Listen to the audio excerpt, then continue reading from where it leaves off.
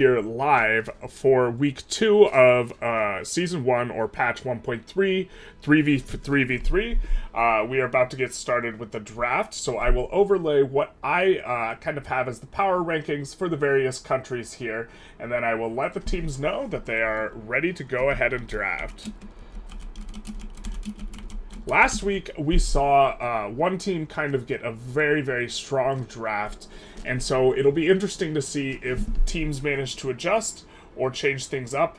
In particular, Qing looked very, very strong, but I think that players are going to be much more likely to, if someone is running away with the game, kind of attack them or go after them, and specifically China, I think, facilitates the most potential GDP growth, but is also the riskiest.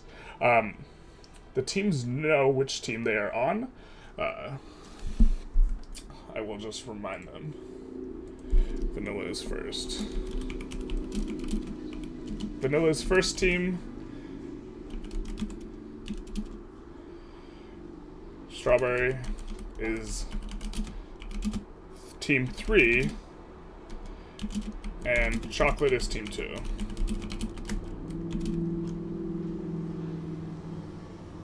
Oh no, wait. I got that wrong. They're ready to go, though.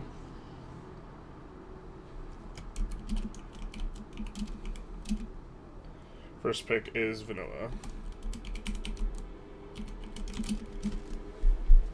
Alright. We had to do codes last time because there was a little bit of difficulty with regards to people having some trouble knowing which team channel was theirs. Hello, Lester. How's it going? But let's just take a look at, some of these, what we have in terms of the draft, what's going on. I expect that France goes as the first pick. We will put that in our spreadsheet as well. And I was kind of expecting France. France, I think, is the strongest nation. I think there are some strategies that you could utilize, specifically with France, in regards to in regards to first pick, where you are not necessarily picking the very strongest pick, but instead are having a sensitivity to how the rest of the draft goes. In particular, I think drafting the UK and the EIC together is strong, and drafting Prussia and Russia together is strong. Ju says, looking forward to this. Good luck. I've been looking forward to it too. Very much so. Let's see.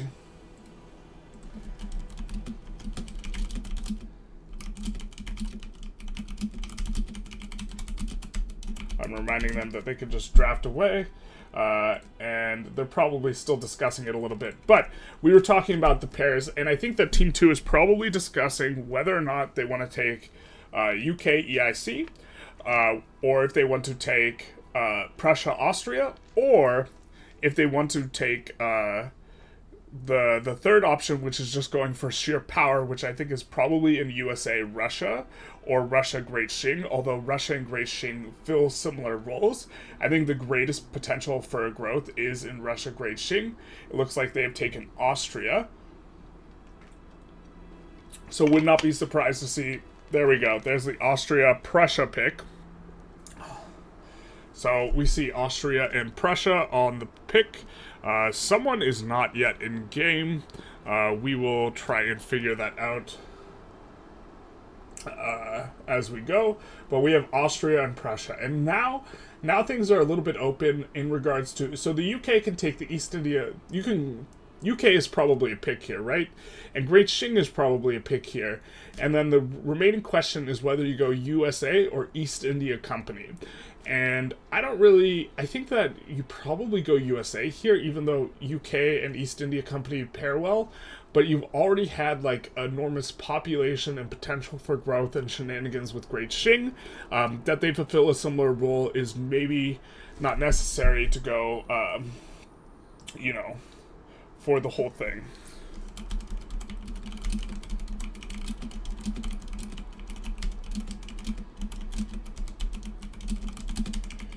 I'm just letting them know that they can just draft as soon as the other team has prepared. But it will be interesting to see, if it's China and Great Qing, or China, if let's say it goes China, UK, USA, then Team 1 probably takes East India Company along with, who else? What other big one is still left up on there? Russia's still on there? Maybe it's UK, Russia, Great Qing. What a strange team. And then East India Company and USA for Team 1. That looks good for Team 1. Qing plus New World countries should be great. It will be, if they can get onto multiculturalism for the second session. We're planning to play one session of 14 years and then a second session of 13 years. And it looks like they go UK, Qing, Russia. Here. Which is, makes a lot of sense. We will start putting in the stuff for everyone on the spreadsheet so that we have nice scores for everything. So we have Team 1 is got France. Just a moment, a little bit of technical difficulties on my part because I need to find a better way to input all this data, and maybe it's not this way, but we have France, Austria. And it looks like Team 1 is coming back around with the East India Company. So they have France, East India Company, and I'm expecting them to take the last remaining of the top 8 countries, because they in particular look a lot stronger. They're probably discussing it now. Or they are the person who does not have the full 3 people in lobby. We are waiting on one person a little bit here, so maybe I jumped the gun with starting the stream. But I think that these teams are starting to come out a lot more balanced.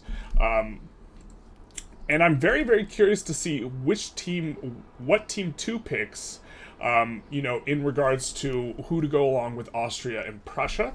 I think the Austria and Prussia idea is very interesting because most of the difficulty you would have in forming Germany is related to them fighting each other, right? And so if you have both picks, then you don't have to fight each other, and you can instead form.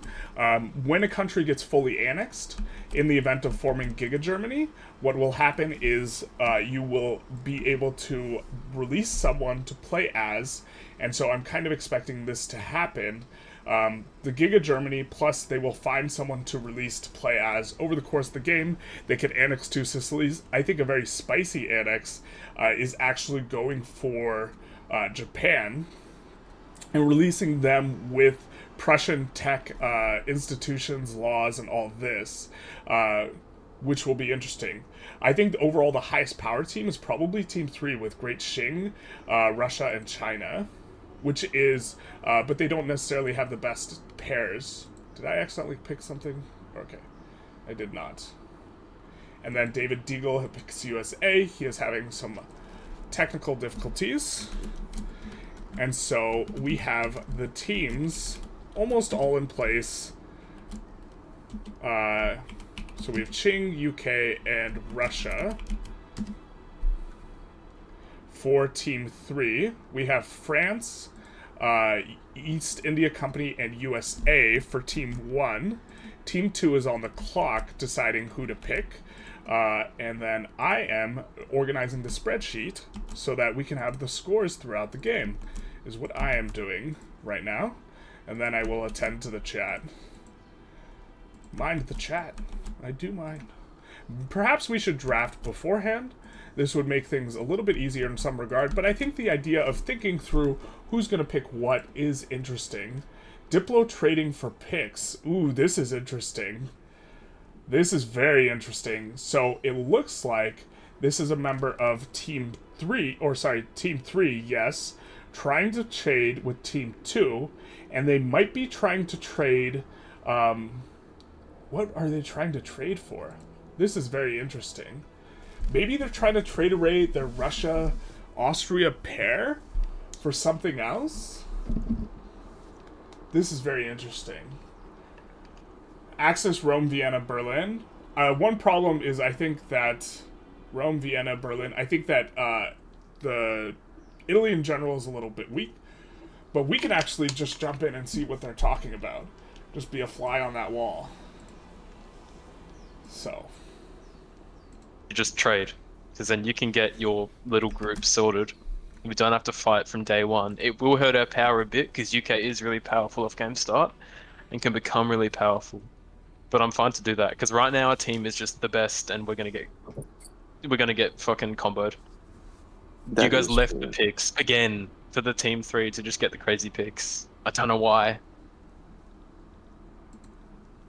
Yeah, sure. We'll swap. You swap? Okay. So swap. what is this swap going to be? Joey becomes UK, I become France. So we are swapping UK for France. That's reasonable. That way you get the East India Company France combo. Yeah. Mm-hmm.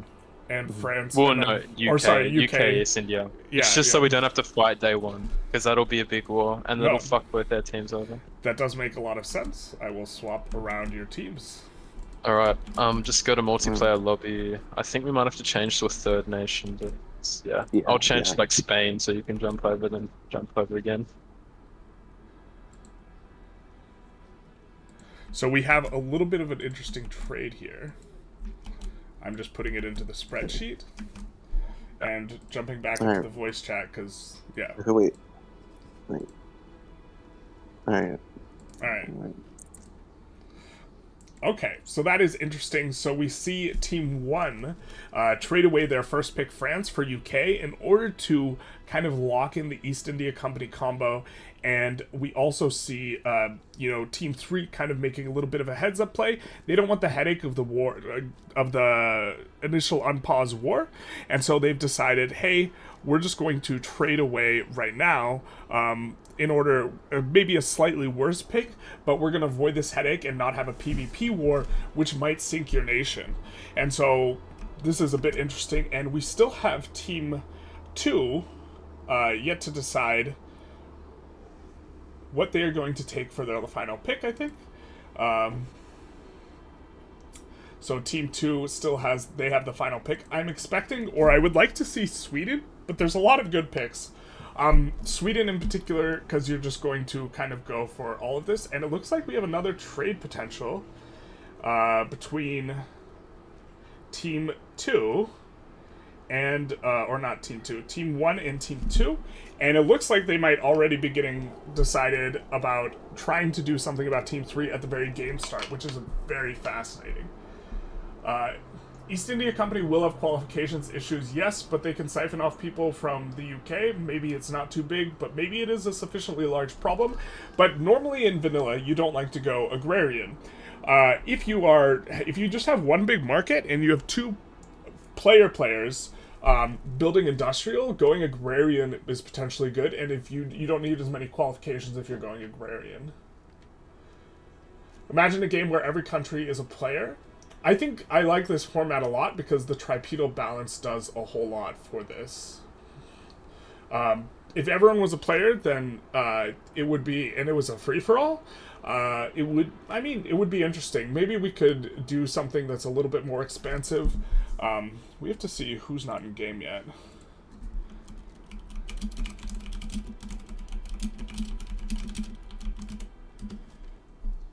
But we will jump in and take a look at what these negotiations are. Okay. So just to update the stream we were just talking about. Yep. Messing with Russia and China immediately. Yep, that's what I figured it was. Makes sense. Going after their potential growth. They traded to you to be nice. To avoid any... I'm rubbing some dirt in their eyes. Alright. I will jump back into the organization. Okay. And so we have a plan already in place by Team 1 to go after the Great Qing Russia pick as soon as the game starts to try and kneecap that potential, which I thought was going to likely happen. And they're probably got to try and figure out how they're going to do it. The best way you can do is by releasing countries from Great Qing, in my opinion, and taking war reps. It's good to see the draft. You're right that talking through options is interesting. I think that the draft is one of the more interesting things, and I'm super keen on seeing what Team 2 picks as their last remaining pick. Because we have, Team 1. Or is there a good way for us to show this?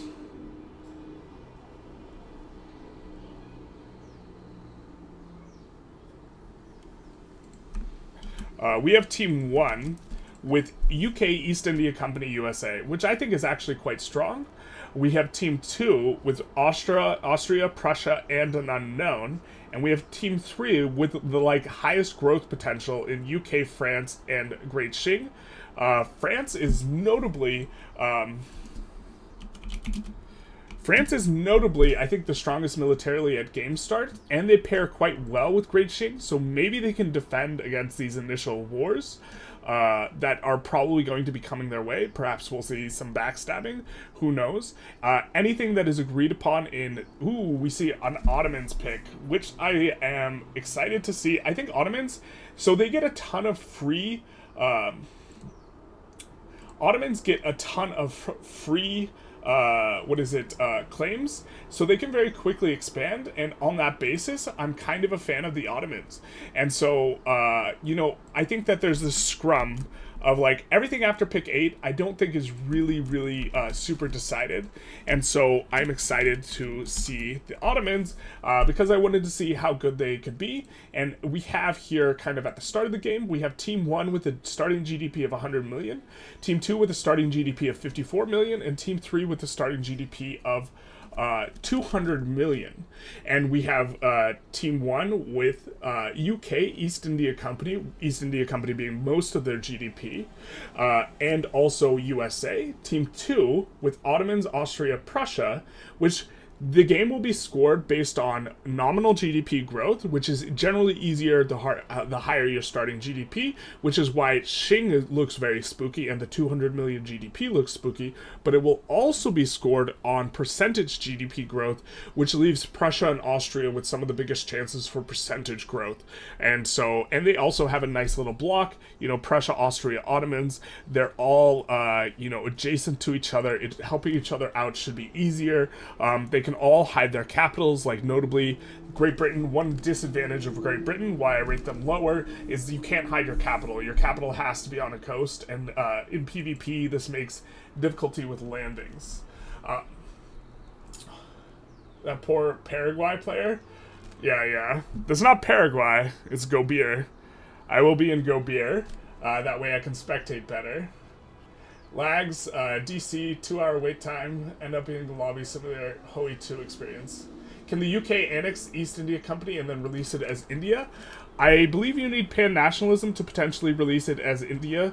Notably, with the format as it stands, East India Company has huge potential for GDP growth as well. I think East India Company might be a lot stronger.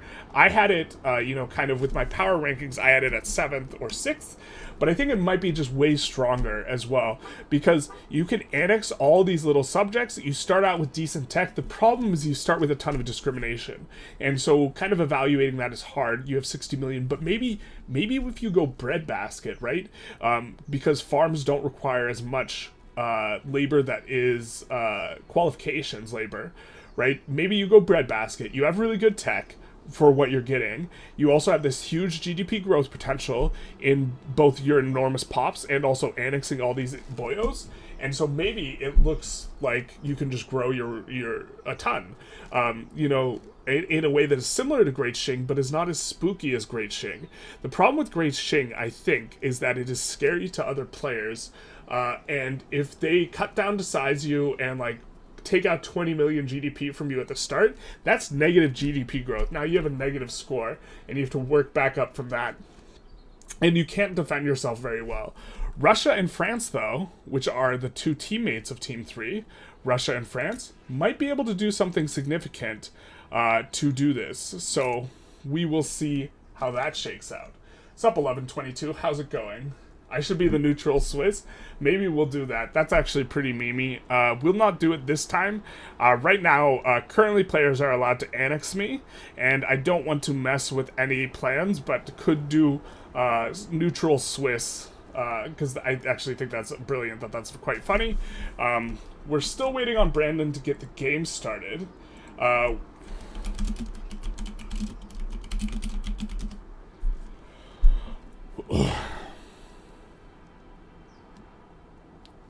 We are waiting for the Ottomans player.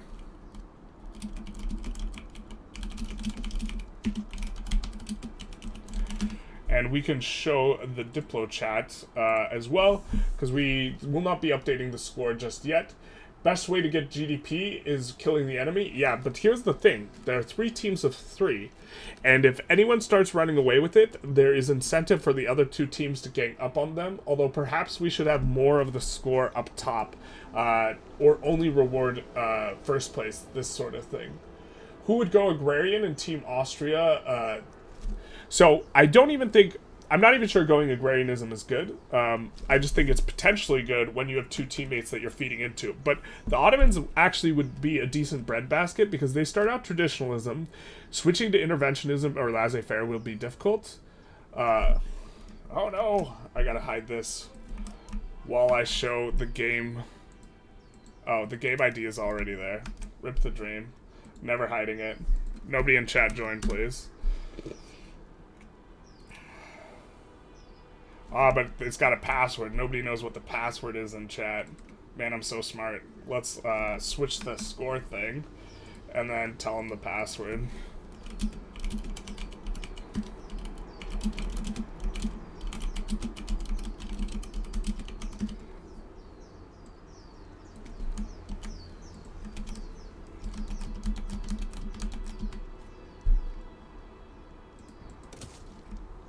All right. That is so you guys don't see the password. Now we have the Diplo back. That's so chat doesn't see the password. We got it, boys. We figured it out. And we will start the game. And we are going to also start the timer, which I got to figure out a better timer system because this timer is super loud for you guys. But we have put the 2-minute timer. They have 2 minutes to do all of their pregame action, and then we will be going on speed 4. Very curious to see what the opening salvo of wars looks like. You know, in particular, I am expecting people to go for high infamy wars, and I am expecting some people to use the infamy reset trick. If you declare an enormous war at the start, and then you have one of your allies declare on you to cut down to size, you can just back down to your ally, reset your infamy, and do this before you finish, like, annexing and getting all the territory that you acquired all that infamy with, which is very interesting. In particular, I think that this is a really strong strategy with Prussia and Austria. What they could do is they could full annex Japan, and then when they form Giga Germany, just release Japan with Prussian tech. And so I think that this would be an interesting strategy that could be used.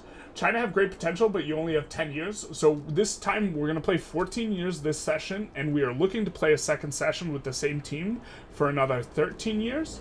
But even though you can't see their full power, China's GDP growth last session in just the 10 years was more than the other 2 teams combined, which is why, you know, the teams were just at the very game start discussing, we're going to kneecap China. It'll be interesting to see if they delay. I'm wondering if we are going to see any wars declared at the very start here. Again, to remind everyone of the teams, we have the East India Company, the East India Company, the UK, and the USA. Let's double check that ourselves, because we don't want to misinform chat. Then on Team 2, we have Austria, Prussia, and the Ottomans. And Team 3, we have Qing, France, and Russia. And so this will be a bit interesting to see how things go. China's going all in on unis and focusing on Miltech. So we have our timer pop off, and we are going to unpause. So I think that the thing going on unis super early is a little bit difficult. I think you have to blast to at least 200 construction first. This isn't piss, this is Red Bull mixer thing. Hello, Pooji. How's it going? Hopefully I pronounced that right. So let's see if there are any day 1 wars. I'm kind of expecting They're already notorious, and they're going after Mexico on unpause. Not surprising here. Let's see. We have, whoa, this is a lot of wars that are going on.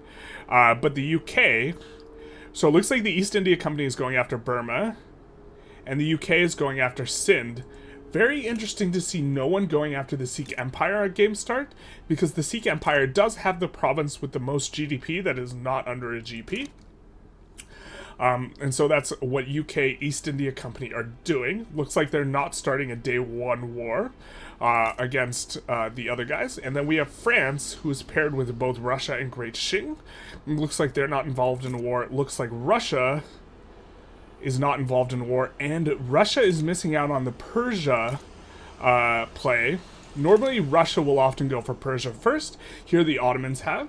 I don't know if they've negotiated anything with Russia. I don't think that they have, but this is heads up, because Ottomans will accept a lot of these pops. They're probably going for a dominion, looking to annex later, and then go after Egyptian provinces, so we'll see a really big-looking Ottomans.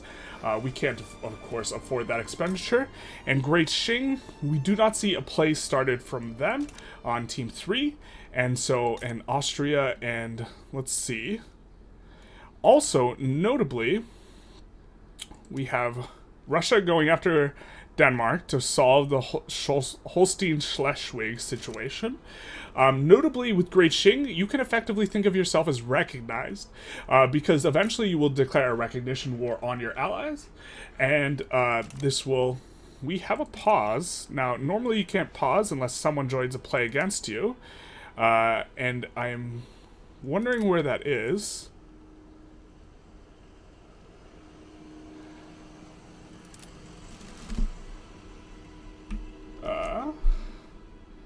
Where is this occurring? Alright, let's jump in here. And your teammate is taking Persia off the bat with no negotiations. Russia doesn't like that. Okay, so Ottomans are if gonna someone fight. hasn't joined... Oh, did someone join a Diplo play on... Yeah, Russia joined for Persia. Why? Okay. Russia's already so supporting. big. It's got so much Alright. it needs to do already. So we see what that is about. Again, we kind of talked about it. Russia is going in on Persia. And now we're curious to see if, what is it? Team 1 is going to honor the call and look to kneecap the strong Team 3 draft right now here. You know, it makes a lot of sense for, I think, Russia to join in here, but I think you generally don't want PvP wars.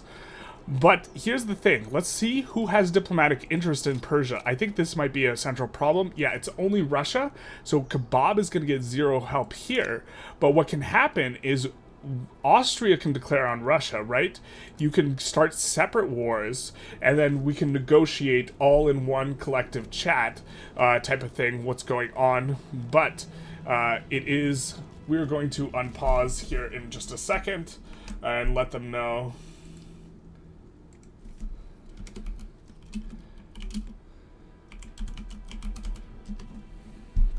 That we are going to unpause in 10 seconds. Everyone is aware that the play has been made. Russia notably waited to the last minute to join, which I think is smart, because this is not enough timer for anyone to get another interest in Persia. And so we see neither team will take core lands from each other in this war. Core classified as starting lands. Perfect. So this is interesting, expecting to see Russia win this war, and no one's going to release, no one's going to take core lands, and they are just going to prevent Persia from being, dominioned. Would not be surprised to see Austria declare, and if you are going to Team 1 with the UK East India Company. Now, the UK, I think, does have a free war. Oh, they do not. They're going after Sindh right now. Or after Burma. I can't remember who's going after who. UK really should be the one to go after Burma, because this is part of... the East India Company should really be the one to go after Burma. And Sindh, because it is part of the East India Company journal entry that might come to bite them in the past. And we see a new play here. Yep. This war here has, you can't take core lands, but no one said anything about this war. And we are seeing a big player war off the start here. And what is this? The diplomatic play was halted. Not sure what happened there. We can jump in on the negotiation. Oh, no one's negotiating.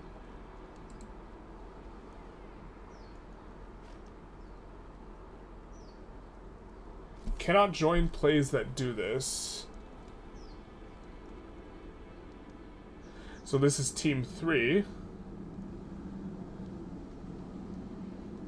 Let's clarify. Is this referring...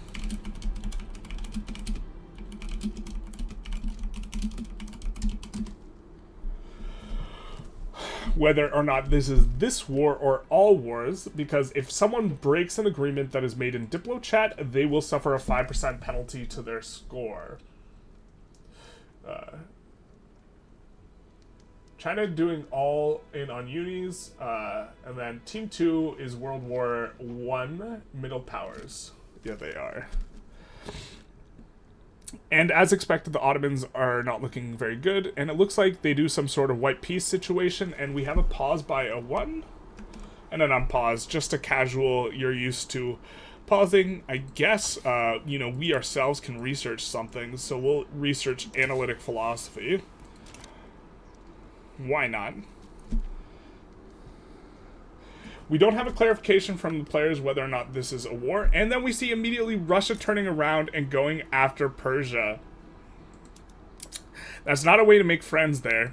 Russia notably did not have a day 1 war on Persia, which I think if I was Team 2, I would be upset about this. And then we see, it looks like a pretty big war here, whatever this is. Now, this, is it part of the same war? No, this is France's war, and it is against Belgium, and it looks like they want to take Wallonia and Flanders. And then who's the Netherlands fighting? The Netherlands is fighting France. No? The Netherlands looks like they're fighting Prussia here. They're part of the play against Prussia?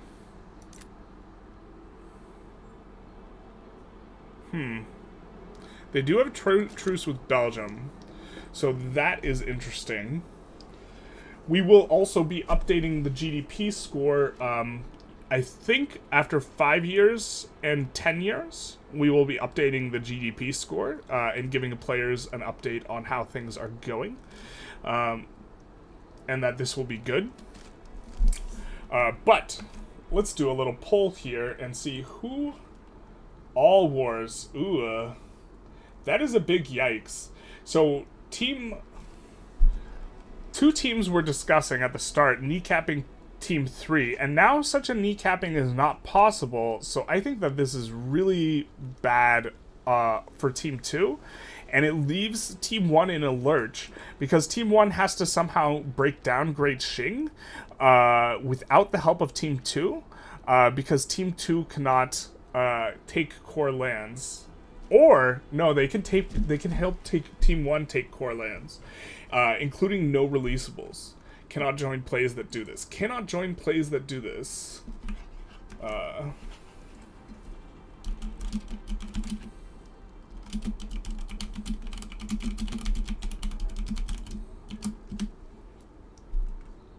We will ask for confirmation on Team 2, but... things are developing in a way that I think is very good for Team 3. Why don't we take a look, and we're going to do a little bit of a poll ski on who got the best draft.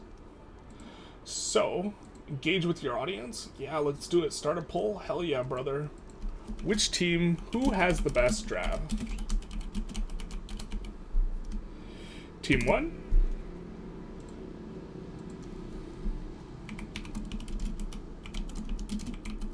With UK, East India Company, USA. Team 2 with Austria, Prussia, Ottomans. Or Team 3 with China, Russia, and who is the last one? Let's double check.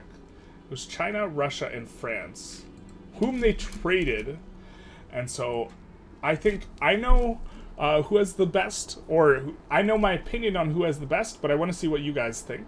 How did Austria cancel its war? They must have backed down. It looks like they are paying war reparations to Russia, which also seems like an error of some kind. They could have just let the war escalate and then white peace. I'm not sure why they're paying war reps to Russia. And so this will be interesting to see how this shakes out. But yeah, they are paying war reps to Russia currently, which maybe they're not aware that they are, but they are. Because I'm guessing that they backed down, and Russia's just really getting everything here.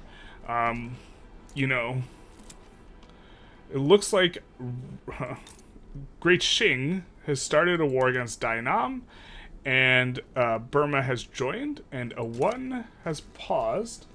And let's see what this pause is about. Okay, it's probably just an accidental pause. An economic prison. Are you talking about the game?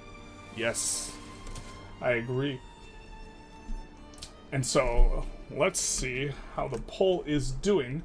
I guess we could vote in our pop-out to get rid of it displayed on the stream.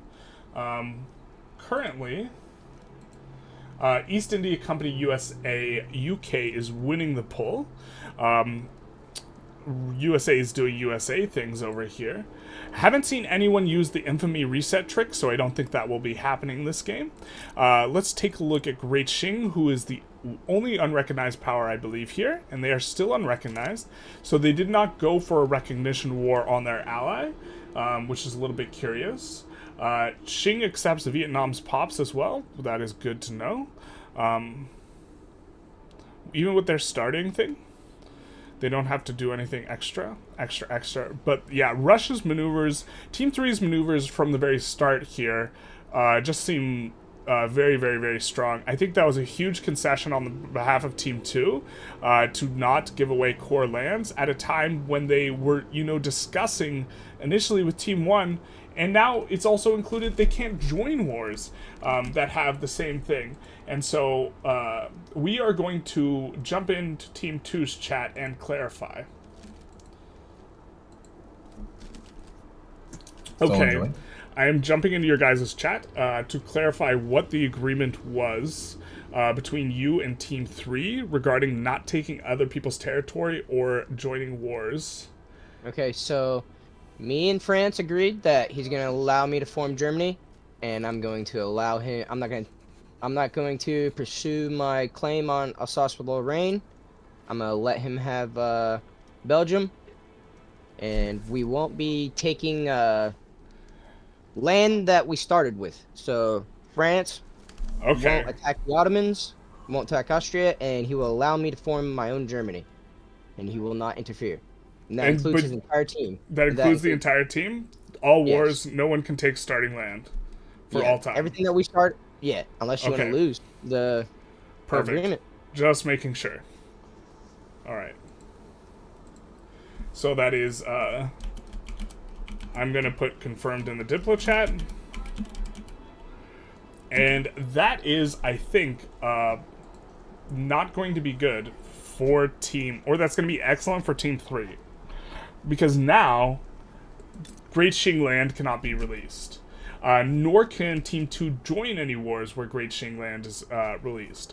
And so I think that unless they want to lose 5%, which maybe losing 5% is okay, but this is put in a position where now Team 2 has decided they're going to just play for, we are just going to try and get the percentage GDP growth this session. And we are committing to this, and we are conceding that Team 3 probably gets the nominal GDP growth. Let's see what this pause is about. All right. No, I'm not France. Whoops, I'm not France. Whoopsie, I'm not France. I'm the UK. We swapped, but it's fine though. I won't say anything. You can do that. I'm the UK. It's fine. You can do that. Oh, who's playing France then? It's too many ducks. The guy with the French flag. Yeah, that's my bad. I should have really had. Sorry. It should have been in the as to which team was which. They traded. Yeah, we traded. Alright, I'm gonna move. Okay. Hello. Let's split Sardinia Piedmont. So I'll let you have Savoy. I'm going to unpause because it does not seem, or actually, let's get in here. We're gonna split Italy. We're Is not this gonna split pause- Sardinia Is the Piedmont. pause a result of someone joining someone's war? I don't think so. No, we're negotiating. Okay. No, don't pause then. Oh, sorry. All right. So let's close up this poll and see, and I will give my opinions on who I think won this draft once we close up this poll. Although I suppose me tainting everyone else's opinion is not necessarily a bad thing. I think that Team 3 got the best of, got the best of things. With the UK East India Company, with the UK, with China, Russia, France. Oh, that is who won the draft. Yeah, I think that China, Russia, France won the draft here. Not only did they get probably the most valuable pick in France, they also managed to get Russia and China. And France and Russia is no slouch when it comes to starting military. And so I think that they're in a really good spot. I do, however, think that Prussia, Austria, Ottomans they're in a decent spot, and I think that this combo is pretty solid. I think if you're second pick, you're in a weird spot. And I think that if I'm second pick, there's kind of three ways to look at second pick, because you're getting 2 picks and you're getting the 9th pick, which is the 9th pick's not going to be as good. The 9th pick is notably like it's like the top 8 teams and then the +1. And I think, given the circumstances, you can try and trade Team 3 to avoid the 9th pick situation. And I think picking either the pair of the UK and the East India Company or Prussia and Austria is both reasonable in Team 2's slot. And that the Ottomans pick is also reasonable at the end here. And so it's hard, it's maybe hard to improve on their draft, except you could have gone Russia Great Qing and just say, you know what, I'm going to go for the growth. I'm going to go for the fact that I think people are going to unite against me, but now we see there's not going to be a unification against Great Qing, and they get Persia on top of this. Seems really, really good for them. That Team 1 is going to have to go it alone if they want to kneecap Great Qing, specifically in taking territory. Now you can go war reps off of them. You can do an open market plus war reps. You can break the agreement for a 5% penalty to your score, which is actually not that big a penalty, but I think that players will be really reluctant to sort of break agreements in that fashion. And Team 3 doesn't have to take any player territory. They're in a spot where they can just grow with the Russia and Great Qing situation. They really don't need to take territory, and so I think that agreement really favors them. Whereas Team 2, in order to prevent Team 3 from having the maximum GDP growth, they're going to need to take territory off of Great Qing, which is now no longer possible. And then, of course, we have Team 1 with the UK East India Company and USA, who are in a bit of a weird spot because they're probably not going to win on percentage GDP growth relative to Austria, Prussia, and Kebab, who I think is going to win on that. And they're not going to win in nominal GDP growth with Russia, Great Qing, and this. So they could try for second place in both, which would secure them second place overall, I believe. But yeah, just in a really awkward spot here in that regard. How's the stream just so far? Alfred asks. It's going pretty well. We've seen a player war off the start and an agreement that really seems to favor Team 3. Just to recap what the teams are. With Team 1, we have the UK, the East India Company, and the USA, which seems pretty solid, especially if the USA is going to join the markets. We'll check the markets in just a second. We have Team 2 with Prussia, Austria, Ottomans, which I think is a fine team.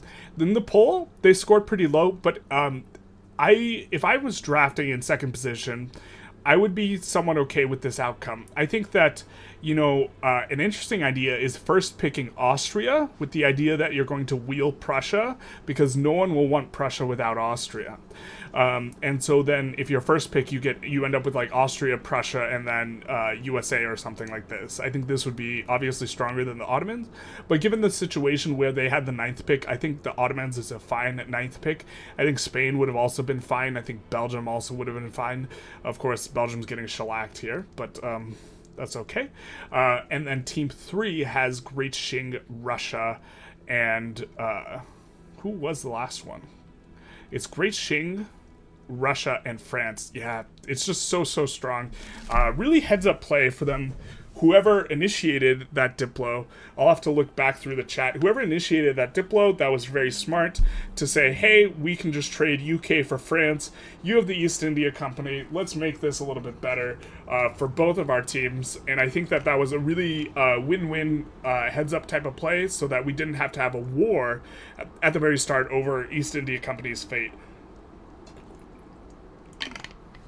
Also, when you release the East India Company as the UK, what happens is they get an enormous amount of radicalism and turmoil, and doing it this way, you avoid the radicalism and turmoil. Looks like we do see someone going after the Sikh Empire. It is the UK. Punjab is the best state to take in the game. Unfortunately, it looks like they are kind of bricking East India Company's journal entry a little bit. Because East India Company is maybe the one who should be taking this, but this is going to represent a huge jump in GDP. Because if we take a look, that's 7 million GDP. That's just straight up growth, baby. That's what we want to see. And so let's take a look at markets. Looks like China has joined Russia's market, which is big nice. Is China recognized yet? Let's jump out of that. Are they recognized? No, they're still unrecognized. They got to get on that. They need to have France declare on them for recognition and then just back down. Or they declare on France for recognition, or France declares war on them to open their market, and they just trade those two. Looks like we do have the Ottomans not joining yet the Austrian market. Prussia's well on its way to forming, it appears. Do need to handle that Hanover situation, or by Prussia I mean North German Fed. You of course need the nationalism tech first. No one has stuck their thumb in this pie yet. And no one has stuck their thumb in this pie yet. So excited to see how the expansion goes. They can conquer starting territories, but can they liberate it? No, you are not allowed to release starting territories. But Persia's not starting. Dynam's not starting. They can go after these. They cannot join plays or take the territory. I think the technical wording is such that they could invite Team 1 in and offer them some of the territory. So, in like releasing UA as an invitation to invite Team 1 in. But it looks like, the idea of going after Great Qing at the start, while formulated by Teams 1 and 2, it looks like that's been abandoned, which is going to be a problem for them, moving forward, I think. Why don't we take a deeper dive at... is there any country that someone wants to see us kind of evaluate specifically where their economy is at? It will be interesting. China's kicked out of Russia's market if it gets recognized? No. They will stay a major power, and they will still get to be in the market. Ottomans can't join other markets due to Tripolitania, I think. This is incorrect if they are a major power. They cannot ask to join, but they can be asked to join.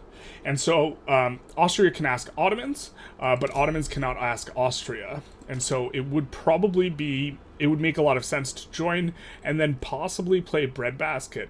Now, if anyone wants to see a specific country's eco, more than happy to take a look. But Silesia last session was a bit of a contentious thing because what had happened is the Prussian player built up in Silesia, and then the Russian player and the Austrian player took it in the last game. Silesia is a very good state to build up in, and one thing that is quite nice is Prussia and Austria are allied. Russia has agreed not to take Prussian dirt. This means that you can expand in Silesia in a way that is much safer than before. They are not encouraging resource industries here, so I'm not sure exactly what's going on. But encouraging resource industries and focusing on the on the iron and the logging here would make a lot of sense. So that. I'm pretty sure they'd be gated at major power. That is correct. So once you get recognition, you would be gated at major power. Despite you being in someone's market, you would, maybe they are deciding they want to improve relations a lot between Great Qing and Russia first, because if relations ever dip, you would lose the status. Of course, you can ask to become a protectorate though, and so this would be the way to lock in the market no matter how the relations happen.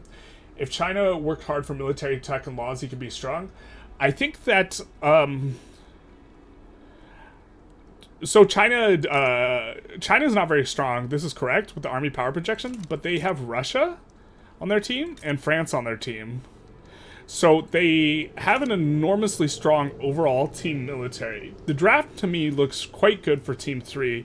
I think that this draft is way more balanced though than the last one. And we are at December of 37. We're going to be continuing on. At 41, we will look to update everyone on the GDP scores. But China, for example, they're at 150 million. That's actually not even that much higher than their starting GDP, to be honest. What's their starting GDP here? So China, let's just kind of go through it really quick. So the UK starts with 36 million. They're up to 45, so they're up 9 million. This is pretty strong. A big chunk of that is going to be the fact that they took this, which contributes like 7 million. East India Company starts with 51 million. They're at 55 million. Huge growth potential off of their enormous pops, but they do have discrimination problems. USA starts at 18.9, and they are 25 million, so that's 7. That's pretty solid growth here from, you know, the USA player. From Austria, we are at 27 million, up from... Wait, what? I have to double check my thing, because my thing says that they start out with not that much of a thing, or they start out with 23, so I input that incorrectly in regards to the starting. So they start out with 23, and they are up to 28 million. Prussia starts with 12.1. They're up to 13.4. Ottomans start out with 13.5, and they're up a million. It's unfortunate that their war got bricked. Their first war, their opening salvo, got bricked by Russia, and since then they've been chilling. Qing is up to 148 million, up from 134. So in terms of nominal growth, that's like 14 million. That's a huge amount.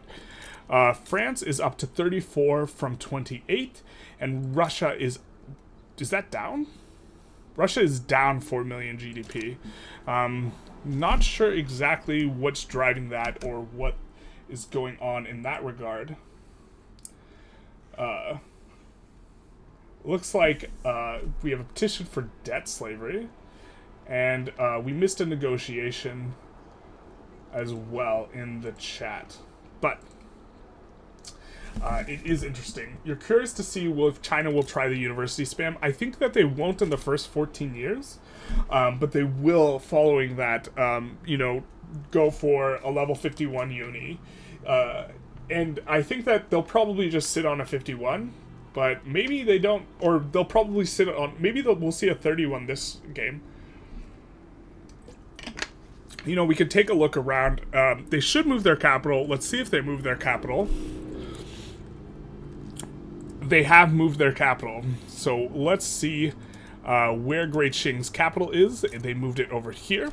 I think the capital is the best place to build the unis. Don't see any unis in the capital here yet. Russia's just doing Russia things, annexing up this territory. I'm curious to see how close Prussia is to this unification thing, and also France has agreed not to take any Prussian dirt, though, so maybe this agreement is a little bit better for Team 2 than I thought, because they do sort out, you know, what's going on here in regards to this. Now, France has accrued a little bit of infamy, and they're sitting at 55. That's probably not very good for them overall, because it's going to limit their future expansion. We do see this the USA that has gone after this. It is. The USA goes after one of the best wars at the very start, and it's a war they can eat very, very easily because, so normally, if you go after the South American countries, one of the problems is this unused arable land will lead to enormous population attraction. However, USA's got more, baby, And so, in particular, the USA going after this is quite strong. They will have an opportunity before the end of the game at the end of the session, to annex Mexico, annex Peru, Bolivia, be really, really big. And they are teammates with the East India Company and UK. I am liking the Team 1's kind of expansion so far. With Great Britain taking Punjab, the USA going after all this, East India Company. Well, I'm not a fan of who has taken what as much. Persia is a really big one at the start, which the Ottomans did not negotiate for, as Team 3 kind of pointed out, but Team 3 didn't negotiate for it either. And I think that if Austria and Prussia have their interest in Persia, I think that they probably could have fought the good fight then, and then looked to, in particular, have Team 1 help them out and deal with Team 3. But now I think Team 3 is going to be running away with it again, and it might be a case that Team 2's decided to fight for second. I don't think this is the strategy. I'm not sure how things are going to go from here. In particular, Persia is more valuable to the Ottomans than it is the Russians, because the Ottomans accept those pops easier. It's a 5-year incorporation instead of a 20-year incorporation for Ottomans. So if I had to, assign who has more of a right to it, I would say the Ottomans. But the Ottomans obviously can't fight Russia at the very start of the game, so... Skipping education institutions, that is. If you understand the mechanics well, skipping institutions and just spamming universities is best for China and other high-pop, low-tech starts. Yes, more or less. That's approximately right. You can inflate your GDP by building construction centers and creating demand for construction goods. Right the moment you stop construction, the GDP plummets significantly. You can, but it is way less gameable than Prestige, which you can game in the same way by just building infinite barracks. And so I think that this is a preferable system. Really seeing a lot of growth. Let's check the infamy of the teams. Or actually, let's just take a deeper dive at what the eco looks like in some of these. So let's take a look at France. Where are you building up, my guy? Where do you have the buildings? And where are you constructing? So, curious to see if are they constructing in the capital? It doesn't look like it. They are adding unis, which I think it's a bit of an early investment. I don't know exactly how much construction they have. Maybe they have enough construction where this is good. They are building tooling workshops up in Burgundy. Do they have encouraging manufacturing here? No, but they are pushing the cap.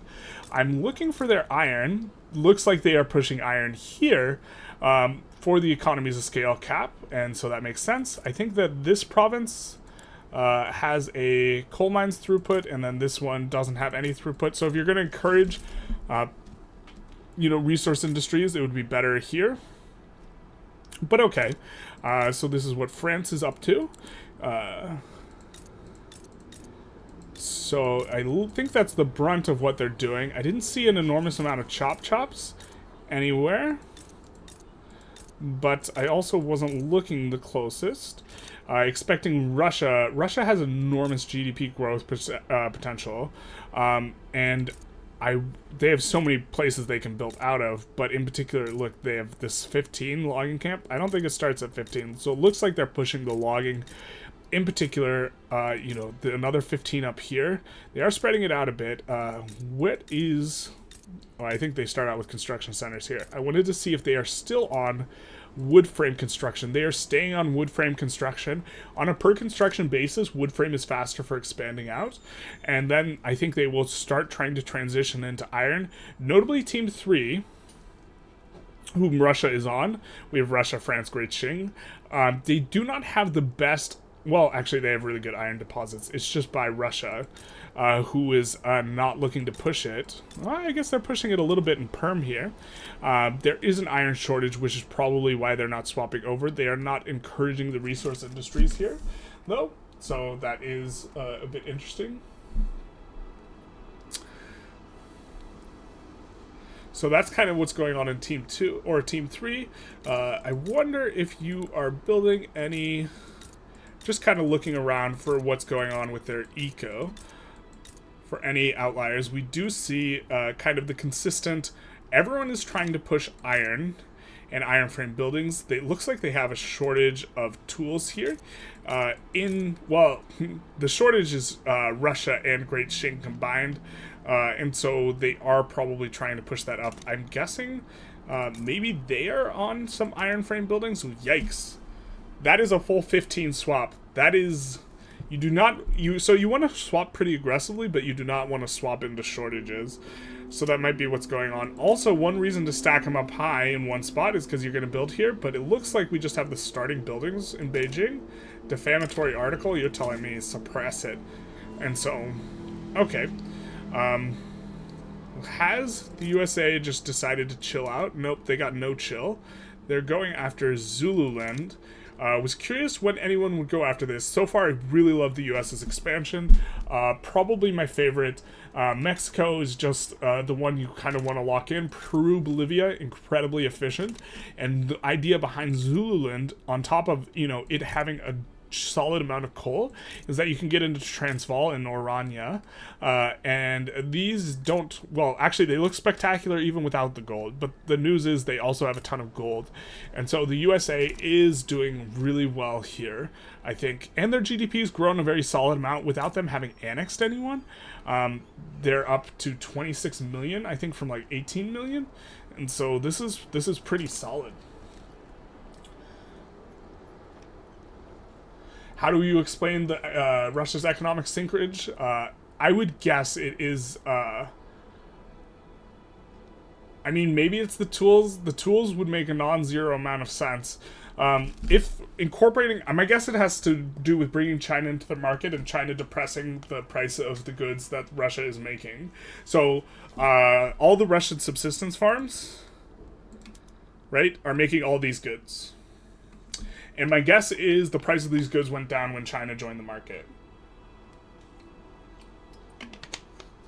That would be my guess. Why Peru, Bolivia?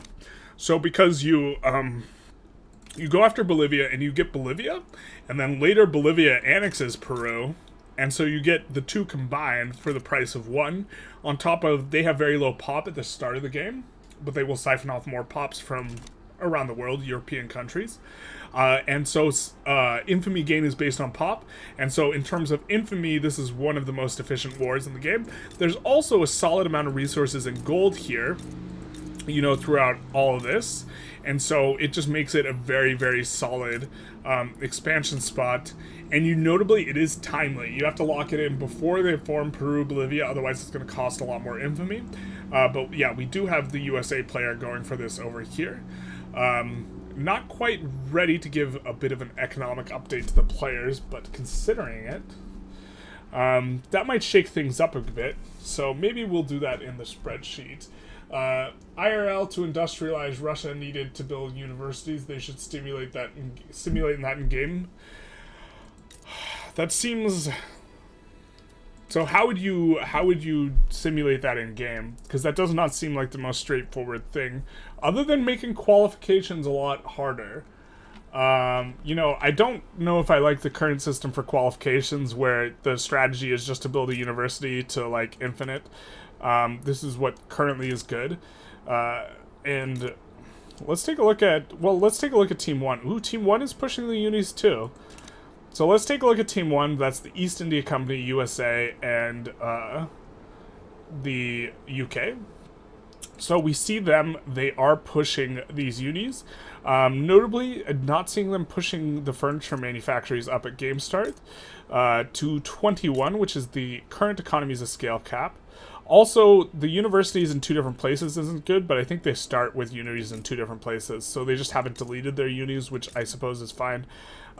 Looking for tools, not really seeing the tools, or any tools that have been built up to 21. They are pushing up the iron mines in Lancashire, and they are encouraging resource industries there. Lancashire is one of the very best states in the game. You have this 60 iron mine, this 100 coal mine, and you have a bonus, if I recall correctly, that does not give you negative infrastructure or anything like that. So Lancashire is one of the better areas to be pushing that. So really big fan of that. In the USA, let's take a look. In New York, they are encouraging manufacturing industries in New York, so they are pushing that. And they are specializing tools, it looks like, for now. Let's see, I'm trying to remember where has the best iron deposit in the USA. But just looking around, they are starting to build it up in Pennsylvania. I do not see any really tall chop anywhere. USA, Maryland, and what's-its-face should really be merged, but they're not. Okay, so overall, tons and tons of resources in the USA. And then finally, the East India Company, where I think that Delhi is the best place to put a manufacturing, encouraged resource decree, in my opinion. And then either North Bengal or South Bengal is pretty good for an encouraged manufacturing decree. It looks like they are building tools there. They don't have the decree down, but the tools are good. And they're putting up more tooling workshops. I'm curious. I really wish I could see what their building queues were. Looks like we have such a slow Monday morning slog. This game is progressing at a little bit of a slow speed. Maybe we'll go to speed 5 and take a look here. Well, the problem is it's gated by someone's computer here. So, and we are about an hour in, and we've only gone 3 years. So I'm going to ask if there are objections.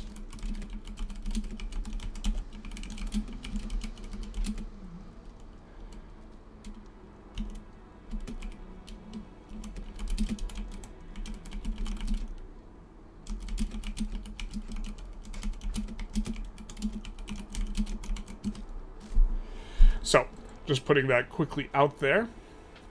But yeah, USA is very, very active in their wars. You know, it looks like everyone's kind of focusing on ecoing up. East India Company's going after the Marina Kingdom. Yeah, the game won't go any faster. The truth hurts. That's what I figured. Oh well. Oh well. Yeah. USA is really loving all this.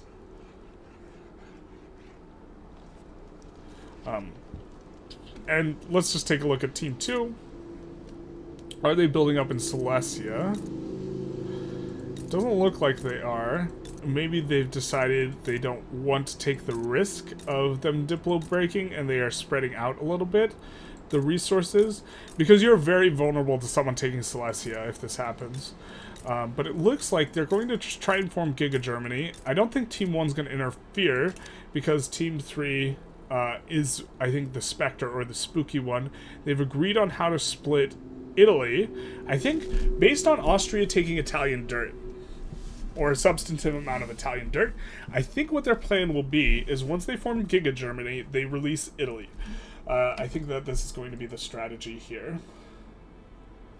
But we will see if that is the strategy.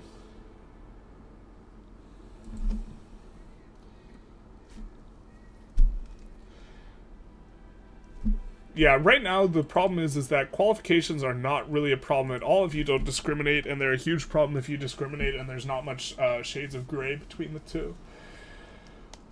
But you guess qualifications just override literacy requirement, right? Could be interesting to require literacy and qualifications for certain jobs. That is interesting. I think that would hurt performance specifically. Isn't puppeting Portugal kind of free for Team 1? So Portugal is a pretty high infamy puppet, but I think it's a fine one. Notably, players do not seem to care at all about securing this, because we don't see any Kenya colonization currently, which I think is a miss.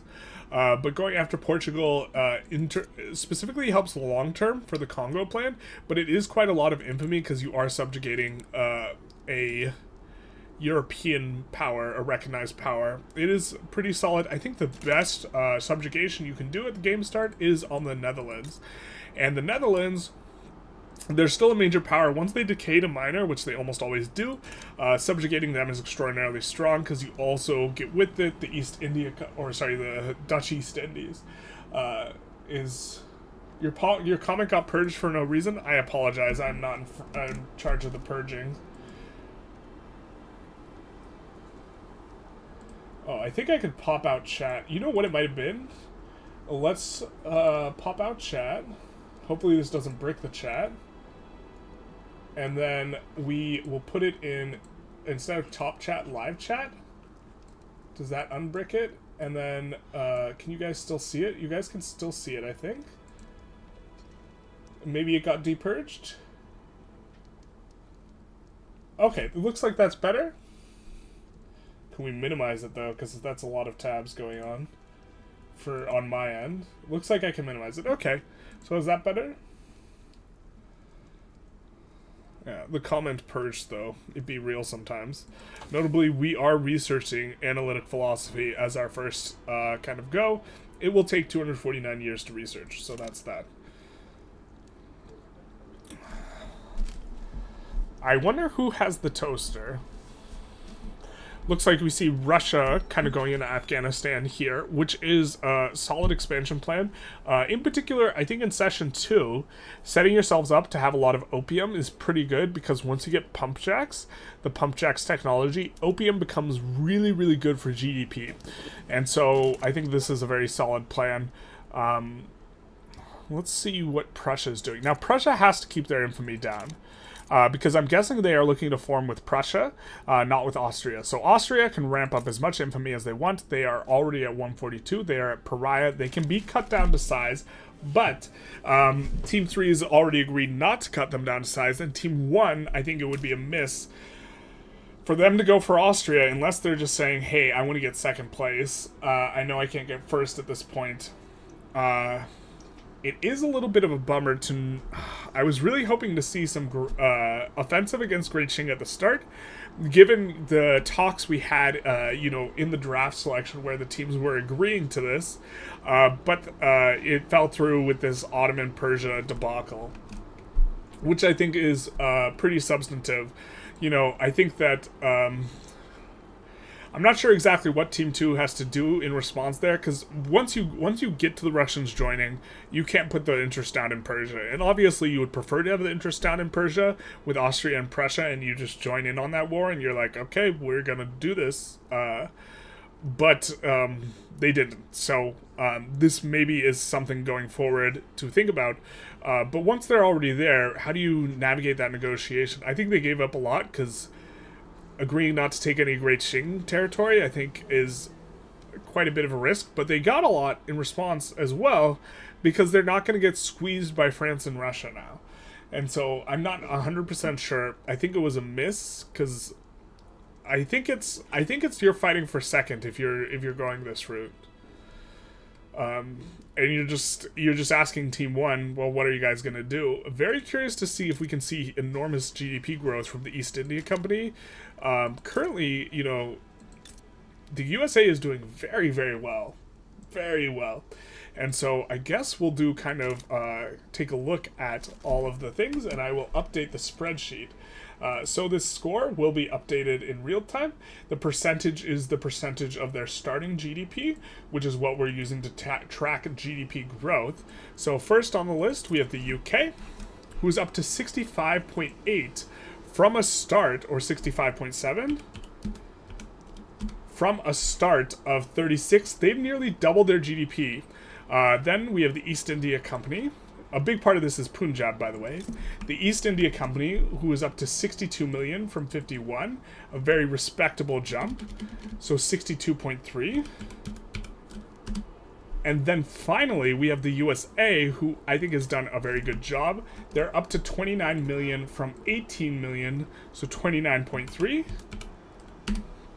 For a total team growth percentage of 50 million, with a percentage growth of 147% of their initial GDP. So percentage growth of 47%, which I think is probably going to be the biggest one we've seen. Let's just take a look, though. Austria is up to 29 million from 23.2 start, so 29.6. this is up a decent amount. Prussia is up to 14.7 from 12.1, so let's put that in. Notably, when they form North German Federation, this will explode. And the Kebab, let's take a look. They're up to 15.7 from 13.2, so let's put that in. For up, a modest 11 million or 123%. I think them getting bricked out of this Persia war is pretty significant, and is a little bit of a problem. And I think if this team performs poorly, in particular, Team 2, that the Prussia pick might be avoided a little bit. And I think that the pick is quite strong. I don't think there's room to upgrade it from like where we've had it, but this is a thing. Okay, let's take a look at Great Qing, who has a GDP of 156 million. Notably, Great Qing has grown less nominally than the UK has.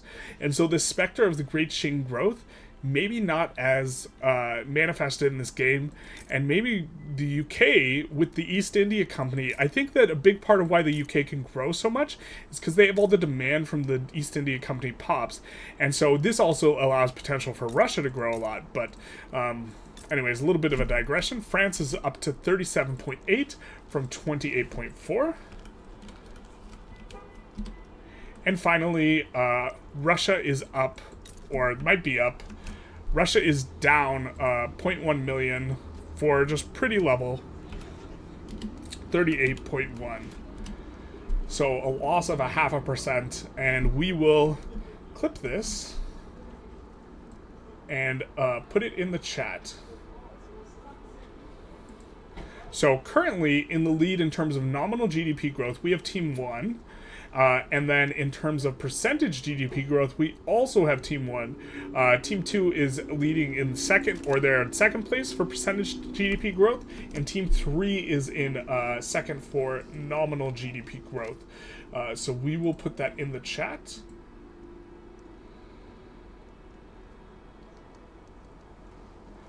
And we will add this and upload a file to the Discord.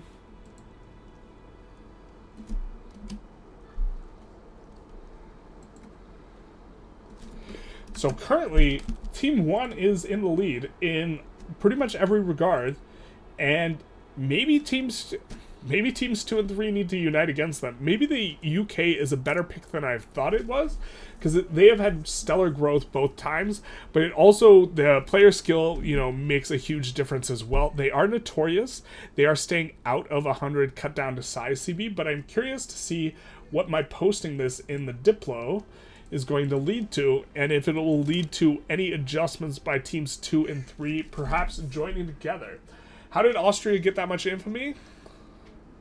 Austria was a little naughty. I don't know how they didn't... I thought they were at war with Sardinia Piedmont, and so I don't know how they didn't enforce there, but it looks like they're just looking to raw dog Italy here. With, I'm guessing, the intention of Prussia's maintaining low infamy so they can form Germany, and Austria is going high infamy so that once Giga Germany is formed, they can release Italy. I think this is the strategy. Art school dropouts, yeah, that's the real reason. Does East India Company have many provinces with big unemployment, or can all pops be employed in subsistence farms? They are going to have employment problems as they start to build up. You see here, they built up a ton of opium specifically. If we take a look at this province, I'm almost 100% certain it will have considerable unemployment. So this is the problem with trying to breadbasket. Also, if you breadbasket, here's the thing. You got to not build over rice farms specifically, because they will fire 10k pops instead of 5k. You want to be building up where you have wheat farms, because these arable farms only employ 5k each. And so it is a bit of a miss to be building over specifically in the rice farms, because you are firing people from rice farms. So you are causing more unemployment. But this is a little bit of a nuanced thing. Looks like no one has a response to the score situation here. But what is the USA up to? They're just chilling. I think they don't want to go over 100 infamy, which is quite reasonable. Except they're doing the opposite of chilling. They're going up to Transvaal, but we'll be very curious to see if they go over 100 infamy. Because if they go over 100 infamy, UK East India Company USA, they can see that this team is in the lead, and so they might get cut down to size CB'd. And so I would not be shocked to see this. I would also not be shocked to see a Mexico release, even if they don't go over the infamy. I think USA is making the right moves, but they might have to chill now. They might have to look to make smaller money moves. No one's taking Brunei. I think that's a miss. Looks like they're going into Ethiopia. I'm not sure about this resource-wise. I don't think Ethiopia is very resource-rich, which is usually one of the drivers. You either want to take a place that's really resource relative to population rich, or you want to take a place that has enormous population, because the infamy does cap out after a certain point, and what is the driver of how much infamy you get is how much population there is there. What are the teams you just started watching? We will come back to the score. But Team 1 is East India Company, USA, and the UK, and they are currently in the lead. Team 2 is Austria, Prussia, Ottomans, and they are tied for second with Team 3, which is Russia, Great Qing, and France. In particular, I think that Team 1 is playing quite strong. We could do a little bit of a poll here to have predictions who's going to win. We could start a little bit of a poll. I said we can start a little bit of a poll here. But I am very curious to see how this is going to shake out. Because I think that,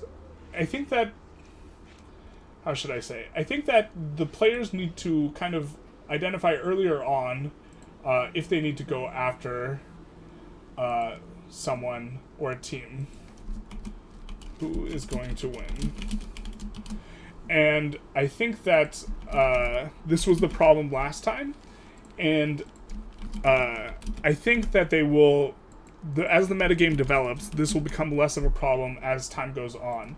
Now, currently, the answer to this question looks like overwhelmingly it's Team 1, but you have two huge potentials for growth. It looks like we have a team war, or a team-on-team war here, but you have huge potentials of growth in Teams 2 and 3.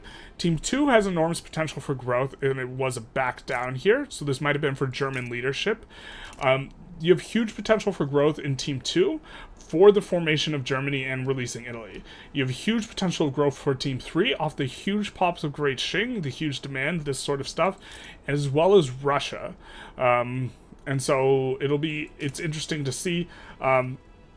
Also, notably, military really strong on Team 3. If Team 3 wanted to fight Team 1 right now, I think it would be pretty close, especially if Great Qing has managed to come up in military a little bit. So Great Qing starts out without the pew-pews. Yeah, they have no pew-pews and no cannons. So maybe not right now. But Russia, Great Qing, and France overall will generally have a stronger military, I think, than USA, UK, East India Company. And so it will be interesting to see if this is how this shakes out. If they feel that they need to fight. But, initially it really looked like Team 3 just got a huge edge. I'm going to vote in my chat things to dismiss it for you guys. Or actually, let's end the poll then, I guess. I don't know why it's showing up for me who's going to win in the poll. But we will end this poll now. Looks like you guys very strongly think that Team 1 is going to win, and I'm inclined to agree, but I also think that Team 3, one of the better players from last week, is on Team 3, and so it'll be interesting to see. Does East India Company have many provinces? Yep, okay, what are the teams? That really hurt us with the multiculturalism nerf. Yeah, multiculturalism being harder to get is definitely big not nice for the East India Company. However, in Session 2, if you rush pan-nationalism as the East India Company,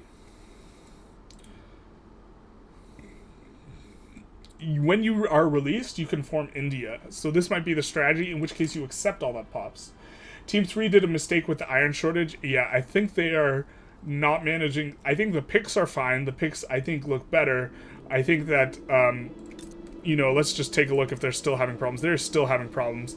And, you know, we can take a look at the Russian market here and see how bad those problems are. Yeah, those problems are real bad.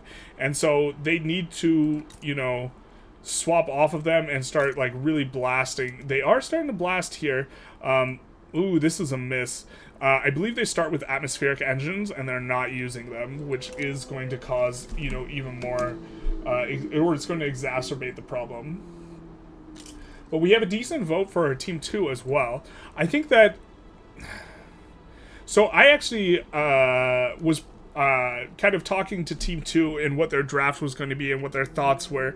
And I actually think that these three is just... I think it's really fine. As far as the draft goes. I also think the second position is probably the worst position in the draft. The teams actually selected what their orders would be based on a die roll, and the first pick chose third position, so they chose Team 3. The second pick chose Team 1, and finally the third pick went for Prussia and the Ottomans, Prussia, Austria here, knowing that they would get third pick. And I think that the third pick is what makes their draft look not as good, but I think Ottomans are pretty good, even with that considered. They did get bricked here on the Persian War. And I think that, you know, we were there for a little bit. Team 3 complaining that they didn't diplo to ask if they could go for Persia. I don't think you have to ask. It's maybe smart to ask this sort of thing. I think that they diplo and, you know, I don't know. Time will tell whether this is a good, like, diplo decision. But one of the benefits of the Ottomans is you do get to go for this repeatedly. You get to go for all this Egyptian land, and then I think you can breadbasket very strongly. Let's take a look at their politics. They're still on traditionalism. They are on traditionalism still here. Are they passing any laws? Can we not see that? Certainly people are passing laws right now. Okay, we just can't see what laws they're trying to pass, which is fine. They're still on traditionalism, serfdom. These guys are probably on serfdom, and they still have slavery. It's hard to... Well, I mean, it's only 4 years in. We get outmoded economics, you're telling me. It's only 4 years in, so it is a little bit slow. But things are progressing. I'm very curious if the USA is going to go over 100, or if they're going to recognize that they do not want to be cut down to size. Let's go back to the overlaid Diplo here and see if anything's being discussed. It doesn't look like it. No plans are being made in response to the announcement that player or Team 1 is looking quite strong and quite caked up. Interviews with the individual players to learn more about their economic plans. Yeah, I guess we might do that. Especially because the game speed is a little bit slow. Someone is on a little bit of a toaster, but we are relatively egalitarian. We're not going to put system requirements on stuff. You can see laws. It'll show up as an extra law in the 3 columns. You can see the laws they're trying to pass. It'll show as an extra column that they are trying to... I'm curious which ones they're trying to pass, and I don't know if I can see that here. The thing about interviewing players is I don't want to influence the action. Like, I don't want to inspire Team 2 and 3 to unite against Team 1. Even though that might be appropriate at this point, I think the second USA goes over 100 infamy, you cut down to size them. Because I think they're the only one that's close. I guess UK is kind of close. East India Company is more chill. They've expanded in this area. I'm wondering when we're going to see Germany. It depends on how quickly they are pushing the nationalism tech. Let's take a look. And looks like they have gotten the Ottomans into their market. I think getting into the Austrian market's better than the Prussian market, because that way you don't have to go around. But eventually they will be released from the market, right? And they will get released from the market when you form Giga Germany and Austria is no more. I think they do have to improve relations with each other as well here for that. Russia's doing Russia things.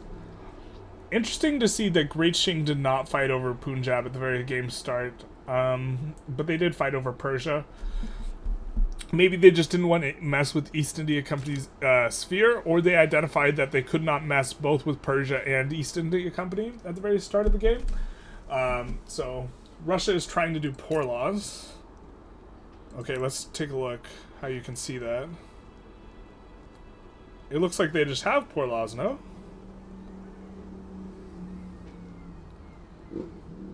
That might be why their economy's not doing so well, though. Yeah, I'm not sure how I feel about that. Austria, for example, is trying to pass dedicated police, hence both local police... Oh, both show. Got it, I understand.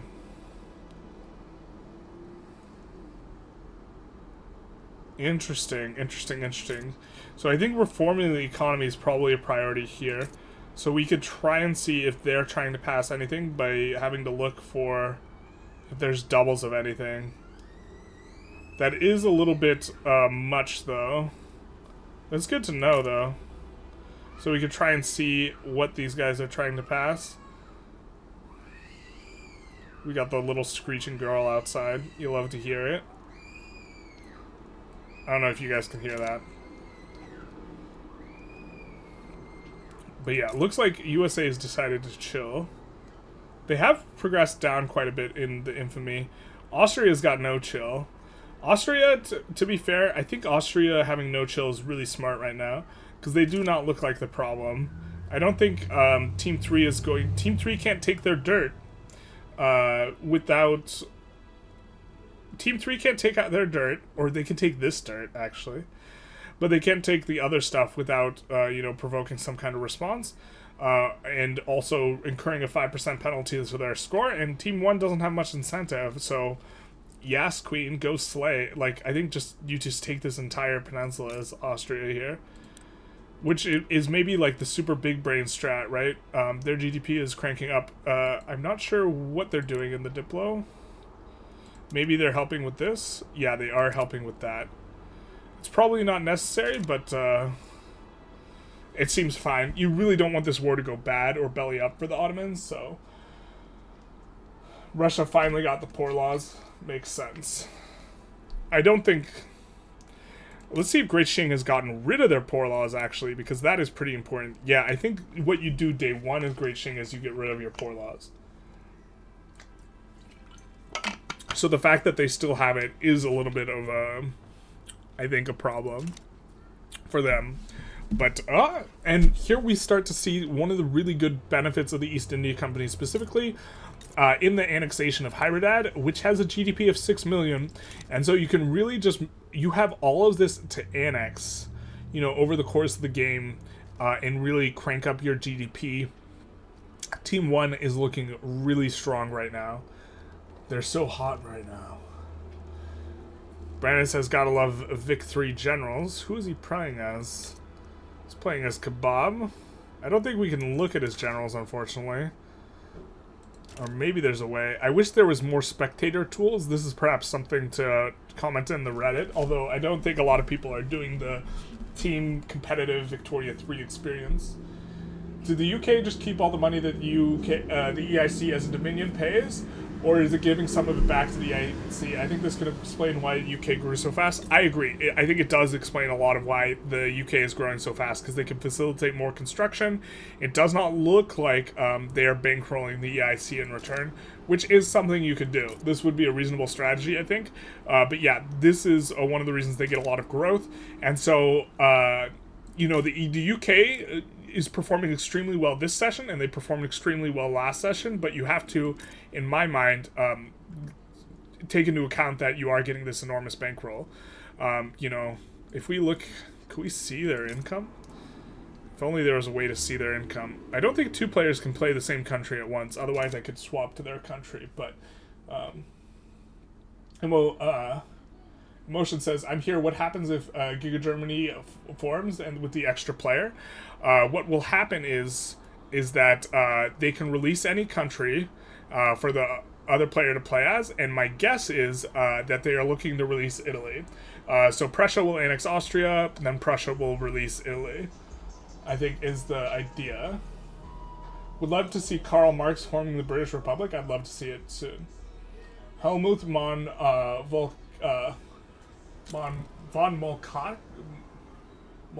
Moltke is the strongest wars for offensive wars, just in general, or looks like we finally see some colonization coming in. No one's taken Kenya yet. God. Looks like we see a little bit of notorious action from the USA and an accidental unpause. Let's see if any gold's been discovered here. Not yet by the USA. The USA also choosing to annex Zululand instead of puppet it. I think I'm okay with that. They have not... Alright, they've decided... They figured out that they need to build a port there. Yeah, that is an important detail. That is often... Oop. Anyway, sorry, Generalist. Yeah. Brando, he died, so it'll have to rehost to get him back in. He oosed, so he wasn't in sync with the server anymore. Okay. So and I it have stops to... the game. Yeah, so I have to save and then rehost? Yeah. I mean, we could try hot join, but generally that's pretty unstable. Okay. Then we will end the game and go to... everyone can jump in here until we sort that out then.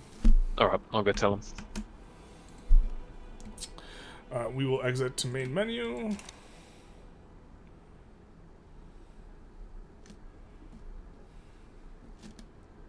And this might bring up some spicy action, because, you know, players can talk about the elephant in the room, which is the GDP growth, the current score of the game. Don't want to do new game. Want to do host game. Howdy. Hello. Yeah, just telling everyone that they could come in if they want to discuss what's going on in a public, stream-friendly way. Alright. Please, unless your game takes ages to restart, please restart it, because it makes it much more stable if you restart. Okay. Alright. Yeah, my shit doesn't take fucking more than 2.5 seconds anyway.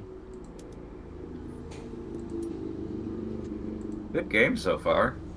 Yeah. A bit slow. Yeah, But that's just how it is. The Russian Yeah, player has been with this cheeking many off people. war reps the entire game. Yeah. Russia, I was wondering what that was about. That was No. an Austrian misclick, and I find it hilarious. Because It was an I'm Austria, right? unfortunate And for us. I thought we agreed that you were going to back out of Persia, so I backed down, and I was paying war reps to you for the entire session. And the Yeah, Ottomans but were that- paying Oh war no, reps. that was you paying war reps Austria because you declared war on Russia for their land. I know, because I was trying to intervene against you. Yeah, it's because of the Persia. diplomacy system Yeah, in this but game. instead of intervening, you declared war on Russian land, and then you Well, made the he's... peace treaty of no land. It's Yeah, because but the it's- thing is, But the we war didn't- operations we didn't have automatically a- added. an interest. That happened as we were talking about that. Your agreement doesn't Spoiler. say that you can't declare war for stuff. It says you just can't take it. No, it says inferred. You can't take it under any circumstance. You can't make it lose. No, Yeah, but I you can declare. Rescind the You can agreement. use I it thought, as a war. I thought he game. was going to withdraw out of Persia for me not declaring on him. Okay, just Well, Team 2, real quick. Do you want to make sure we reword that agreement so it includes supporting the taken of land? You can't have anyone take the land. Don't do that. So- Don't do that. Don't. I'm your lawyer. Don't do it. Yeah, I'm not. No, that Don't sign sounds that. like a good So idea. what that is, Yeah, it stars, means Don't that sign that. we don't help each other Don't take. sign it. To help Don't sign someone it. else take the land. Don't sign that. Don't sign anything. There is a loophole. No, then you guys would Just just. Well, not, I'm just not it's- going to take. Not going to take it. Don't talk to the Okay. police without a lawyer. Yep. We'll Right just now, know Team 1 that is there running is away, there is a just, loophole. Yeah, Team 1's running away, so we're gonna have to coalition them. That's just how it is. Team 1. Hey, listen here, buddies. He said, "Listen here, buddy." Yeah, Listen, I think everyone, I don't know why no one's upgraded the UK so highly. UK is probably the best country just because you Yeah. can spam GDP so easily. I think it's I important think to recognize that part of that is the East India Company pays them, and so if Somewhat, yeah.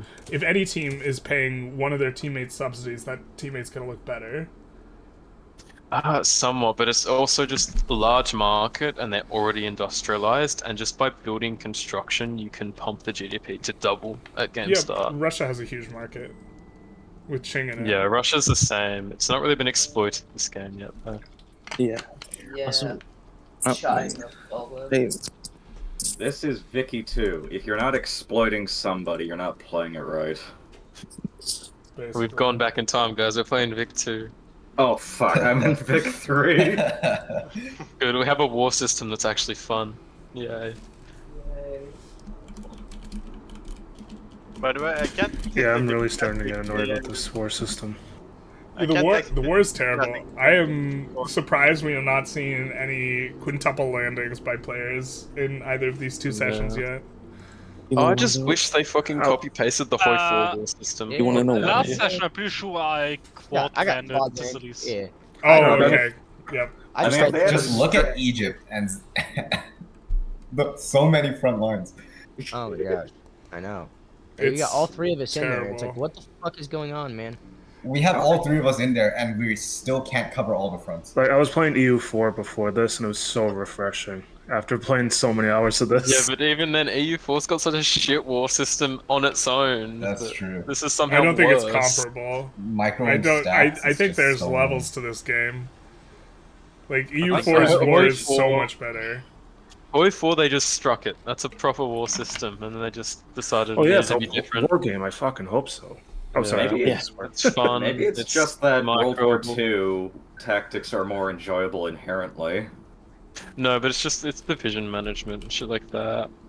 Well, now all you gotta do is drop some precision guided munitions on fucking some dude's foreheads, and then you can just push up 100 yards. You even gotta shoot artillery or cannons or form it up in lines. No, none of it's that not like shit. it. It's obviously an evolution of the Hoi 4 system with the front lines and stuff, but I just don't. It's just not as fun. All right, is everyone in? I don't really like the interest No, system. we're It still waiting kind on of two made the players. Persian War a mess. Russia's not in. Who else is not in? Russia. Yeah, Is it the US same Russia. ID? We were talking about. Yeah, It's Oh, the making ID a that's mod to posted just in expand it. The thing, I can't see the I was diplomatic. thinking about chat that. in the- Everyone just gets interest everywhere, and we He's just having. don't deal Here, with just this be quiet. system. Be quiet. What's the question can't- for about joining? Yeah, I can't see the diplomatic chat in Discord, so I can't see the ID and the password. You can't. Oh, okay. Can. Is there a way I think he. Click Can on you the DM decomp it? organization. Yeah. Oh, also, everyone, don't do anything in game. Don't do trade routes. Don't do Diplo. Don't build factories. Don't do anything because Nice, it'll desync the save for people who join. So just look. You can't Alright. do anything but look. Look at the pretty map. We love to see it. Okay. That being said, I think Imperator Rome had the prettiest map of any Paradox Oh my game. god, no. That map makes me nauseous. I like Oh, how it's pretty until you get into the war. I like how Where it's it just- curved just on the spots surface everywhere. of the planet. I get nausea when I freaking scroll to the side in Imperator. Like I have I mean, motion that's- sickness. I never tried that game. The best was the March of the Eagles. I don't know what you guys are talking about. Sengoku. I think Imperator is good, just at this point because it's been abandoned. Only the mods are what keep people around. What are you talking about? There was a patch a month ago. Yeah, Really? Imperial Rome got What's updated that? recently, just. They did Holy update it recently. Holy shit! I thought it was dead. It is dead. they patched it. Yeah, they've publicly abandoned it. No They- more content, but they'll still fix bugs. They patched it and then they were like, "Yeah, but it's dead. I just want to assure you, it's hella dead." All right, are we ready? Yeah. I believe so. Yep. All Alright, right, let's go back to our VCs. gonna unpause and y'all go back to your respective chats. Alright. Godspeed, unless you have a question. Actually, you mind just posting what player is on what country? Because we were having a little confusion about that. It's available to the right in your game. No, Oh, on the players. yeah. Just what player is part of what team? Oh, Sorry. Yeah, you're right.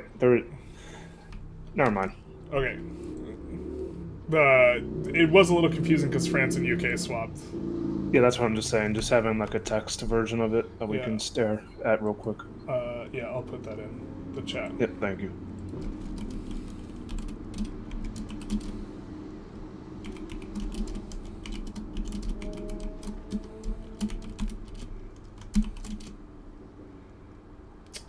What was Team 2 again? Prussia, Austria, and finally Kebab.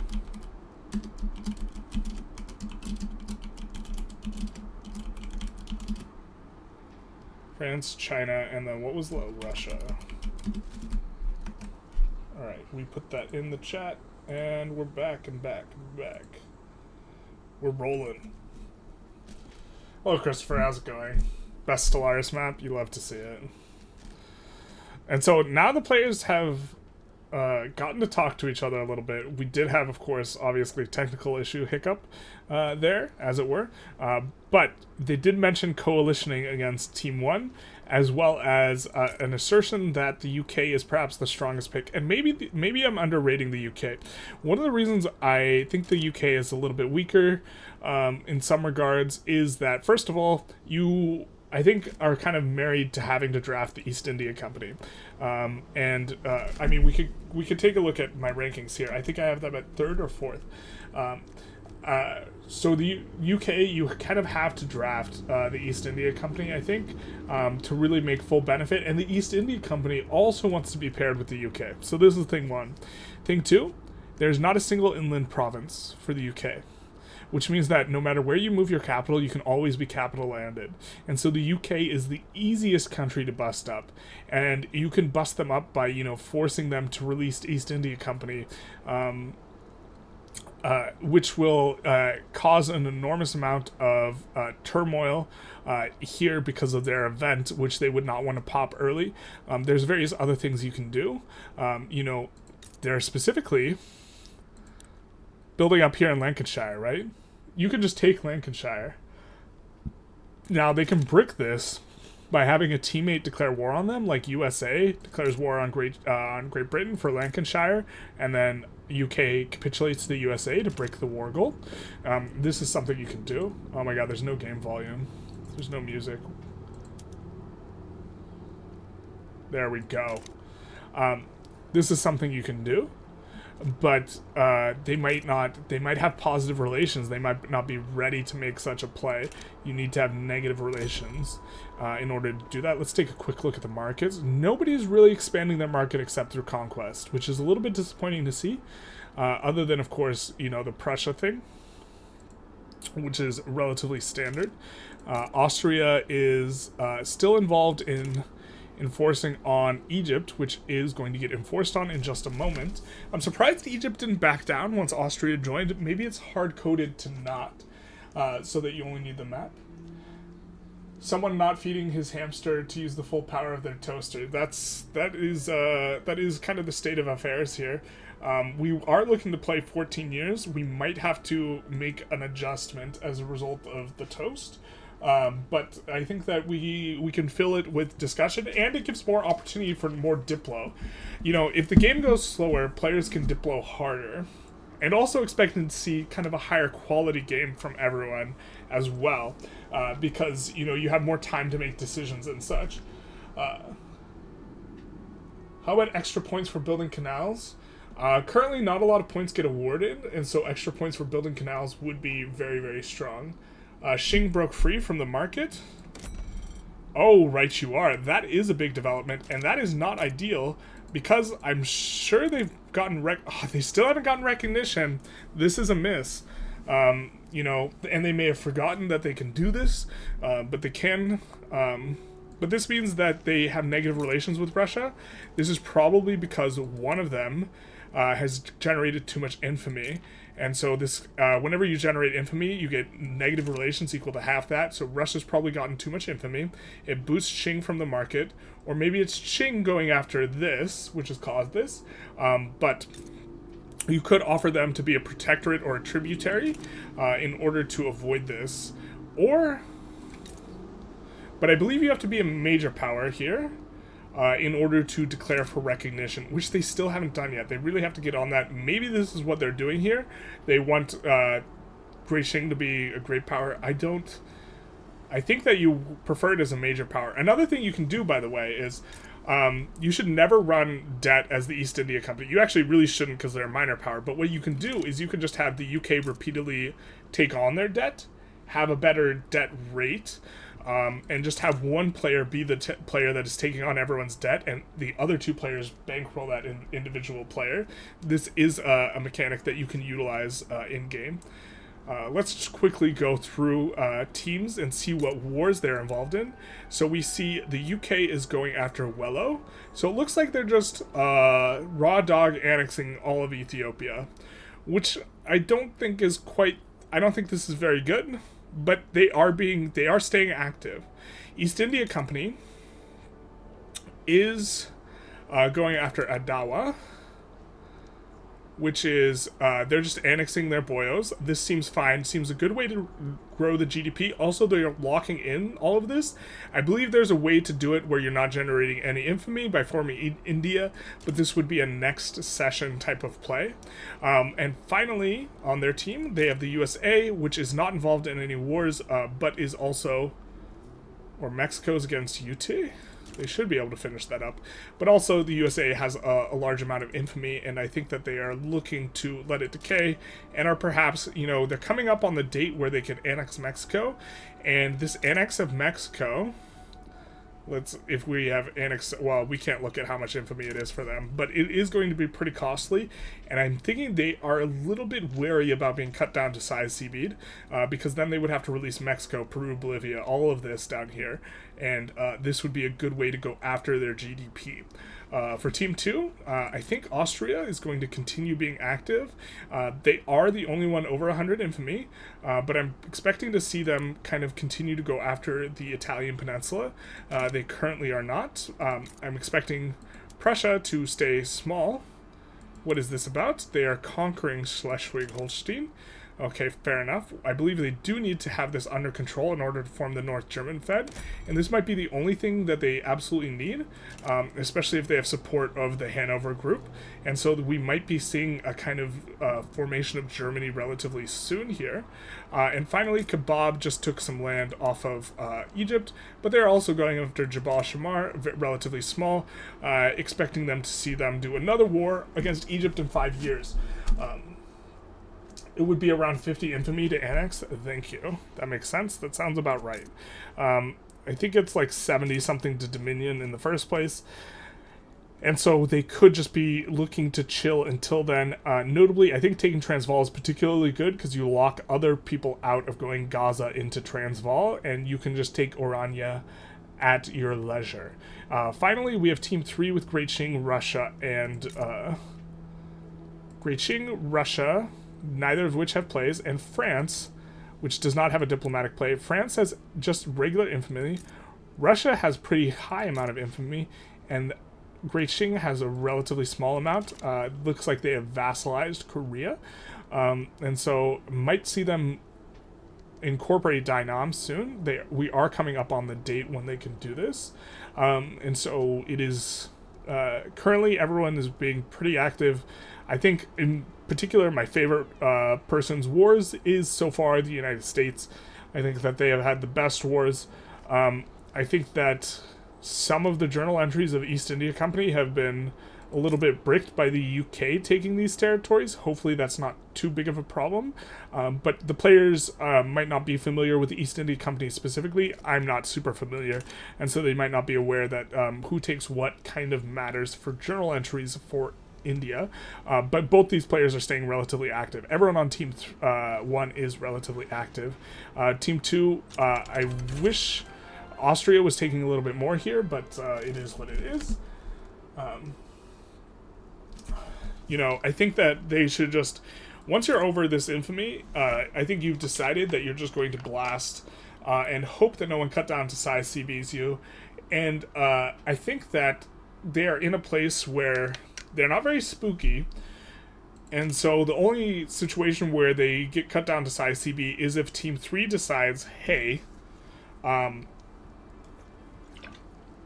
this is a problem. We just want to fight for second place, which I'm hoping we do not see. I'm not a fan of that play pattern. It is a problem with awarding league points for first, second, third, is you can allow people to fight for second place. Has the EIC been taking the doctrine of lapsed decisions? I do not know what decisions they have been taking. I know that Burma was subjugated by the UK, not the East India Company. Oh no, wait. Burma is part of the East India Company, but like Great Britain took this, which you need in order to finish East India Company journal entry, as well as it's part of India. Why is Austria going to lose, though? What is Austria going to lose? If they get cut down to size, they would lose this down here. They generated a lot of infamy against Russia in a war that they never completed, as well. Is kind of one of the bigger ones. What are the requirements for India to split up like China? They have to choose the wrong event when they are released from the UK or after 20 years. If they rush pan-nationalism specifically, they get to form India. And I'm expecting to see that from them, but they might not do it. You know, it's important to note that these players are just fed in on a first-come, first-served basis, so there are going to be skill differences between the players. If you wanted to join, we are going to be doing this next week. We are going to be continuing with the same players for another session, I believe, but at least one of the players cannot play, and so we will be taking, you know, sign-ups as well to fill their role. I believe the person who said that they cannot play next week is currently playing as France, so we will be looking to fill his slot. What are the requirements? What's literacy of Xing? We could take a look. I'm expecting that they don't have very high literacy because they have low SOL and they don't have the techs. I don't think they have all the techs that give literacy based on SOL. But they, as far as tech goes, they would look to just blast out the unis. Now they move their capital somewhere over here, and it looks like they are starting to add unis in their capital. Not sure how I feel about clerical educators, but maybe this is okay with Great Qing. I know they do have unique interest groups that kind of make it more make sense, although I don't like building up to level 10. I think you build up to level 21 or you don't build any. Or you build up to 521 or nothing as Great Qing, I think is the strategy. You either decide you can afford it, or you build up to 5 for the journal entries as a result of it, or you build up to 21 because that's the cap for economies of scale. We can build a university here, build a shul, and go bear. Let's get rid of this. You know, seeing the Ottomans continue to expand into Arabia, this makes sense. Kind of securing it as their sphere. Would love to see them puppet Oman. This might piss off Russia, though, but what's Russia going to do about it? Maybe join in a war against them again. Yeah, Team 2 was very much not ready for Russia to join in against that war. Qing seems to be having a lot of shortages. That is because they just left Russia's market. Let's take a look, though. Oh, they're back in Russia's market. And I think they had significant problems with tools earlier. They're still having tools problems. They're still having coal problems. Oh, yeah, this is a lot of shortages. Now, you can tolerate expensive goods in your market, but shortages are particularly acute. They're particularly bad. That's like a lot of lead shortage. I wonder where all this is coming from. In particular, the growth rate on Team 3 has not been kind of what I expected on them. I think on most of their team, France is doing okay. But I do think Russia's GDP does get depressed by Qing joining the market, though, because they have a lot of sub-farms, and Qing has a lot of sub-farms, so they bring down the price of this stuff. And maybe it would be better for Great Qing to join France's market in the short term, because France is much more industrialized, so this gives a lot more potential for growth. But in the long term, I don't think this is the case. What are the requirements for you need to be an active player in your 3v3v3? So you need to join the Discord and sign up in the LFG section. The sign up last week was You Have My Sword. For the first week, it was I Will Take the Ring to Mordor. For this week, upcoming week, we will do And You Have My Sword, and you will be signing up to be an alternate / filling a slot of one of these players, as we will be trying to play at least 2 games for this 2 weeks of this one game, just to allow a little more continuity, as long as things are relatively close at the end. If it's a blowout at the end here, we will not do that. So that's kind of the state of affairs. Or I will kick it to a poll. But the intention is to run this a second week. Is the UK player the same as the UK player last week? No. The UK player this week is actually the Russia player from last week, who did win the discretionary point. I thought that Russia overall did best. I think the UK is doing quite strong. The UK player last week is actually the France player this week, who I think is doing fine. But we're seeing this emphasis here, along with encouraged resource industries. I'm a big fan of this. Does he have an encouraged manufacturers industry anywhere? I'm not seeing it, which I would kind of want to see, particularly on home counties. I would want to see this at 21 instead of 20, because that's the cap. Probably would want to see this uni deleted. And look to just build it all up in one place. In particular, universities benefit a lot from throughput bonuses from economies of scale, because the majority of the cost is wages, and what throughput does is it increases the output by the same percentage, and it increases the input of goods, in this case paper, by the same percentage, and it does not increase wages. So when wages are a larger percentage of your costs, throughput is more valuable, which creates an interesting situation where throughput's actually better on early game PMs, because wages are generally a higher percentage of what's going on as a general heuristic. Why is Xing not recognized? I think they don't realize that they can do this, or they haven't done it. And I know that the France player on their team is aware of it, but they might not have told them. Let's see. Yeah, I mean, I just think it's an oversight. They should have done for recognition. And as far as I can tell, I can't think of a reason to stay unrecognized that's particularly strong. Hold on a second. India plus England. How can I get a rundown of how that's going to go? Well, at some point, England can release the East India Company. And then the East India Company would have all of their subjects still. And then they can, with all of their subjects, they will get an event that either causes an implosion or causes a ton of radicalism, or if you have pan-nationalism researched, you can form India, and they will choose to form India. They annex all of their subjects, and then you just have India, who would be, a GP. Are you considering maybe making more sessions than one a week? Not until there is a significant overflow from the number of signups. So currently, I think 11 or 12 signed up this week, and if we were starting to see 20 or 30 signups or this sort of thing, then I would make one midweek, either on Tuesday or Wednesday, in the evening probably, for PST. That way people in different time zones would have a different sort of chance. Or maybe another game on Sunday, something like this. But currently, I do not want to book more timings than there are players available or players wanting, which is the largest kind of driver. We see a pause from the UK, and an unpause, so it must have been an accidental one. And the class says, yeah, you played last week, and Xing, and getting recognized after going to the customs union as the GP is one of the most important things for us. I agree. I think that Team 3 won the draft, but they are kind of, relatively speaking, underperforming, but that's okay. We are here mostly for fun. We are playing with competitive goals, but it's not super serious.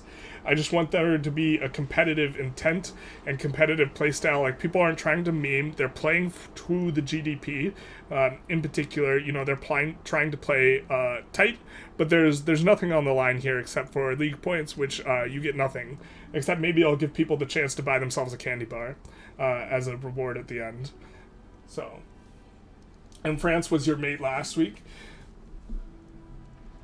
France was on Team 2 last week. The last week the team with Great Qing had the UK. Oh, you're saying that the player from the player who's playing France, yes, was on your team last week. Looks like we are going to see the Pan American Empire from the side of the USA. Yeah, I think that other teams not expanding in here is a bit of a miss. I think New Granada and Venezuela. Oh, we see some. There we go. We do see the UK coming in on Venezuela, which I think is a fine goal. There's notably oil there. Looks like they are trying to stay under 100 infamy, especially looking like the biggest ones. The USA, I think, is waiting until they can go after Mexico without getting over 100 infamy. I think this is what they are doing. I think it's intentional, and I like it. I'm about it.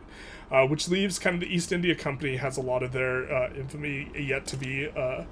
or a lot of excess infamy that they can use for conquest, and kind of keen on seeing where they go after. It looks like they're just going to continue. I think they're just going to straight up just annex everyone, just one at a time here, which I think is fine. I think this works. I think this is one of the huge powers of the East India Company.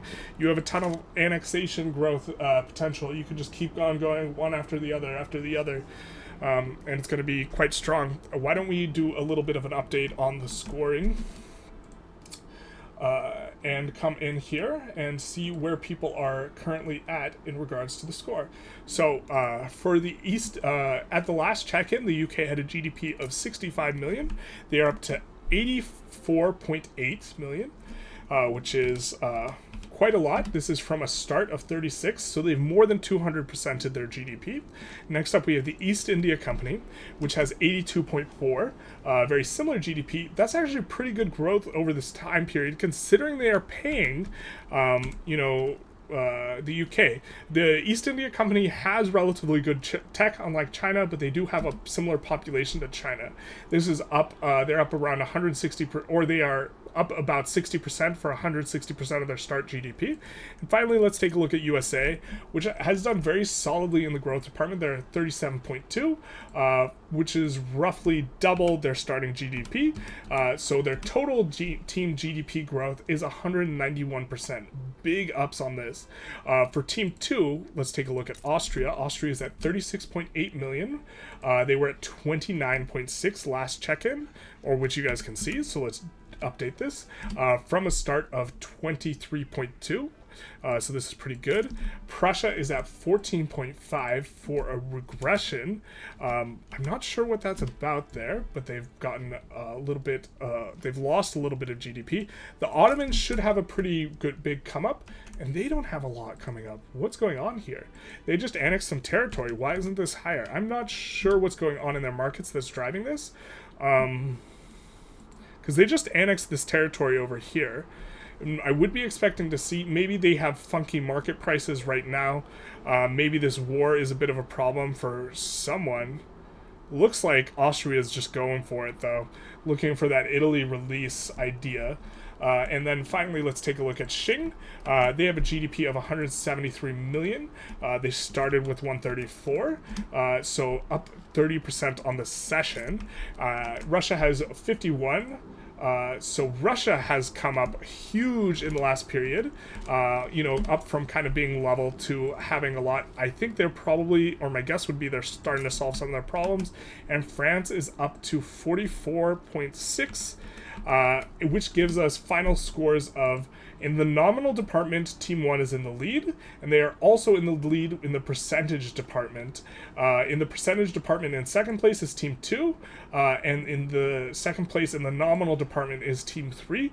We will be posting these scores to the players and seeing if there's any sort of update in regards to their behavior and this sort of thing. And so we'll be going into the Diplo, and then I'll be posting these up there.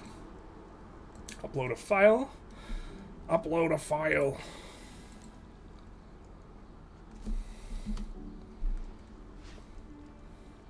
So huge growth, and I think the East India Company might be where it's at here, or the East India Company UK combo in particular being very, very strong. This is kind of what we discussed at the beginning, where there's kind of, I think there's a few combos that look really good. I think Prussia and Austria look good as a combo. I think East India Company and UK looks good as a combo. And remember, at the very start, it was the UK player who offered this, or who offered the swap. No. It was the France player who offered the UK-France swap. I think France is overall the stronger pick, and so the swap makes sense, but it does slot in the UK, and it avoids this sort of fight. And so now we see Russia going after this annex. This means the USA could annex if they wanted to, but it looks like they're trying to keep the infamy low. Russia is just under 100, so they cannot be full kind of annexed, and we'll see what this is about. Looks like they're going after Sicily, Campania, Lazio, and Umbria. They just full YOLO, don't care about the infamy, which I think is what you do. If you're going to go over 100, I think you just blast. You blast and cruise, you know what I mean? And this is a bit of a long-term strategy. We will see. It looks like we're going after Bavaria. Wow, this is so much territory that they're trying to take here that I think they might be over 25 infamy. Oh no, Prussia, what are you doing? This is going to brick your... This bricks your market. No. Now you have to do everything militarily. Oh, this is not good. That's not good. I don't think that's good. Team 1 is dominating. They are. Let's see. We have to kind of come back to the chat. This has the potential to be an interesting lobby given the team lineups. I think it is an interesting lobby. Or are you talking about the chat lobby? Why are the French sleeping so much? I think the French are doing okay. I think if you're going to make a comment about France, it's that, yeah, okay, if by sleeping you mean they're not declaring a ton of wars, then yes, I agree. They have the strongest military at the start. Would have loved to see some crazy shenanigans. But I think that players are a little bit tentative and they don't want to step on other teams' toes too much, at least at game start. But I really think... Well, also, they were the vulnerable-looking team with the Russia Great Qing, and so maybe they were looking to generally play defense. But now Team 1's looking super far ahead. So I just started blasting, basically. Prussia just threw. Yeah, I mean, I just don't... If they had nationalism, they could have just clicked the button and just annexed all this for free, and now they have over 100 infamy, and I don't know... Yeah, I think this is a huge miss. Everyone just left the market, and now they have to do this, but yeah, that seems like... I actually really like the team, in terms of the countries, Prussia, Austria, Ottomans. I think this is fine. I just, yeah, it is a bit of unfortunate to see this kind of roll out, but especially because I don't think they get cut down to size CB'd here, but they could be. Can you imagine? You just take all of this, you get cut down to size? Notably, once they formed Germany, though, yeah, I don't know. And you have to go after all these little itty bitty dudes, all these tiny little, yeah, it's, yeah.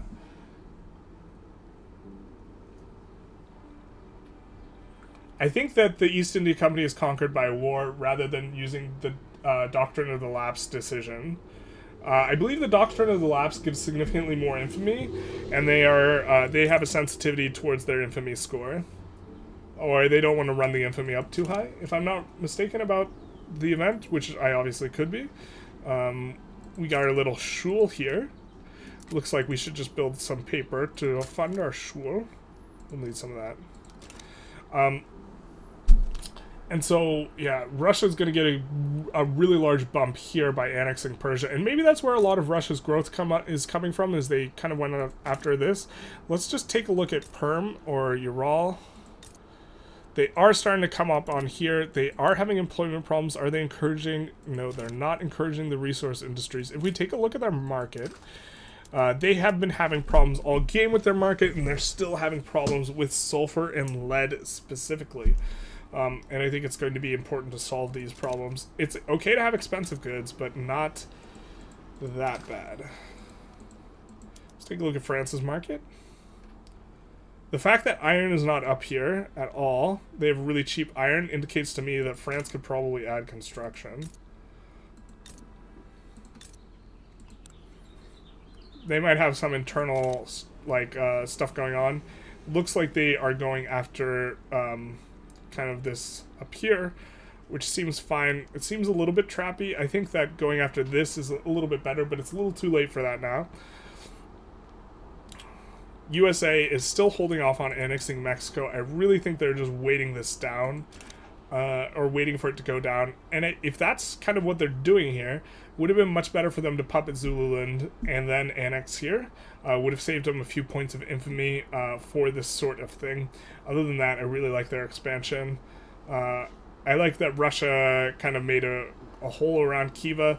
I think that they could have maybe gone after some of these little guys, so that there was cleaner borders, but overall not too big a thing.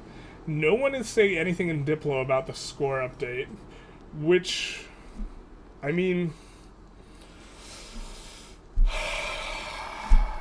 I think that hopefully this isn't a bit of a runaway game. I'm really hoping to see the teams kind of unite. They have plenty of time. We are going to be playing until 1950, so they have 7 more years to try and sort this out. And so, yeah, it'll be interesting to see, or maybe not 7 more years, depending on what the time scale is looking like. Kind of wanted this to go maybe another 2 hours, and so maybe we will introduce a timing cap in regards to what's going on in a timely way so that the players can know what's going on. Does the USA accept Mexican pops? I don't think so. Well, actually, no, Mexican... Are they European?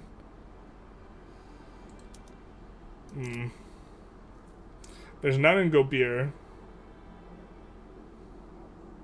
They have European heritage, so yeah, they will accept them. Depending on what they have going on. They discriminate against the African Americans. Or at this point, maybe they're just calling them Africans? I don't know. The African Americans. Let's see what the game calls them. I think they call them, yeah, they call them Afro-American.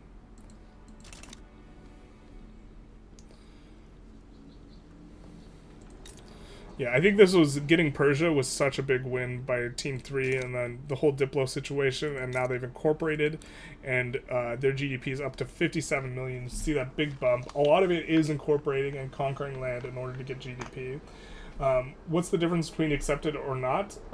There's a ton of penalties for non-accepted pops. They tend to be radicalized more, and they aren't very good for qualifications, which is one of the problems the East India Company has, is they don't have a lot of accepted pops. And so let's try and take a look. Where are you building all your manufacturing, my guy? And actually, they might not be building like any manufacturing. They might be just like letting the UK dominate the manufacturing specifically. But looking, you see here, there's not enough qualifications in this province to hire all the officers. For example, there's not enough qualifications here in the capital to hire all the officers. There's not enough qualifications here, and generally you will have problems with qualifications if you are highly discriminatory. It also lowers like SOL in general, which has like negative effects on like literacy in particular. Mexico also has a lot of Native Americans. Yeah, I don't think those are accepted. I don't think they have too many in terms of their overall population. Like, these I think are Native Americans. Oh, maybe they do. I guess they do. But a lion's share of their pop is down here, where it's like Mexican pop. You know, and these... I guess they do have a solid amount of natives. Sup. Hey, J-Rad. How's it going? How's it be? So, is a bit interesting here. Again, to anyone who's newly arrived, the teams are the UK, East India Company, and USA is Team 1. Team 2 is Austria, Prussia, and Ottomans. And Team 3 is Russia, Great Qing, and France. Overall, the general consensus was that Team 3 got the best draft, but currently, Team 1's kind of running away with it. I think that maybe the East India Company needs to move up in rank. They do have discrimination problems. This is part of why. They also have slavery.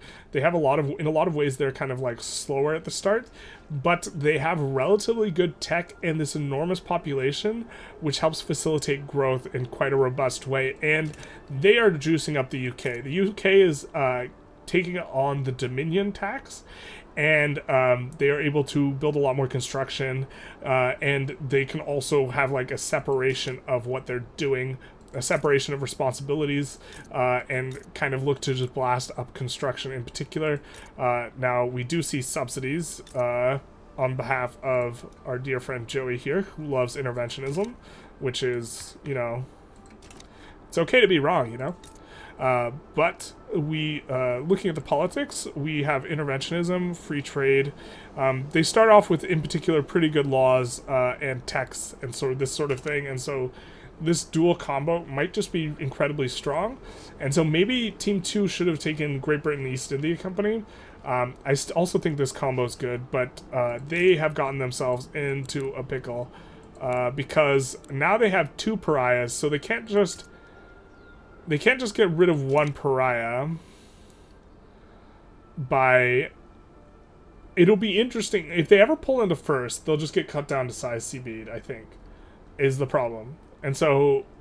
But they can play for second or something like this, or they can try and find a way to get rid of their infamy. Now, if you have a revolution and you join the other side and you finish that revolution, you do nuke all of your infamy, but it would not be surprised to see, you know, other powers enter in the event of a revolution, this type of thing. But maybe Austria is just trying to raw dog annex anything. Then Prussia will form and Prussia will decay below 100 infamy so they can't get cut down to size. Maybe this is the plan? Nope, this isn't the plan. Oh, this is going to be so ugly when they form. It's going to be dad bod Germany. It do be like that sometimes, though. Sometimes you just have a dad bod Germany. Yeah, Prussia needed to keep the infamy low for the market reasons, which is unfortunate, because their market imploded and they lost all these miners, and they didn't have a chance to incorporate them. They have to pray for the Echoes of Revolution event, basically. Don't they start with radicals, or quite a... I'm not sure. Looks like we see the Ottomans going after Greece and Montenegro here. How much infamy do you have, my guys? Not too much. Let's see the diplomats. What are they going after exactly? They're conquering Attica, Peloponnese, and West Aegean, and conquering Montenegro, so just the whole lot of it. I do like the expansion, though. This seems quite good. Great Qing seemed a little bit chill of late. Maybe they're waiting. Looks like they annexed Dainan. Annexing Tibet would seem fine. I think better than just waiting. But okay. They're leaving it. Specifically, Dynam could be released from them by Team 2.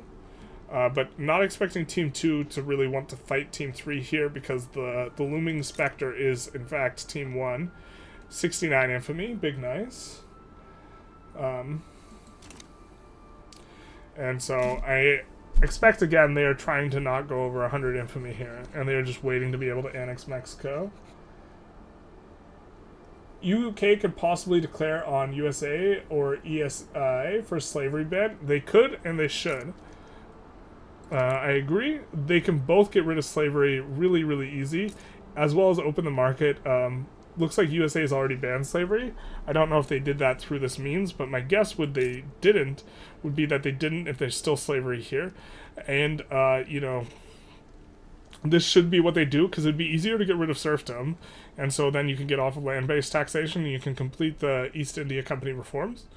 But yeah, that is a good shout. There's a lot of things you can do uniquely about declaring war on your own allies. Notably, you can get rid of this unrecognized. That Great Qing still has it is a bit of a miss. You know, but overall, let's just kind of come back into the score.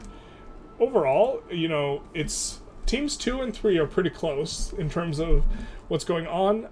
Team 2 does need to keep the percentage growth up, but they are going to be forming Prussia, or they're going to be forming North German Fed. The problem is they're going to be we get a little Austria-Hungary action. Those borders, though. It's the Great Crab. I'm wondering who's going to annex who. I'm guessing Prussia's probably going to have better tech and laws at this point, and so they are going to annex Austria-Hungary for the Mega Germany. But they might not even have high enough relations with each other to kind of make this happen. But yeah, that's another really cool one you can do at the start. You can't do it now. Is you can generate like 100 infamy in one war, and then have an ally do a cut down to size CB on you, and then you back down, and then your 100 infamy war goes through, but you have 0 infamy. So you can do like 100 infamy war that can't get punished. No one did it this game, but this is something you can do. Would love to see the USA annex the Indian territory, because clean our borders, but I certainly understand why they're not. Haven't seen a player war in quite a bit, or a real fought player war, with the exception of the Persia start. Border war minus points, yeah. Worst borders get minus points. I might have to use the restroom soon. My caffeine is getting to me.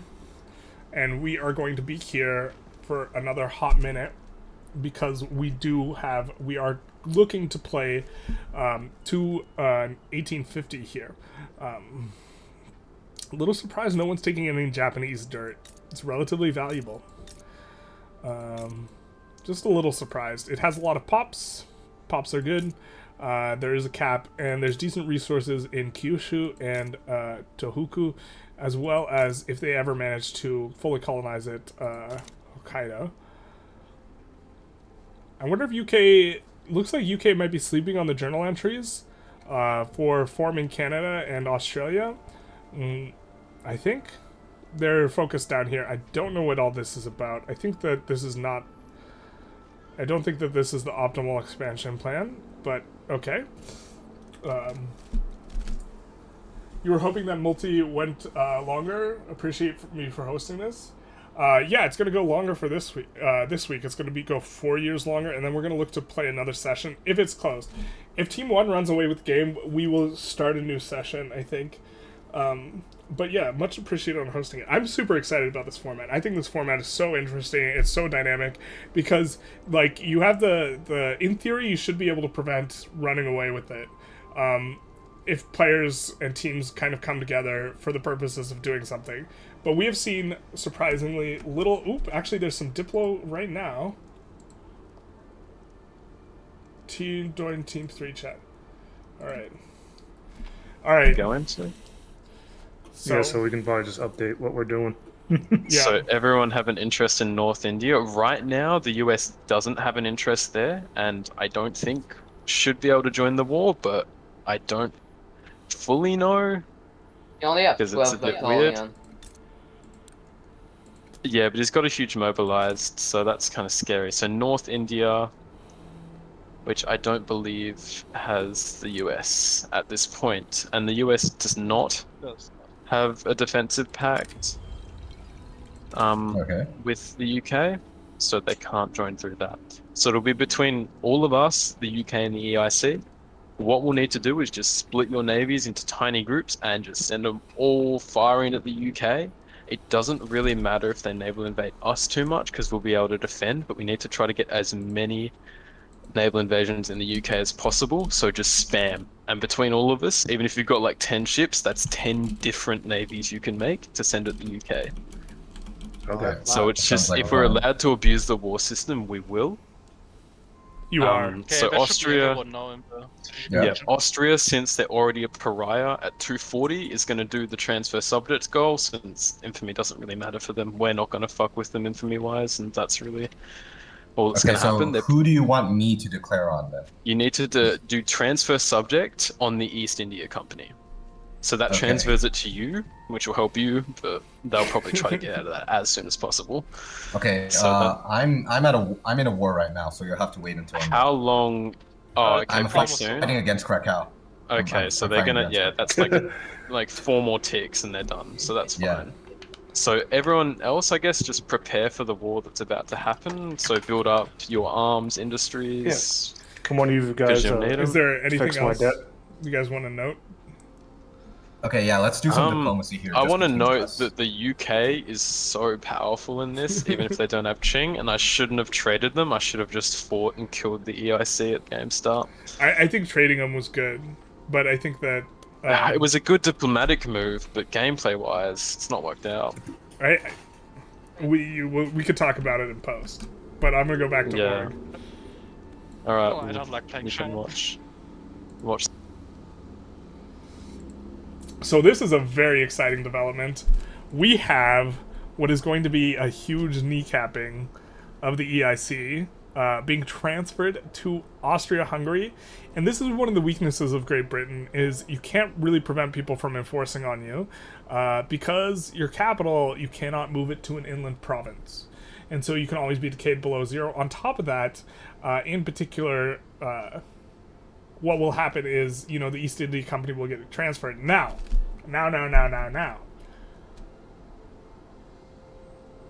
And I hope no players are listening, and it's against the rules to be listening, and if you're listening, get out. But before this gets enforced, the USA can just declare to transfer East India Company and transfer themselves instead. Right? So this war goal can get bricked by the PvP action. It's important to note. But either way, it will severely diminish the UK specifically. But they were going to need to put in other war goals, on the UK or something else. And specifically, I also think going for Lancashire, maybe, and or releasing Scotland and these is also going to make a big deal. And we are seeing, this is in action, the 3v3v3 sort of thing. Now we see a pause.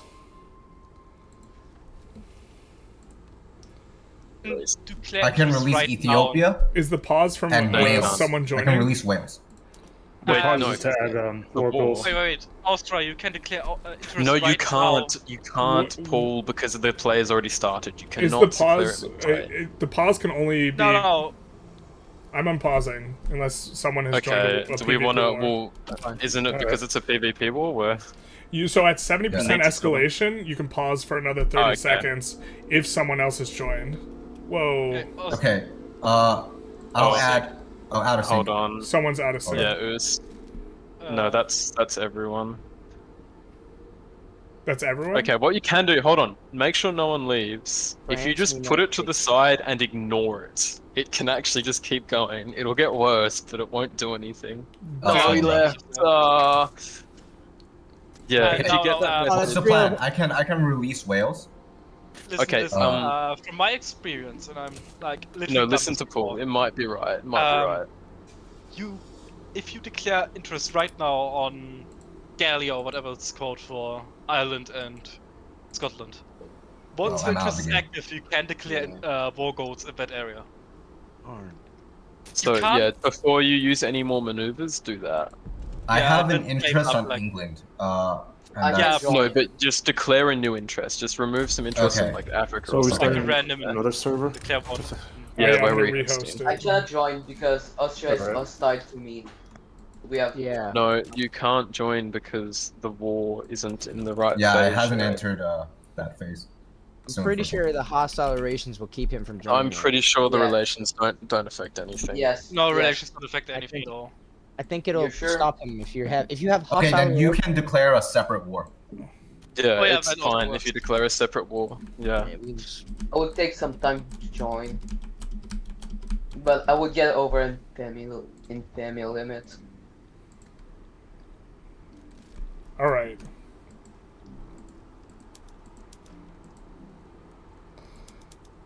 So things are getting spicy up in this bizzle. We're going to have a huge war, and unfortunately, the UK is actually going to get a ton of time to prepare for this war, because the war's been declared, they know what's up, and they can't yet do anything about it, but they have a lot of time to strategize, so we're going to actually jump in their team chat. Hello. Howdy. Hey, how's it Hey. going with you guys? Okay, so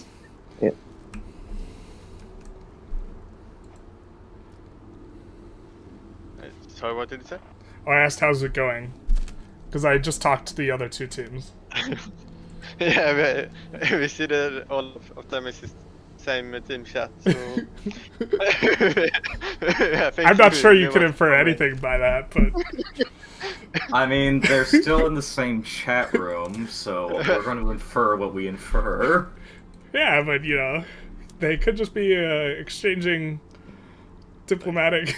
Okay. Yeah, say that you meant, so. Okay, I have some bad news. I have to go because yesterday was my birthday and today's my birthday lunch. So I was Ooh. planning on playing until 12.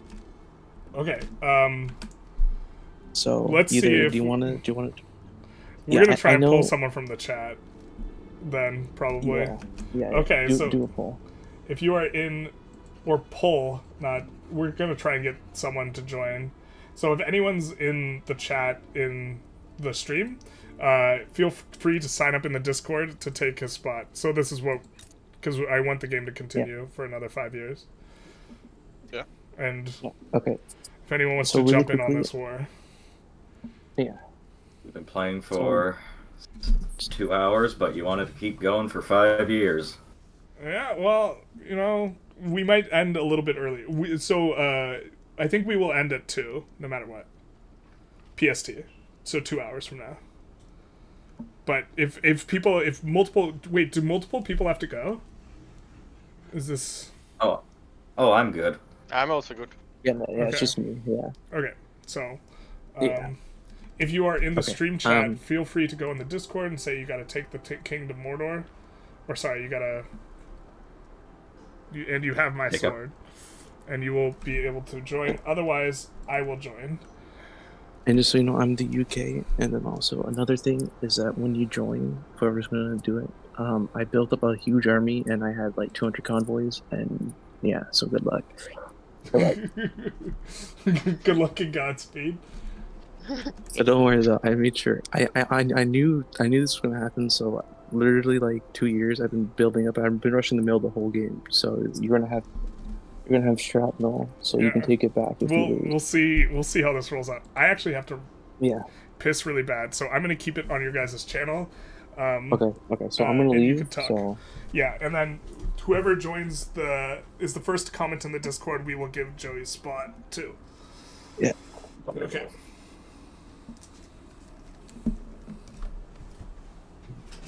Howdy, streaming people. I'm not sure if you can hear me, but hope you're having a good time. It's been fun.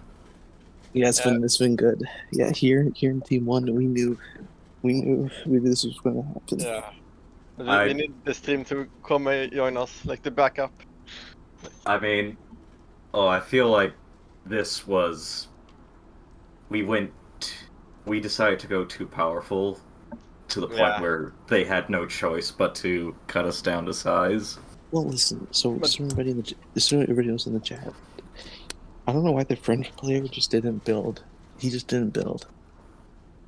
But the thing is also they did early, like the agreement, they were not attacking each other, the two teams, and I still think the thing with the French player is they were afraid of radicals, so they didn't go as high as they could.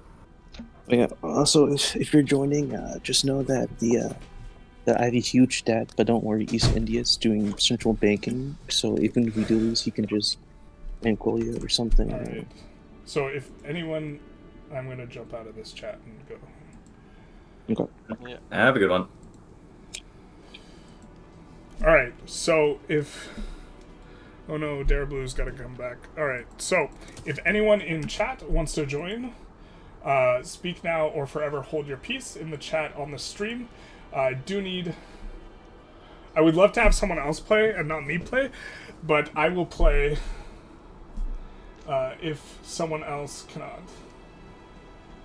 Chat, remember to be good and not use any knowledge attained from viewing. I think you can use knowledge attained from viewing, just because you're literally jumping in on something that you have like no idea what's going on, right?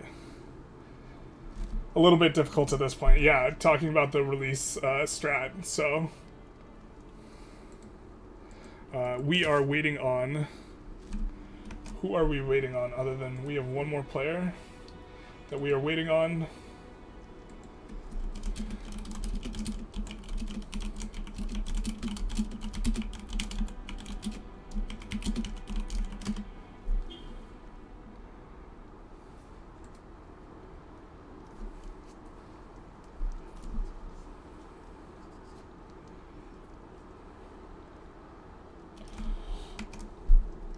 But preferably... Alfred, do you want to jump in? Are you on the Discord?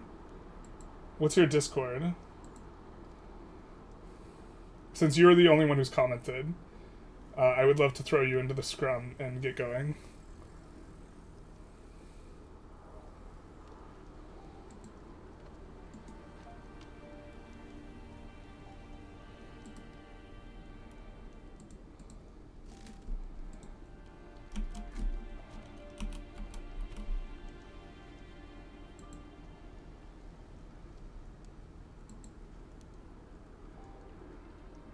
Alright, I've added someone who's AL something, ALF, on the Discord.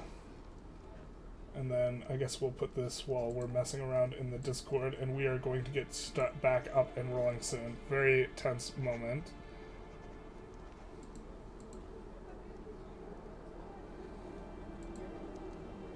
Oop. What do we do here?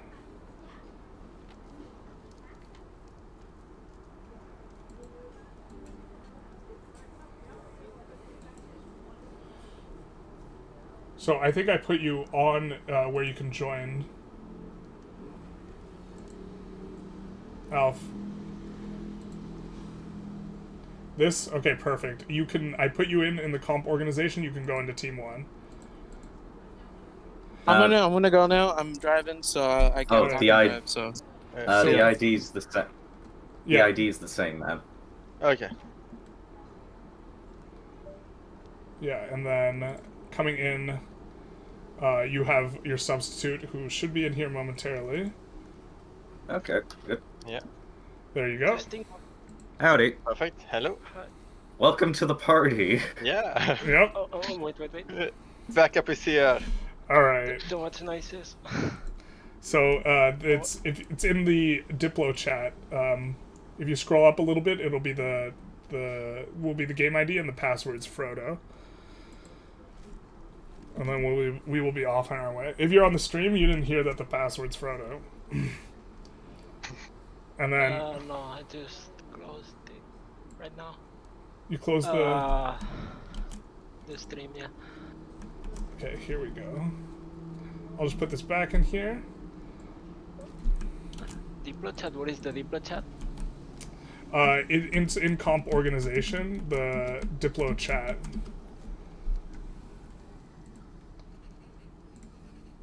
Oop. I'm literally blind. Where is it? I also can't see the compensation, like the Diplo chat. I'll just direct message you the password. But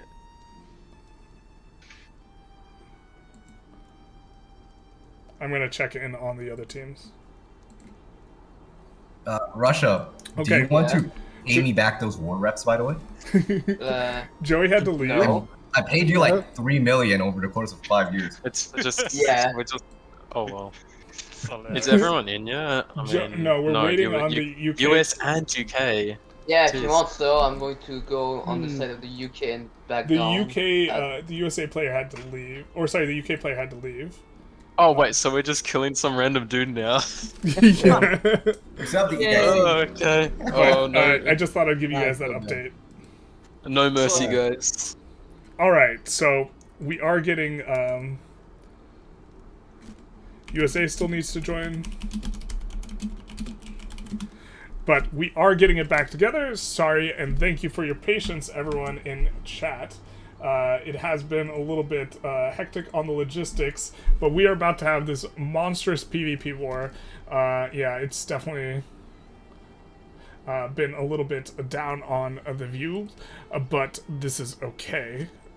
We are coming in, Alfred's coming in, he should be taking over for the UK, and this is a huge war, and this war is going to be for transferring, it's going to be for transferring the East India Company. Now, unfortunately, Team 1 is now aware of the strategy because I discussed it on stream, and we pulled someone from stream to be the alternate. They are aware that they can use the USA to break this war goal of transfer the East India Company, because they can just transfer it to the USA instead. And so this is what makes, I think, one of the things that makes this really dynamic and interesting is that, you do you do have a lot of interesting ways that you can abuse the Diplo system to kind of go towards particular things.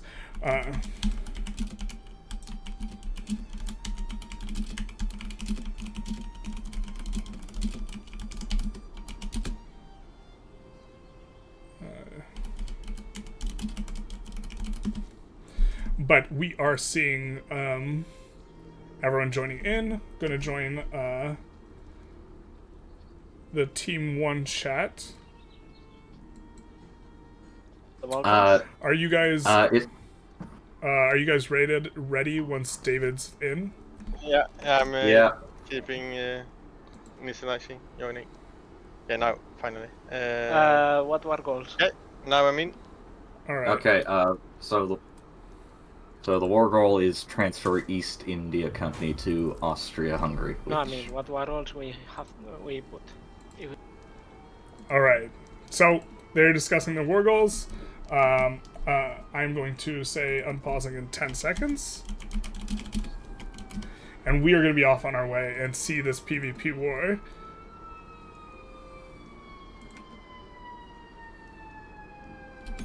Alright, remember, they can pause if someone joins after 70%.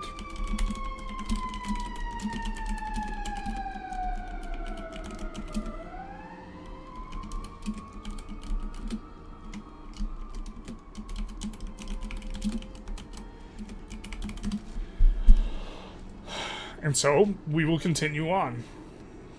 This is the diplomatic play, and this is going to be the biggest play of the session. We have transfer East India Company as the primary demand here, conquer Yorkshire, conquer Lancashire. They've notably done this as part of a sway, which makes the demands primary, which is a decent shout. They have conquer home counties, and man, they are just really looking to eviscerate the UK with these war goals. They have regime change in Austria-Hungary. I'm not sure what the goal of that is. They can't cut them down to size. This is going to generate a decent chunk of infamy. It's going to generate 32 infamy. I don't know about this war goal, but they are going to probably use the USA to break these war goals. If the USA can find a negative enough relation with their ally, which might not be possible at this point in time. And so this is another thing to keep in mind. They have this additional 25 kind of coming in here, and I'm expecting to see at 70% escalation another join, and with that join a pause for 30 seconds. I'm expecting to see it from either player or both player. What's up, Joey, in the stream? So something your team is probably going to do that they're aware of now, and they also go for Conquer Midlands. So the full quartering of Great Britain. They can't... I would have loved to see release Scotland instead, because that war goal cannot be as bricked as easily, but it looks like... they're also spreading out the infamy by doing it this way. That's smart. Big brain energy. And so, Joey, what's likely going to happen is an ally is going to declare war on Great Britain for all these same war goals and then just back down, is I'm guessing what's going to happen. It's 1845. Yeah, it's gone a little bit slow. Africa looks very uncolonized. I've been critical of this. We are just now seeing the colony. The British player who just joined has decided to finally colonize Kenya. Cuban Wargaming says, I would like to make a note, but you don't want to say it now. Someone please remind me once the session is over. All right. Man, they wanted me dead. Yeah, they identified that your GDP growth was the problem, but also the problem is the East India Company juice, and that's going to be deprived from the UK now here. And we have Conquer Sicily. Qing war reparations. I think war reps in particular are a very strong war goal and are worth going after, because the war reps in particular are they're easy to enforce, and you can't break war reps. This is one of the few war goals you can't break. And so I actually would have loved to see war reps on East India Company and UK instead of Conquer Midlands. I think this would have been a little bit better, but because these war goals can get bricked. But they can't brick the other ones. And we are going to see some PvP action. Now, I'm assuming... I actually don't know if the UK will try and play defense or what. who has the initial... Austria-Hungary has the initial war goal, and now we are going to see a little bit of strength of Austria. Now, for our... for our power rankings here, we had Austria in 6th place, but one thing Austria is really strong at is, man oh man, is it hard to land them and take their capital. It's real hard. It's real tough. You have to go through these mountains. You got to land through here. It is not going to be easy for England to enforce here and try and do this. And so we have the war pop, and we're off and away, and we are probably going to see like 15 landings on Great Britain here, and this is going to be the primary theater, but we also see wars going off here, and battles coming off in here as well, as they are. Great Qing is going to look to push into the East India Company. I think we are going to watch Great Britain though, because I think the question I think really is how do you deal with multiple landings?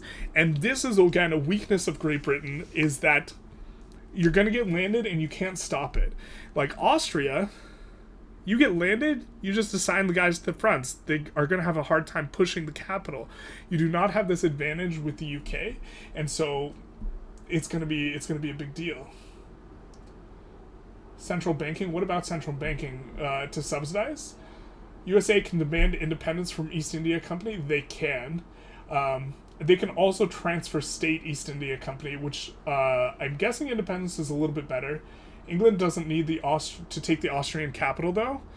In order to... Well, let's take a look at the war goals here. Let me double check what the war goals are, because they might have put in war goals that in particular won't demand it. But they can't enforce below 0 if Conquer Formosa is in here. They can't enforce below 0 unless Conquer Sicily is in here, right? All these... they also have regime change versus Austria-Hungary, so I think they need to take the cap in order to enforce below 0, which, like, the players aren't going to... This will require a 100% enforcement to get these guys to stop, or you just brick all their war goals. Which, you can brick all these war goals. This war goal cannot be bricked, right? This war goal cannot be bricked. Regime change cannot be bricked. Austria, although I don't think it's a very good war goal. War reps cannot be bricked. And so Team 1, if they navigate it in very... Oh, Jesus. The carnage starts. And there are landings everywhere.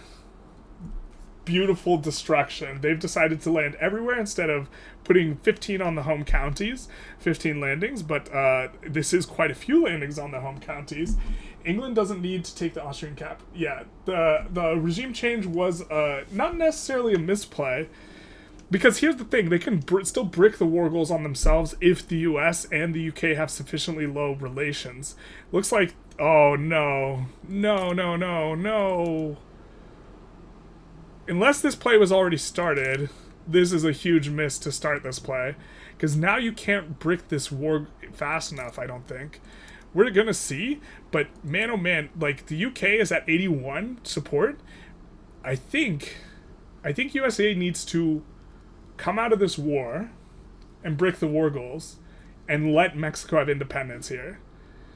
I'm not sure they're going to do this, but and maybe there's enough time to do this like the whole way. Yeah. Oh no, come on.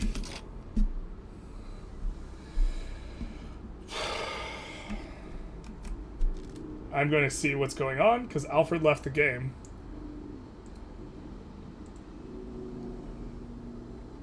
So, Alfred left? Game crashed. Huh? Game crashed. The game crashed? Okay. I'm going to... I need to save, right? And then rehost? Yeah. Alright. Too many landings. How many were there? You guys 7, are getting... 8? There's more than 7 or 8. There's multiple landings on each of those spots. There's probably like 15 landings. This is one of the reasons I think the UK is vulnerable, and I haven't rated them higher. It's really tough to defend against this. You can't move the capital inland. Yep. And yeah, you guys are in a bit of a pickle. I'm going to see what the what the other team's up to. I'm guessing they're giggling. Oh, Hello. Hello. Just seeing how things are going. We of course are. I feel bad for the homie, but like. I feel bad for the guy who just joined. Yeah. But he must have known what he was getting into. He knew exactly what he was going into. He actually has a pretty good strategy for defending it. He has my strategy because he was watching stream before he. Well, too late. No, it's not. It's not too late. That's not. It's not too late. Maybe US can do Okay, something. Austria, make sure you have troops in your home. Yeah, 'cause that's what it'll I'm be. gonna say, It'll be like, he's trying going to name snipe- one big music. It'll be trying to snipe out all the people who are in. But since we spread the war goals around, it'll be very difficult to do that since it'll have to be everyone before they tick down. What's the password? It's the Or same. did I paste it in? It's the same as it's always been. I've not had to put it in for the last couple times. Yeah, same. I didn't have to do it in the past. Oh, maybe I shouldn't have it. I don't think anyone is stream sniping it. Like,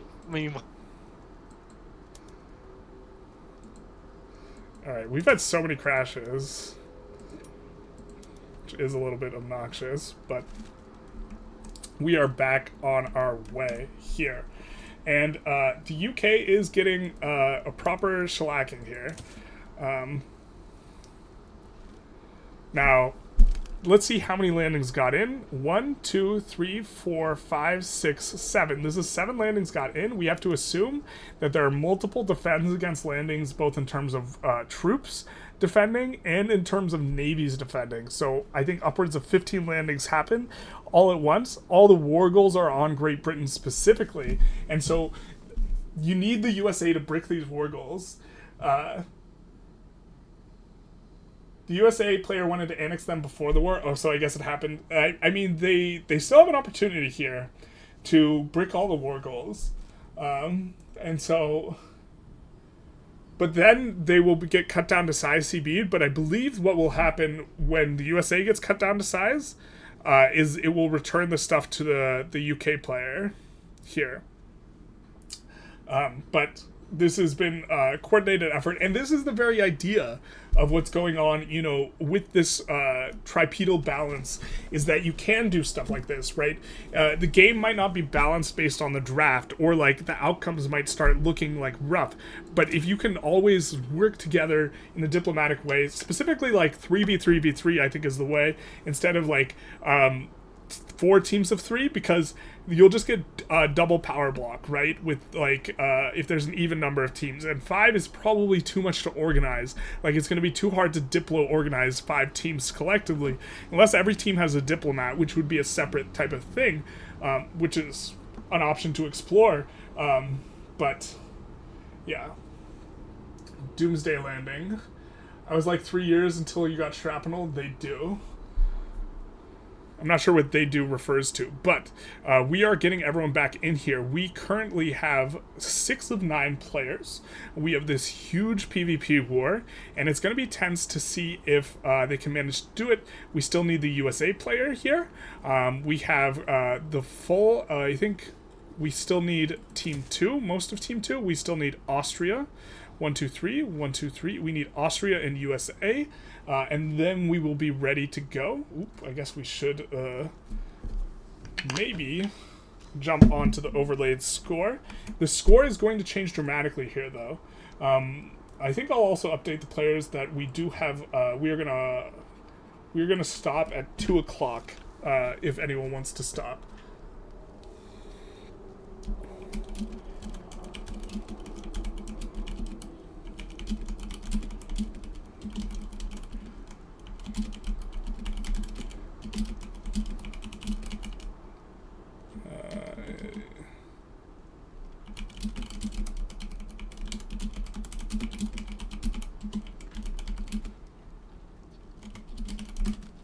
Just kind of let them know what's going on in that regard, that we will be stopping the stream at 2 p.m. will be kind of the hard stop time for the game. That way, because players did not necessarily agree to be in this long a thing, but coming back into my OBS, We are waiting on now just USA and Austria-Hungary. No, we have Austria-Hungary. We're waiting on USA and who else? We have, okay, so we have China, USA, waiting on USA, Russia. Okay, let's take a look and let them know.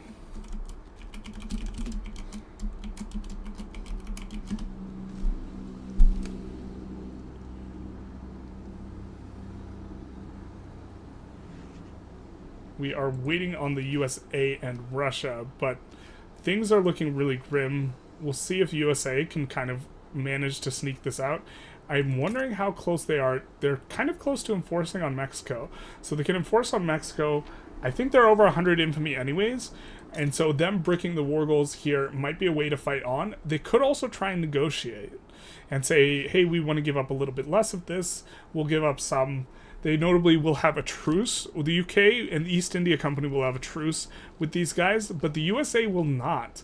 The USA will not, and so perhaps the USA should have joined, and then they should have capitulated. That way there would be a 5-year truce, something like this. But it's really hard to like kind of predict the degree to which you're going to be gaming on, or you're trying to like game the system. Because I suppose if the USA was in on this war, right, this Austria-Hungary war, then they would have a truce, even if they just capitulate immediately and then redeclare on Great Britain for all the same war goals.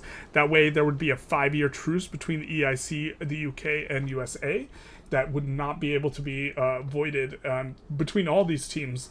And so it's also possible that the block of teams 2 and 3 should have declared multiple wars here. Instead, they just have one war. If they had declared multiple wars, they would have had double the maneuvers, and they could have done double the action, and they could have gone for transfer the East India Company twice. And if they transfer it twice, I'm not sure the USA can brick it. Maybe they can. I guess they probably can. But they could have just like gone for like a full annex on, you know, everything, just all of this, or release Scotland in one, release Ireland the other, annex all of this, and just say we're giving them the full shellacking, the full business, the full 9 inches, you know, and they're going to suffer as a consequence.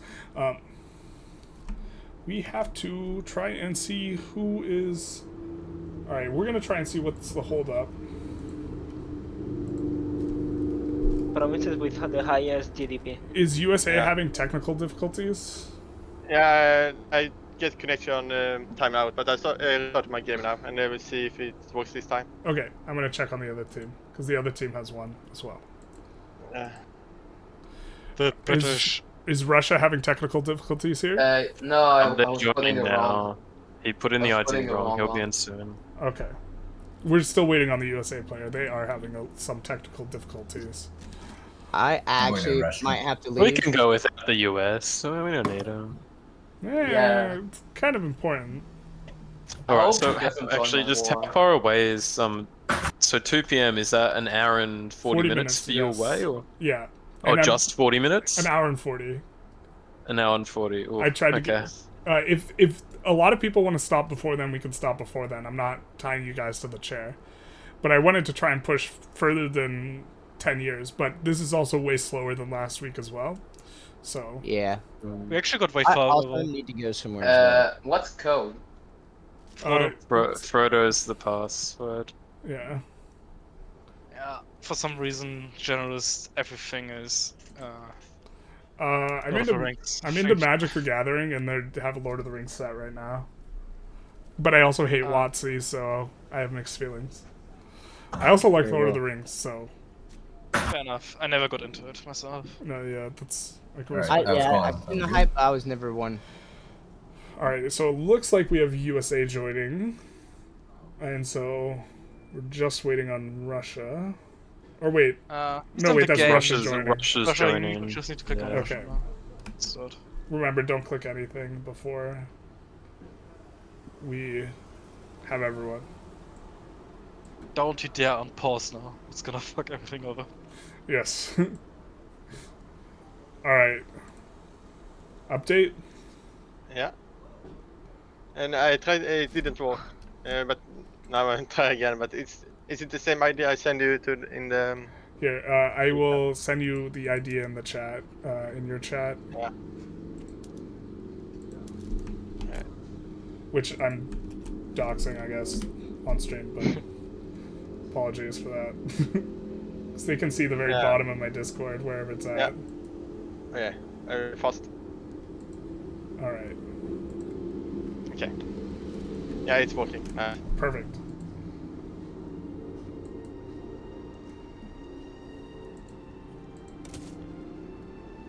Alright. So, big stress in this big war. Very excited to see how this turns out. If the US manages to brick the war goals, and what it looks like after. We will do a score update after this war has finished, which will kind of be a meaningful score update. And then we have to think, if player 1 is fully kneecapped, which I don't know if they will be, but let's say they are. This means, let's kind of just take a look at the score situation, how this is. If we're in the score situation. Okay, perfect. If Team 1 gets completely kneecapped, yes, then Team 2 and 3 is so close, and Team 2 is really gonna... Well, Team 2 is gonna transfer the East India Company, so that's a vibe. But Team 3 and 2 have an agreement not to take each other's starting territory, but they don't have an agreement for non-starting territory. So we might see a further rumble between them to fight over kneecapping each other down into, a sort of situation that they can fight for first.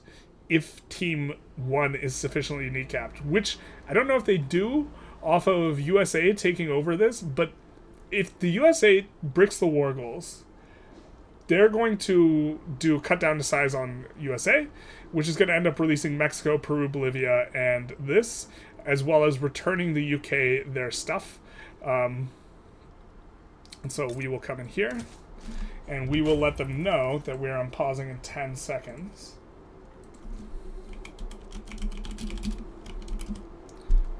9, 8, 7, 6, 5, 4, 3, 2, 1. Alright, and we are off and away again.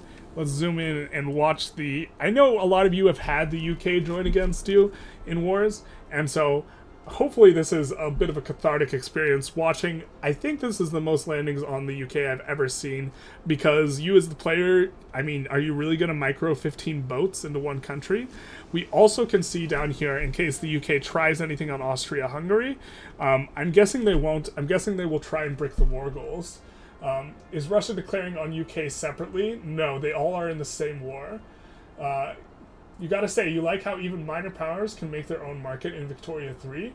I do too. That's a clear upgrade from Vicky 2. Allowed 8 major powers to have a market/sphere of influence. Interesting. I didn't play too much Vic 2. Looks like UK is managing to push some of these landings out. So maybe they can stall for time. The USA, maybe they're stalling for USA to finish their war.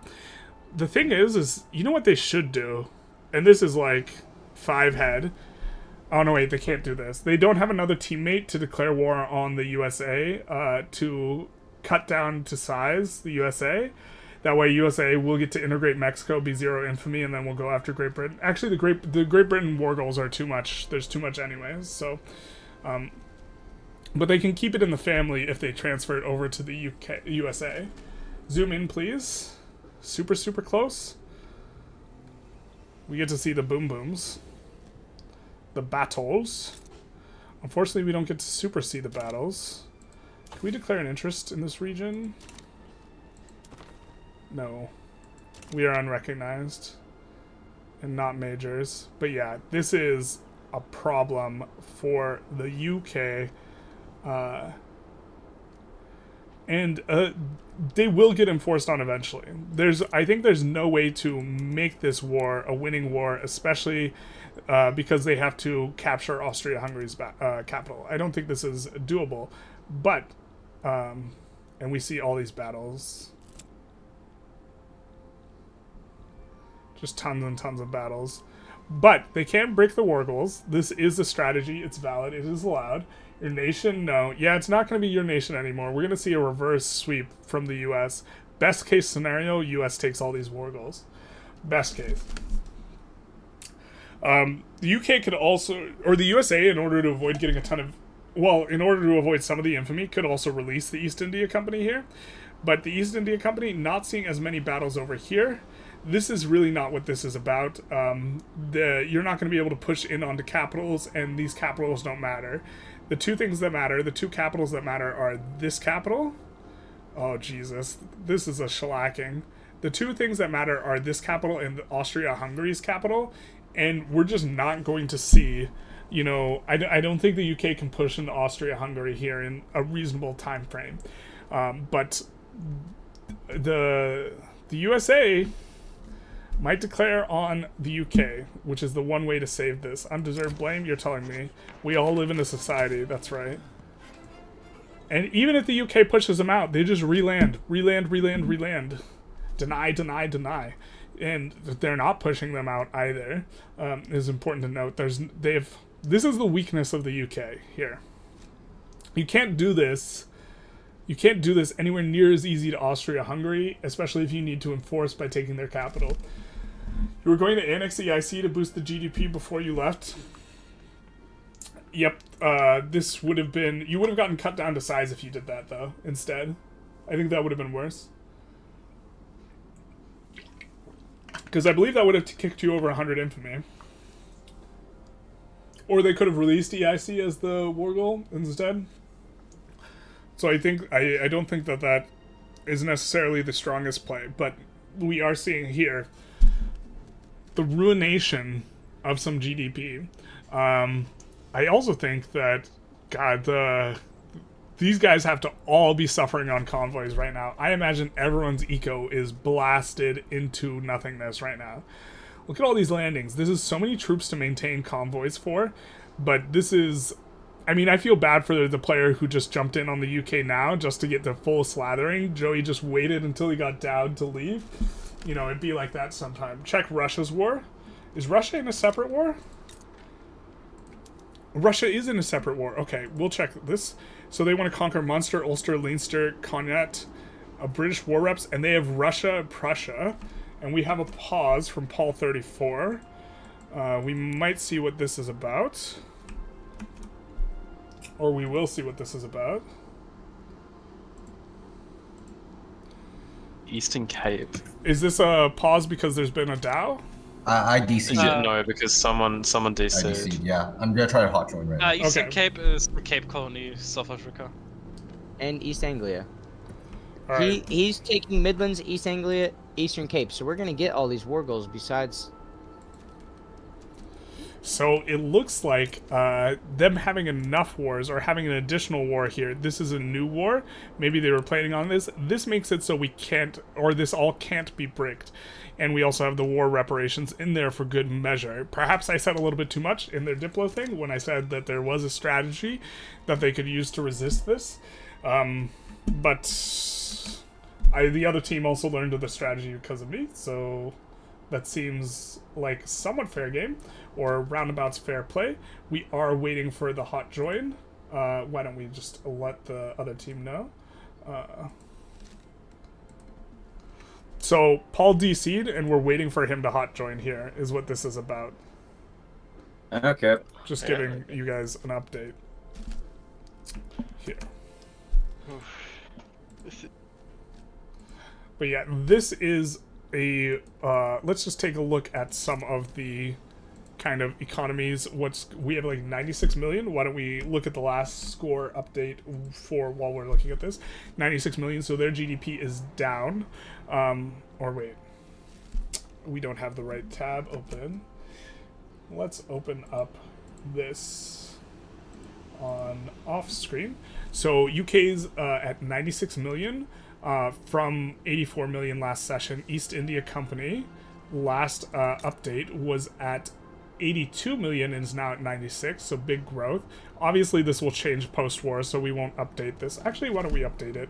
Mid-war kind of update here. So we have 96 mil for them, up from 82, and then for here we have again 96.6, up from 82.4, so 96.6. And then finally the USA if they're done with their Mexico war, which they are, they should be pretty big, so 53.5. The USA is going to be kind of the remains of the ruination of this team. So the team has grown in a huge amount, but they are going to get cut down to size here by this war. So 51.6 for Austria, pretty big growth of 15 million. We have Lieutenant Potato leaving, who I believe was the gentleman who DC'd, and so we will see him rejoin. So 22.4 for Prussia. And then the Ottomans have gone from 15 million to 17.1 for a modest gain. Again, the 9th pick, I think, generally just kind of has less overall potential. And then we will take a look at Qing Russia. So 61 million, up quite a lot. Or wait.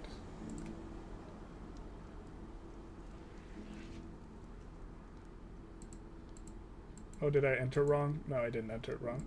Up 61 million, so up about 10 million from the last check-in here, so we'll put that in.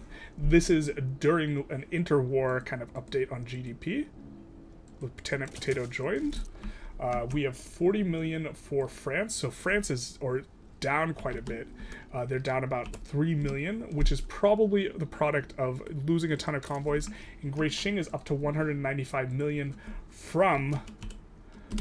they're up to like 22 million, and so we see an updated score here now, and we will kind of just check in and see if we are ready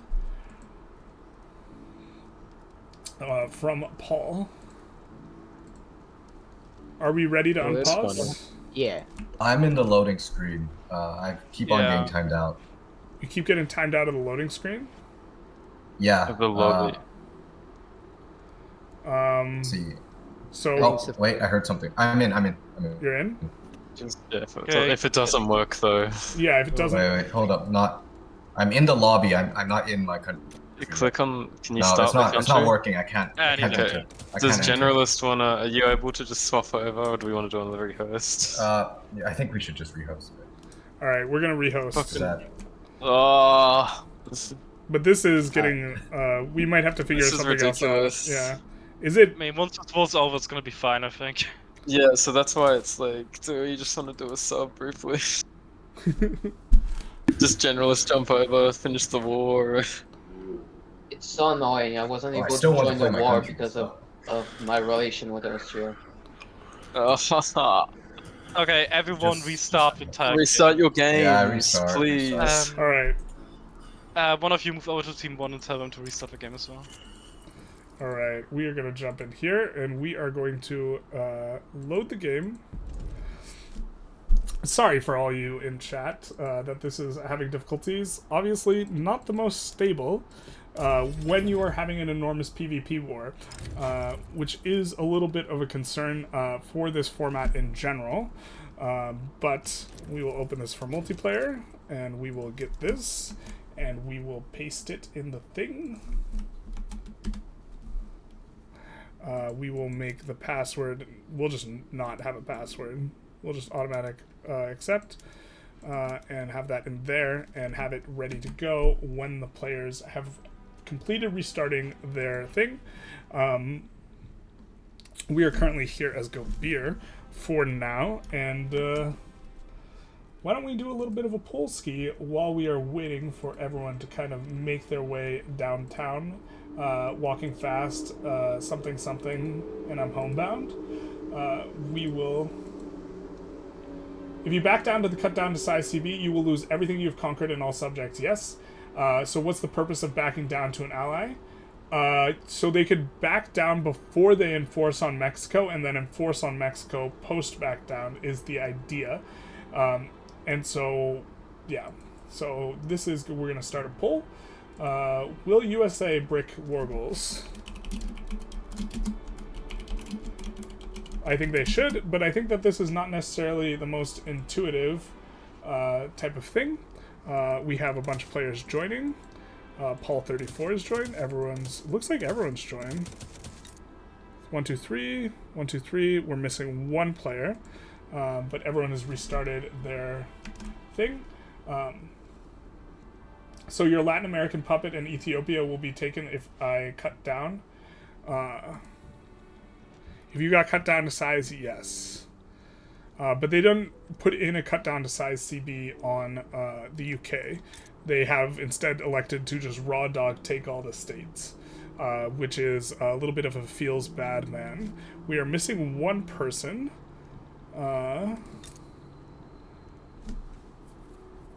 Everyone else is joining. Maybe this is on my end that the host is having problems. I'd have to check and learn more about this, but I am keen to see how this shakes out. Yeah, that is a curious one.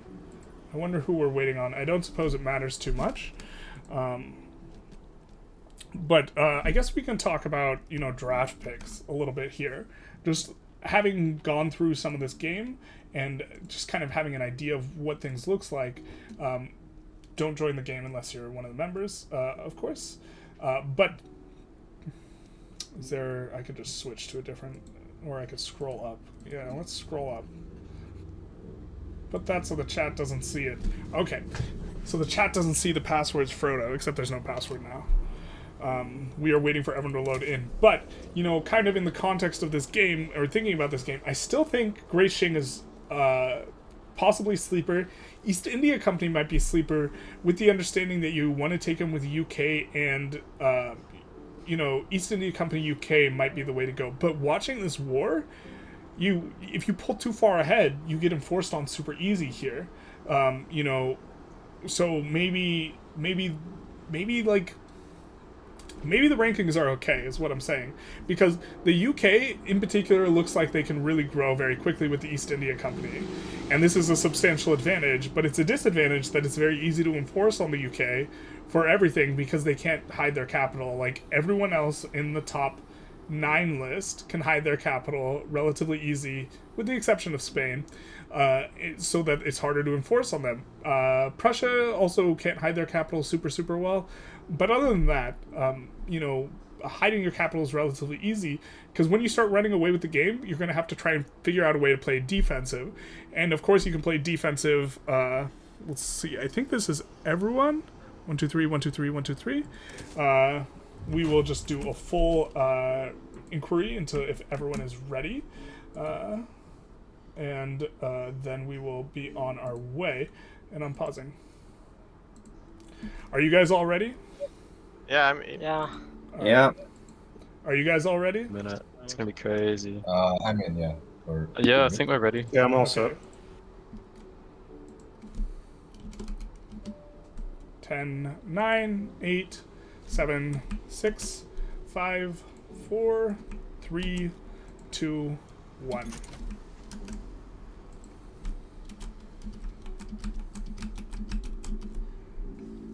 We'll hide that a little bit from you guys, y'all back home. And we will take a look at this war, the Russia war, I think. Now, is Russia getting in on the UK yet? It'll be interesting to see if the dead and wounded, it looks like it's only counting from those battles, not the overall dead and wounded, but I think the occupation level, yeah, it looks like the occupation level gets counted in both wars. And so that they're going to be full occupied is going to make it so they decay quite quickly. And I don't think, that they will be able to enforce this anywhere near what they want to on Russia. So they're not going to be able to break all the war goals. And so now the team's probably trying to figure out, how do we maintain as much GDP as possible, given that we're going to be enforced on in 2 wars and we can't break 100% of the war goals. We will end this poll so you guys don't have to see that on stream. You feel that Team 1 needed to kneecap one of the other 2 few teams years ago. I think if you go after the other 2 teams, you put yourself in a bad spot in terms of they will want to join against you. What will happen to the new UK player? He's getting shellacked. If all of this gets annexed, which it won't if they brick war goals, which I think they might, he will get exiled to either Newfoundland, which also has English primary culture, or the Falkland Islands, which also has UK primary culture. But why don't we introduce a little element of chaos in here by pointing out what the scores look like currently before the end of the war. We are going to screen grab that, and we are going to let the players know what they're going to be kind of walking into at the end here. After this war is over, what will be the situation at hand? And so we will put that in the Diplo and see what the way things go. Currently, teams 2 and 3 are just tied. And so this seems fine. And they will have to try and fight it out between themselves unless they leave Team 1 with enough GDP growth to be first place in nominal GDP growth, which is very possible. In which case, the other Team 3 will suffer, and then Team 2 will win. Especially if they allow the transfer East India Company go through, that's going to be so big for Austria-Hungary. But Austria-Hungary, of course, can get just absolutely shellacked by a cut down to size CB. And it looks like we see it. We see the bricking of war goals. So they are transferring the East India Company, Midlands, East Anglia, Eastern Cape. Eastern Cape?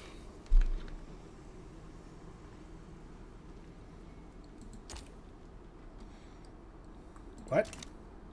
Wait. Is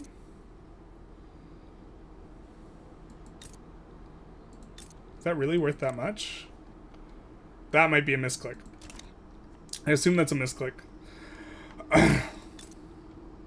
But once this finishes, we will see a backing down. Backing down by UK. And it looks like maybe they trade the war reps. This is possible. Looks like we're stuck on a Saturday night. You'll love to see it. Saturday. Misclick? Yeah, that is what I think that is. They were probably going for like East Anglia, and they clicked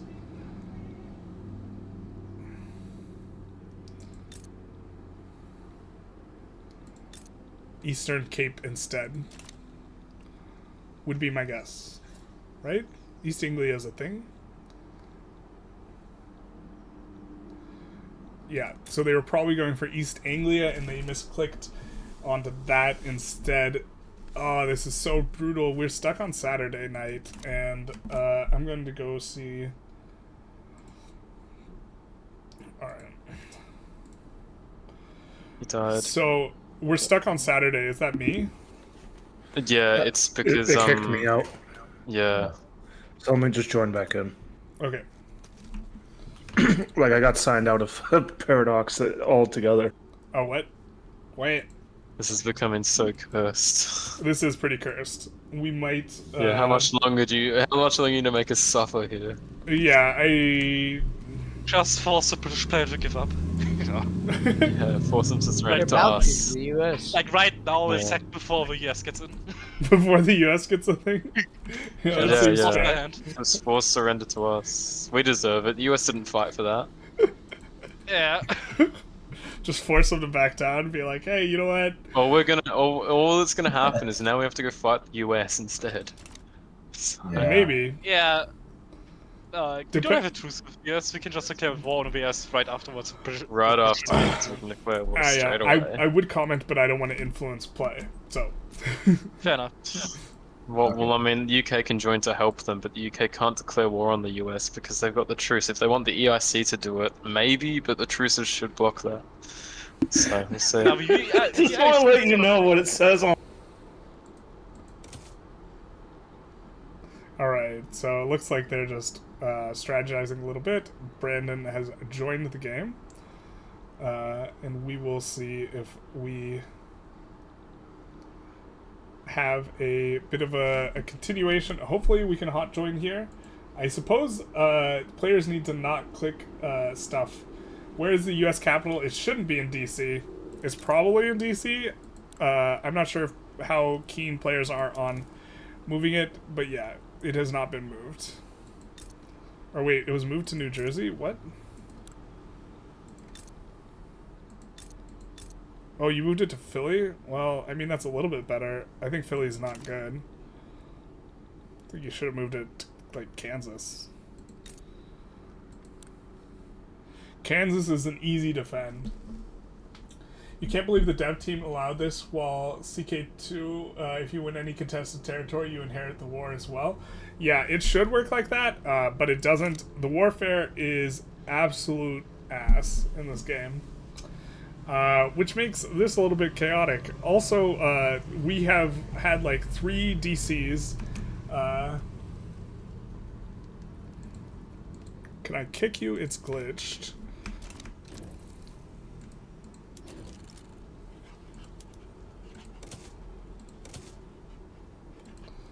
Alright, I kicked him.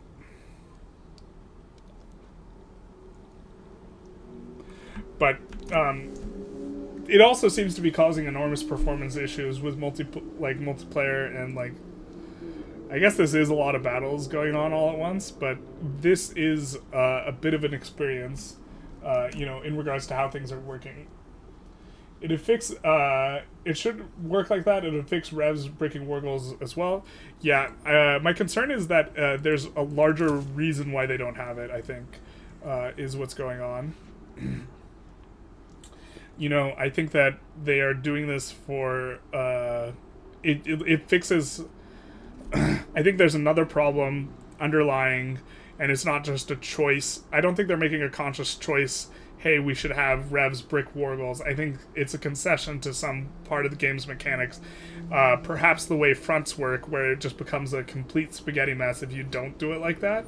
But, I mean, yeah. If someone revs when you're trying to take their territory, currently the way it works is you just can't take that territory, even if they re-annex the rev, which is completely insane. From like how the game should work, it's completely insane, but in terms of spaghetti code, maybe it makes a whole lot of sense. And so this is the situation. I can't remember who's Brandon's playing as. He's not playing as let's see, he's on team, so team 2, is he Austria-Hungary? No, Austria-Hungary. We have Austria-Hungary, Prussia, and Ottomans. So is he Ottomans? I guess he's Ottomans, yeah. But, yeah, as it currently stands, this is causing a little bit of problems. I'm so excited to see that this work out like the way that it should, though, with teams 2 and 3 uniting against team 1. And really just, I think that they are overkilling it. Like, the Ralph Wiggum "stop, he's already dead" like thing comes to mind. Stop, he's already dead, except it's not Ralph Wiggum, but the Simpsons meme. You know, this is almost turning it into a 1v1, the amount of stuff they're taking away from the UK, which is maybe not what they want to do, right? Because it might be the case, in order to like maintain tripedal balance, you know, you don't want to do it in this way. You want to just significantly weaken, but like they're cutting off the head of the UK.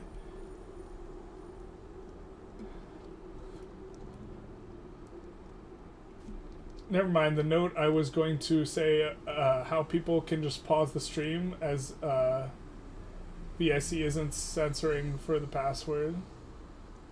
Won't Team 2 just run away with it after this? Not necessarily. Let's take a look at the scores. Actually, before we take a look at the scores, let's take a look at the scores. But Team 2 is only crushing in growth percentage. They're not crushing in nominal growth, which Team 3 is. I think Team 3 looks the best after this. But Team 2 is going to have transferred the East India Company, and so maybe Team 2 is better. It's hard to tell. Do you need me to kick you again? It didn't work, so it's kind of fucked unless there's a rehost, but we don't. I don't want to do it. I don't want to rehost again. Do you? I'm okay with you guys continuing the game. If I kick you and you restart your client, you think that'll make a difference? Sure, I'll try that. Okay. If not, I will sub for Brandon. Okay. Maybe you can get like one of the audience to sub, maybe? Just before that, do you want to try to see if you can even join in Generalist, or if it's a lobby bug issue? Oh, if I could join in? I'm already in. You mean No, but swap to Ottomans. See And if you click can start? actually play the country. Because Yeah. because when I was trying to join the Ottomans, it was saying, "Hey, there's a player already playing this." I can And it was join in me. as the Ottomans. Okay, Okay. fuck man. Maybe I've- that'll reset it server side. Try the client reset first, and then if not, I've never seen that bug before. I haven't either. It's weird.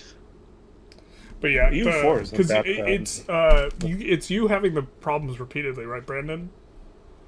No, it's been It's a been lot pretty of- spread. Oh, it's been spread been Russia. It's been US. Yeah. It's Okay, it's been everyone. Is it all someone who plays multiplayer consistently? Is it always this unstable when you have a massive PvP war? No, not this has been particularly bad, but we've not really had a war where there's like 20, 30 fronts all going at once and all the people doing stuff. This doesn't happen in a normal MP game. You're so saying it's there's probably not contributing. there's not a 20 landings at once? Oh no, because there's rules against that. You're only allowed to do one. If you fuck it up, you have to wait a little while before you do the next. it will be impossible to cap islands. So. Well, I think So, I think yeah. the UK would be obscene if you Yeah. Yeah, somewhat, but I mean, it's just people target other war goals. People aren't usually trying to annex the UK in their war goals because it's an RP game. They're not. Yeah. No one's trying to say I'm reforming like the DM as France and trying to kill UK. It's usually just colonial wars or Right. European continental. that makes sense. I mean, if we want to continue to the future, like these big competitive games, like these, where it's kind of expected to have big wars, somewhat. yeah, I mean, I think that Maybe groups of two, Yeah, just sub for me. It's like teams it's of two, still would be messing better. up. Less it's still people. messing up. All right. Yeah. Well, chat. Teams of two and I'm in no it more now. armor. All right, sorry, Brandon. You can No, it's all right. you can join You've only as got your wish, Gobir if you Brandon. want. You can escape. I'm good. All right, Live well for the rest. I don't of want us. to keep you guys waiting. I will let the other team know that I'm subbing. You'll And you'll chat see can all see my the- radical I've been getting all game. I think the other one's going to explode if the AI play them. I'll keep them together. Don't It's become This is something else. All right. We're about to lose half the progress as well through this US UK thing. worry. All right, Generalist, you're here, right? Yeah, Welcome. I'm gonna check the other teams to the ready. team. Okay. Of course, can't go in anymore. And maybe this will be a little bit better because we have one fewer person. But I think we're not going to continue to... Maybe we start at 1:30. Alright. Yeah, I'd be fine with I'm that. actually about to have to go. I'm sorry. I had something come up. Like right now? Yeah, like yeah. Okay, what are you... You're playing as Austria-Hungary? No, I'm Prussia. No, he's playing as Prussia. I'm gonna be honest. Prussia's probably more influential than Yeah, no, some pretty far behind. I'll just play Prussia. in tech. then. If you're leaving right now, I'll just play Well, we Prussia. still need an Ottomans, right? Yeah, I actually have to go. Yeah, Actually, I understand. I hope you all have a wonderful day. I'm sorry. No problem. Prussia's army seems to be really weak. Army power projection is... Okay. We're killing Team 1 anyways. Maybe one of them want to. Yeah. Maybe one of them could join. No, No, it no, doesn't no, matter. no. No, because they're You- all involved in the war on the other side. We can't cannibalize the other side of the war for this Yeah. side. Okay, so here's what we're gonna do. We're gonna run another 15 minutes, and I will swap between Kebab and Prussia anytime we Alright. want to do anything. Okay? All right. Alright, just keep Alright. going. Why is Prussia's power projection so low? Anyway, Isn't he a major power? 400, yeah, what the fuck? What is that? I checked. All of and his barracks, yeah, all of his barracks are empty. All of his troops are dead. Jesus. Yeah, but what Look is at the them. nice Oh of my Look at god, them. the US just took Look at everything. them. Yeah, we're gonna have Yeah, to we cut them knew that down. would happen. where is the British capital now? That's important. They have They took India. it. Oh, no. Oh, they took East Anglia. Also, Generalist, the US just took a state. Oh, I think my Ulster, game we need died. to Yeah. naval Ulster right I think my game died. I think. Oh, goddammit. Yeah, I think my game's dead. I zoomed in. I did the forbidden action. The forbidden zoom. The Forbidden Zone. Yeah. I All think it's right. dead. I think that. Shit. Oh my god. Actually, funny thing, we're still gonna get Game's the East India dead. Company. Well, I think We're still that. gonna get the East India Company. How are you still gonna get the Ouch. East India Company? I don't think you do. I don't know, but it's still in our war goals. It's still in the war Oh goals. god. It Okay. might transfer again. Oh. Alright, so here's what we're gonna do. We might just resolve this war via backing down. We're gonna get everyone to join organization. This has been a hot mess. So, yeah. All right. How about we stop now and we're gonna count the 2 sessions together as one? Maybe? Well, we're gonna talk about Because ending this counting the war. sessions is gonna be weird. We're gonna. Okay, so obviously, this war is causing enormous performance issues, right? So what I'm thinking we will do is, I don't think the UK will be able to defend either of these wars. Does anyone No. disagree with that No. assessment? No. Uh, No. Does Team 1 have a strategy for... Do they have a way to break war goals off of either of these two wars? I'm currently brewing a revolution, but that's about it. Our Oh, the UK? EIC revolution will save Oh the my UK, God. guys. Don't worry. Okay, so... I mean, our attempt was to transfer the East Indies to the United States, but that didn't work. Oh, yeah, also, I'm surprised US. that didn't work. It might work, depending on... US. But Yeah. here's my thought. And if anyone like strongly objects, the UK just backs down to both these wars, and then we also have a year and a half, a grace period. No one can declare wars. Who is involved in either? Okay, of these wait. wars. That's not fair. Or Because you- well, we're you- not going to get anything because they bricked the war, Huh? and then the No, US is no, just no, going to in run the away. year and a half. Wait. It's not the whole truce. Year and a half's fine. So the whole point of the year and a half is because this war is not going to end for like another year. Yeah, I don't know if I Okay. have the willpower to rejoin. Oh, you got kicked? Okay. Okay. Well, I died. Yeah, my game died. It crashed as France. Okay, so then, I can connect up though. I'm so- fine. or you you try and hot join while we talk about this. Yeah, I'll give it a go. So my thought is, we can have UK concede to these, because I think that they're just going to get enforced on, right? Yeah. And they can concede in whatever order they want, and then we will have a 1 to 1.5 year truce. No one in these wars can declare war to simulate the fact that these wars would have gone longer. Okay.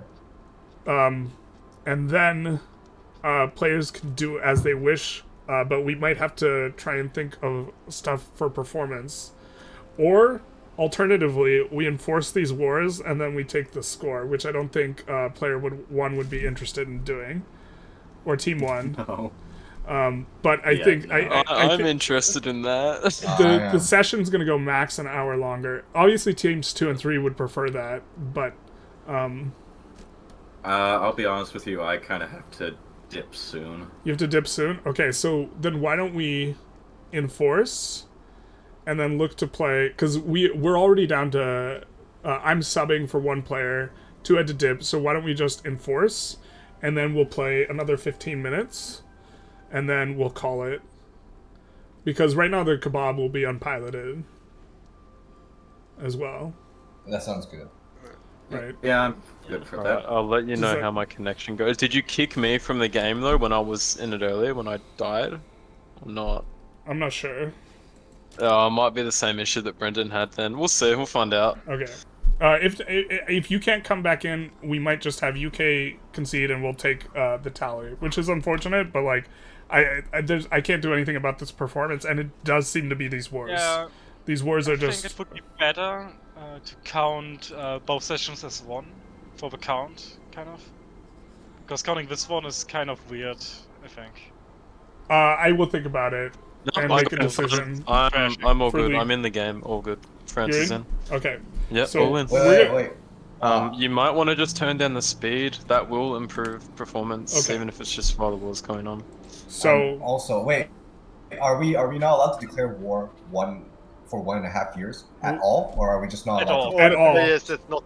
At all. Yeah, all. we're simulating that. All the players that are still involved, that are in this war, will not, in either of these wars, cannot declare war for a year. The UK is in this. Russia, China. Is it some more? Every single person. Everyone. Everyone. Yeah. I am not in the war, and Ottoman Except is the not in US. the war. We'll make it a year. But everyone Okay, except fine. for the US, right? And the Ottoman, you're also not in the war, right? Ottomans are Ottomans is in the unpiloted. war. I Oh, feel yeah, like we're okay, just okay. handing the US the game. Ottomans Sure. are in war. Okay. Are we all set? Mm-hmm. Alright, I will return to Team 3, which is the coalition team. Because I'm I playing have to Prussia. capitulate, yeah? Yes. No, Prussia's team 2. Also, US, you took a state you didn't have to. Yeah, I That was he was going for afterwards. East Anglia. I'm guessing that was a I saw it misclick. after. Yeah, I But I checked the guess, height I guess of you the- get to steal all their pops for a little and while. say- Coalition returned to Team 3, and then UK stand down to both these wars, and then we'll continue. Alright, sorry everyone in the stream, but I'm going to be mainly focused on the game now and less on the stream. If anyone can kind of answer questions or respond to comments a little bit more aggressively, that would be very much appreciated, because I'm not going to be reading that. And hello, team. Hello? Hello. Is this... Morale is very low. teammate? We've lost 2 players. Yeah, so... Okay, both of them are Team So- 2 though, so Yeah, Team 2 I'm- really hurting. Yeah. I'm kind of Yeah, Are you I sure think we a can't set, get, a set an audience time where member people to have to join be the- here works pretty well. There's just a set time that's conformed to rather than length in game. Yeah, I think I should have made it till 2, 9:30 to 2. And maybe that'll just be the way we do it, is 9:30 to 2. Alright, are we ready? Yeah. Yes. And that'll give them Oh, 7 seconds. Generalist, Yeah. how close are you to forming Germany? Can you I just- have no idea, probably super far. Austria has the German unification thing. They are the leader? Yeah. Yeah, Am I the Austria. Yeah, I didn't Austria-Hungary know. is actually the South German Federation as well. Yeah, So- mistakes were made getting all this infamy on Prussia here. Well, there's only 3 nations that aren't pariah at the moment. Oh, I think Oh, he's out. think game dead. Yeah, Oost. We can just forget about it though. I can keep playing. It should be fine. It's really cursed, but it works Put usually. it away. Alright. Oh, it does work. Yeah, I can just ignore it. Put it in the corner and ignore it. Wait, so is the Hey, France why player didn't the East gone? India Company get transferred? No, I'm here. I'm No. here. I Okay. can He's still literally here. just you just put the Oos in the corner and forget about it. Don't worry. Like literally. Okay. Why didn't the East India Company get transferred? It's very confusing. I don't know what the fuck's happening. Why did Yeah, they? she It should be transferred to the US. Because they bricked it by transferring it to the US. Oh, That's But so no, it annoying. was still a war goal. It was still a war goal. no, because it needed to fully like finish, It- but it was going to go to the US in the end. That's kind of that's my understanding of how it works. Alright. Pretty sure Yeah, if it I was- had, it was- like, fully conceded, it would have gone over to Austria. Yeah, it's just weird. Oh, it's fine. Better my team anyway. I don't think it does, but because they don't Hey. have the East India to give. But- UK 24 million GDP, so negative GDP growth counts, right? In the percentages. Yep. That's what we. Oh, will do. wait.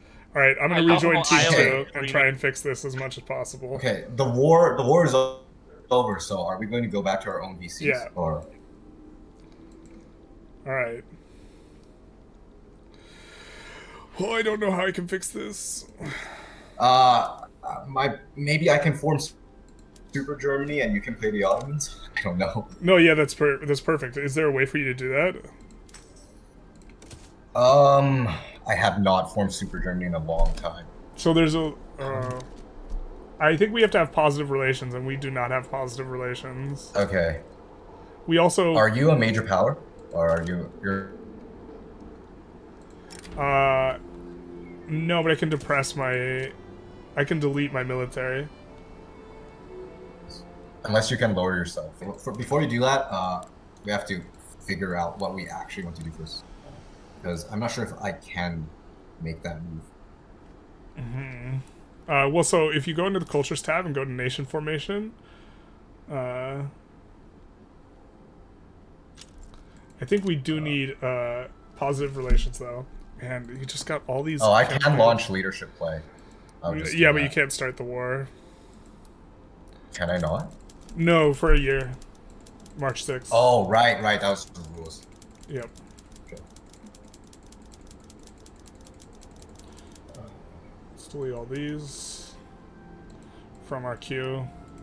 I also have no idea what's going on in any of this. I think that I am going to... I don't think they're going to try and cuck us, right? We're too weak. Oh, definitely they are. Spain started a diplomatic play against me? Man. Really? No, that's Spain. Yeah, Spain did. No, I guess... you just take as much as you can. Yeah. Am I allowed to join you, or? Yeah. Okay. We didn't start. I wasn't sure if that. Yeah, this is defensive, so yeah. We make the rules here.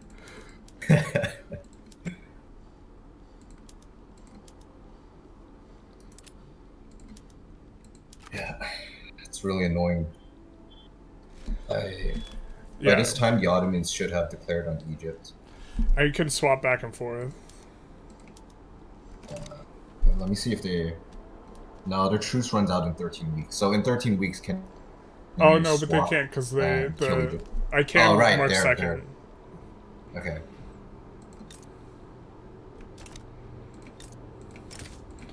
I have like no idea what's going on with the eco, man. Yeah. Just trying to turn on explosives like all at once, it looks like. The problem, yeah, because we were in the same market, but then he left because the game kicked us out. Because of Diplo relations, yeah. Yeah, and he was building all of our explosives, so now both of us are in the dumps. Yeah, that is, that makes a lot of sense. Oh, I gotta make sure. Do you think you can just mod that out? Like, mod what out specifically? Just mod out automatic removal from custom unions due to relationships, and then mod in declared interests all around the world. I suppose it's possible. I'm not sure if it's preferable. Because we talked to Team 3 and Team 1, and you felt that... Well, like, it is annoying, but, like, it is an aspect of the game. So I'm not 100% sure how I feel about seems it. like and us too. Do you want to join before this? Oh, right. Yeah, I forgot. And then... I mean, I'm guessing I think there's probably too many explosive things, but... Could you export that to me? In the queue, I was thinking more, but... Also conquer Lubeck. I haven't added that. Can you add that? No, you can't. No, I'm out of maneuvers. I think we'll get Lubeck anyways once I unify Germany.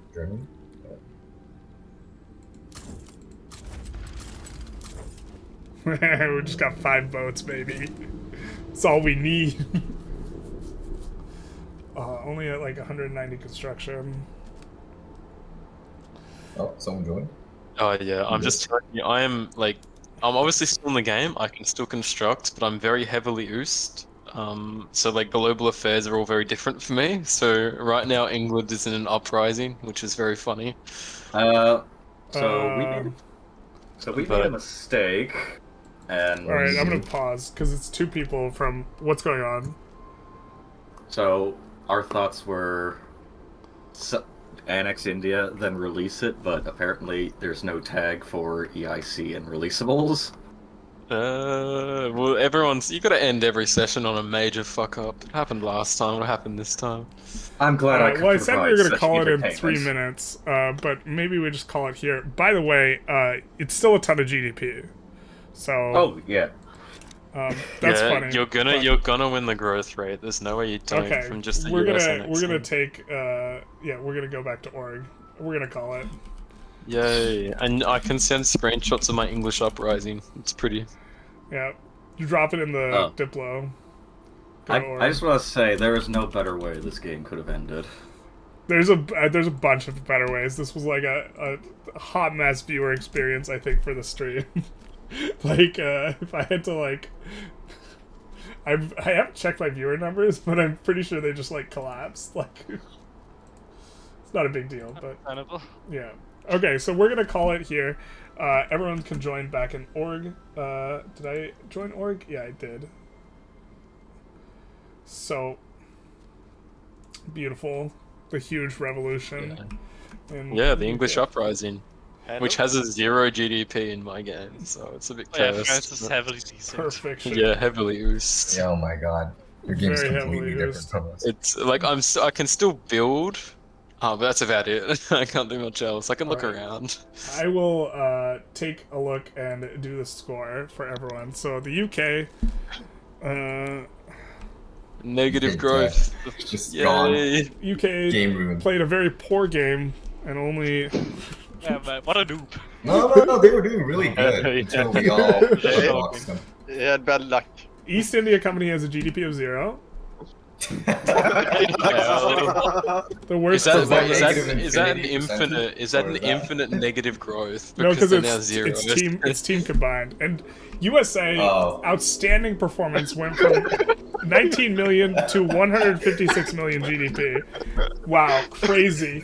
That's 829% GDP growth. Lovely, well done, guys. What expert of the game. My first multiplayer game. Let's give him a hand, everyone. Let's give him a hand. Are we gonna?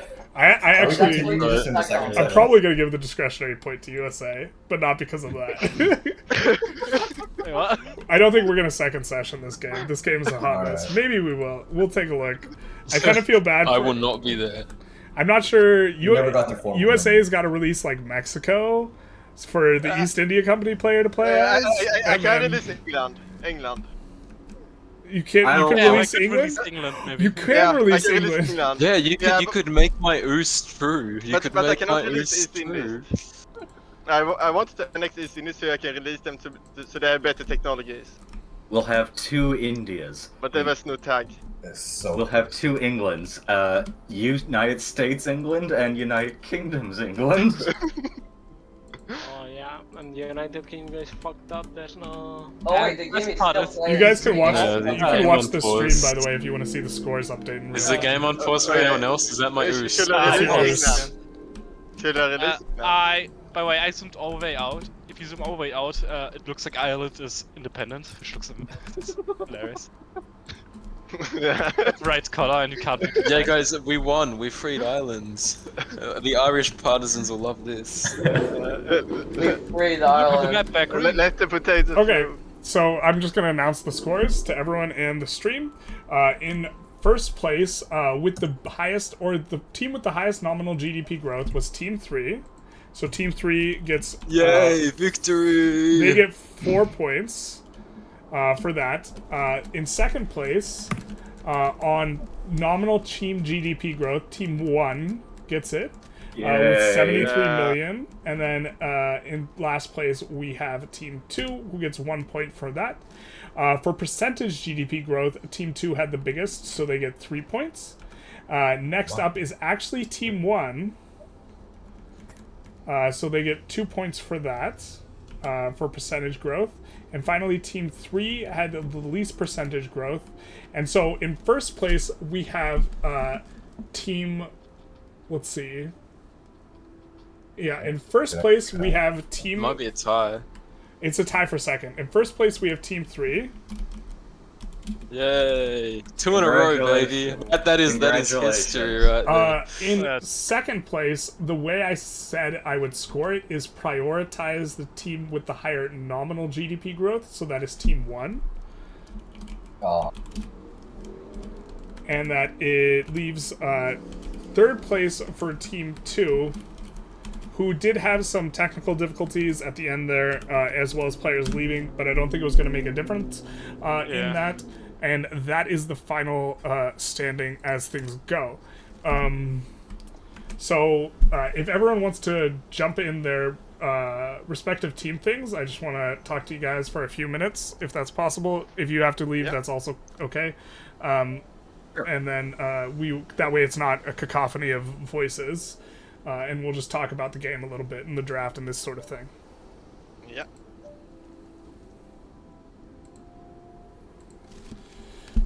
Okay, Team 1. So you guys got second place.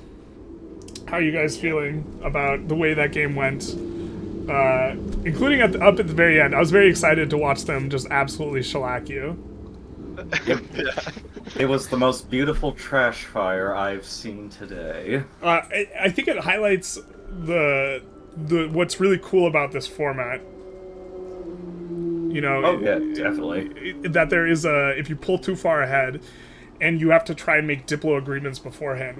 What did you guys think of the Diplo agreement and the little Persia scuffle at the beginning? The thing in the beginning, I felt like they were teaming up. Like they had like a non-aggression pact, what I understood it. So they didn't want to take. Well, it was over. It was over Persia. They had a PvP war at the very start. Yeah, because only for Persia. Because the thing at the beginning, I was planning of attacking China, like splitting up, eating. And it's releasing and taking. Yeah. Like if it would take like one province each, and China would be like dead. Yeah, that's what I was thinking. I also think the teams kneecapped you maybe too much, but I wasn't really entirely sure. I think they should have gone for less. But honestly, we should have backed down before it got too serious. It would have been fine if I got transferred to Austria, but if you clicked back down instantly, that would have been very funny. But someone else just would have created a new play. Yeah. Yeah. Yeah. Is the problem. Yeah. And I could have saved 2 more provinces from Great Britain. I didn't misplay when I didn't find the button for transfer subject, so I declared first for London and then later transfer subject. Yeah. And then I also East Anglia, which nobody was demanding from the English. But yeah. Yeah, I mean, but it was impossible for you guys to win those wars, anyways. Yeah.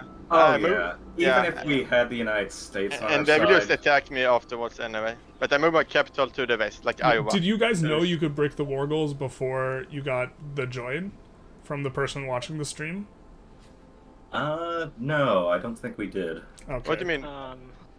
That you could have USA declare for all the really big war goals. The other stream and you repeat. Oh yeah, that was last week, and then you said we could do it. There was like no rules, what I understood it. So honestly, I didn't know for sure whether it would work or not. I was just anything to get out of this. Yeah. So the thing, it was my first multi game, but because of the stream I saw last week, like, I knew like we could do it. So like, I actively had a revolution brewing just in case we lost and I got annexed by transfer to Austria just so I could try and break free. Yeah. Which would have been a little bit difficult. So any final thoughts before I switch to the next team? I think Britain is one of those. It seems good at the start, but because it's so everywhere's, you can't guard all the fronts. I commented this in stream multiple times. I really like this campaign. Like it was fun. Like even if we got ganged up on the end, like it's diplomatic. Like we need to reach out to the other one like early on. Like try to take down. Also, you can make non-aggression packs earlier. Yeah. And I also saw All right, I'm gonna next time we won't make such a target of ourselves. Next time we'll play Haiti, Malasia, and Ethiopia. Well, then you don't want to be able to be fully annexable. But I'm gonna go over to Team 2. Yeah. Have a good one. Thank you guys for playing. You can sign up next week with You Have My Bow. Most definitely. All right, so how's it going? This is just a one-on-one, very intimate. Just me. So thoughts on what happened specifically? I was interested to know how things went with the Persia play at the very start. Right. So I think you should have a longer pause period in the beginning. How long do you think it should be? We were 5 minutes, honestly, maybe like 4.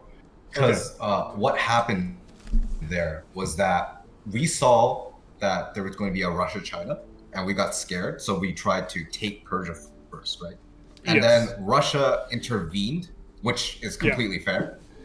It's somewhat fair. They didn't declare on Persia before unpausing, and you guys did. So I felt that was really aggressive on their part. But also, you guys probably should have declared interests in Persia. Yeah, we didn't realize. I had an interest on like the Iraq area, but it didn't register. It didn't let me in. No, because it's different. Yeah, it's a I had to declare on Persia too. Right. So the issue was that Russia joined, and since I couldn't join in favor of the Ottomans, I declared a separate war on Russia. Yeah. And our Prussia player went to negotiate with Russia while the game was still running. So there was this like time pressure in the background. Yeah, that's another thing that's probably pretty hard for the viewers to appreciate is stuff's happening in real time. Yeah, and then like Prussia just comes back and then he just says, guys, it's fine. We made a deal. Russia is going to withdraw. And then I just thought, oh, they're going to withdraw. That's fine. I'm going to back down, and I'm expecting them to back down too. So that's what I did. And they didn't back down. Apparently, I misunderstood the terms of the agreement because I wasn't there. The Ottomans misunderstood because they thought they were going to back down too. And they weren't prepared for the war. And then for like half of the session, we were just paying war reps to Russia. Yep. So that really slowed down our growth because I was paying like 20K and the Ottomans were paying like 7 to 10K. And we just had a really bad start from there. Yeah, that's interesting. Like, there's probably some way you could have tried to negotiate out of that. Because, like, also, maybe with the other team, like, if Team 3 does not give you, break the war reps, then you try and get the other team to dogpile them. Yeah, the thing is, they wouldn't have interests. They could have separately declared. Yeah, I guess. You were also it probably was. It might have been even worth eating the 5%, just to break the Diplo, to get the money. Yeah, I don't know. It could have just not taken it. Yeah, it could have been fixed if we just had interest everywhere. So I think next session we should just have interests everywhere except maybe like Africa, so people can't really just start colonizing everywhere. I'll think about it. That is something someone else requested. Okay, any final thoughts before I jump to the another next thing one? was the customs union. Like there were a good 1 year where all 3 of us were in the same customs union and we were like doing amazing.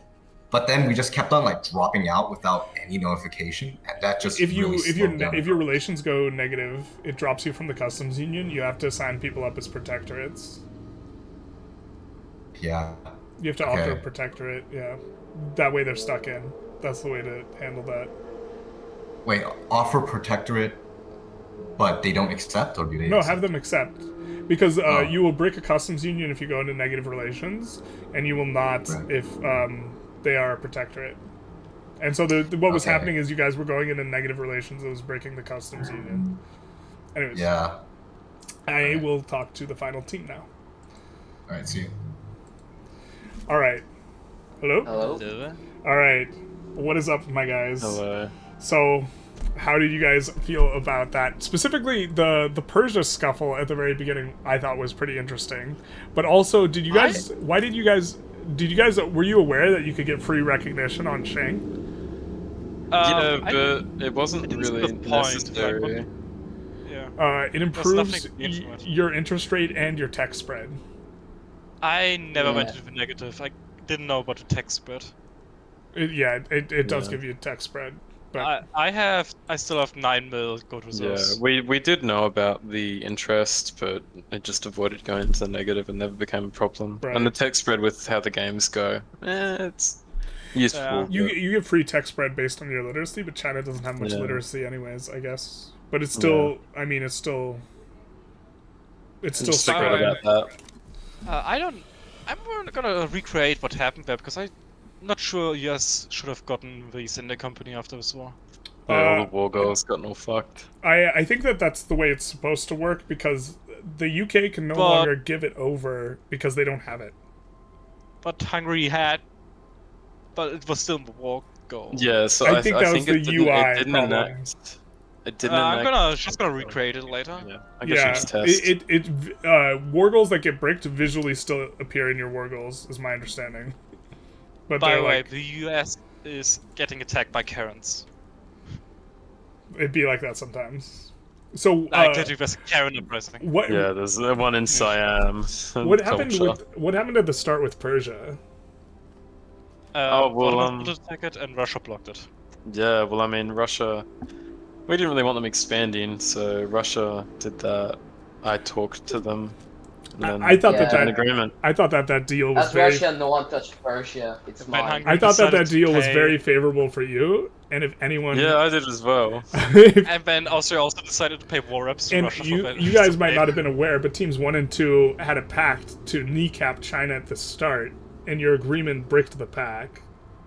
Yeah, well, I thought it might, because everyone was lining up for the China to be powerful, so I just thought I can just make an agreement with Russia. I won't fuck his Germany, which I can pretty easily do, as long as we just chill, and we just don't fight each other, and we didn't, and it worked. Yeah, I thought that was really good for you. I also think Ottomans have a stronger claim on Persia than Russia does, even though they're way weaker. Sure, but... Yeah. Because it's accepted. Yeah, but I have the bigger stick. Yeah, Russia's got the biggest stick. I think Russia got Persia and war reps. I think that what the players learned is that if they both put interests in Persia, it's not worth you fighting them over that. If both Austria and Prussia put in.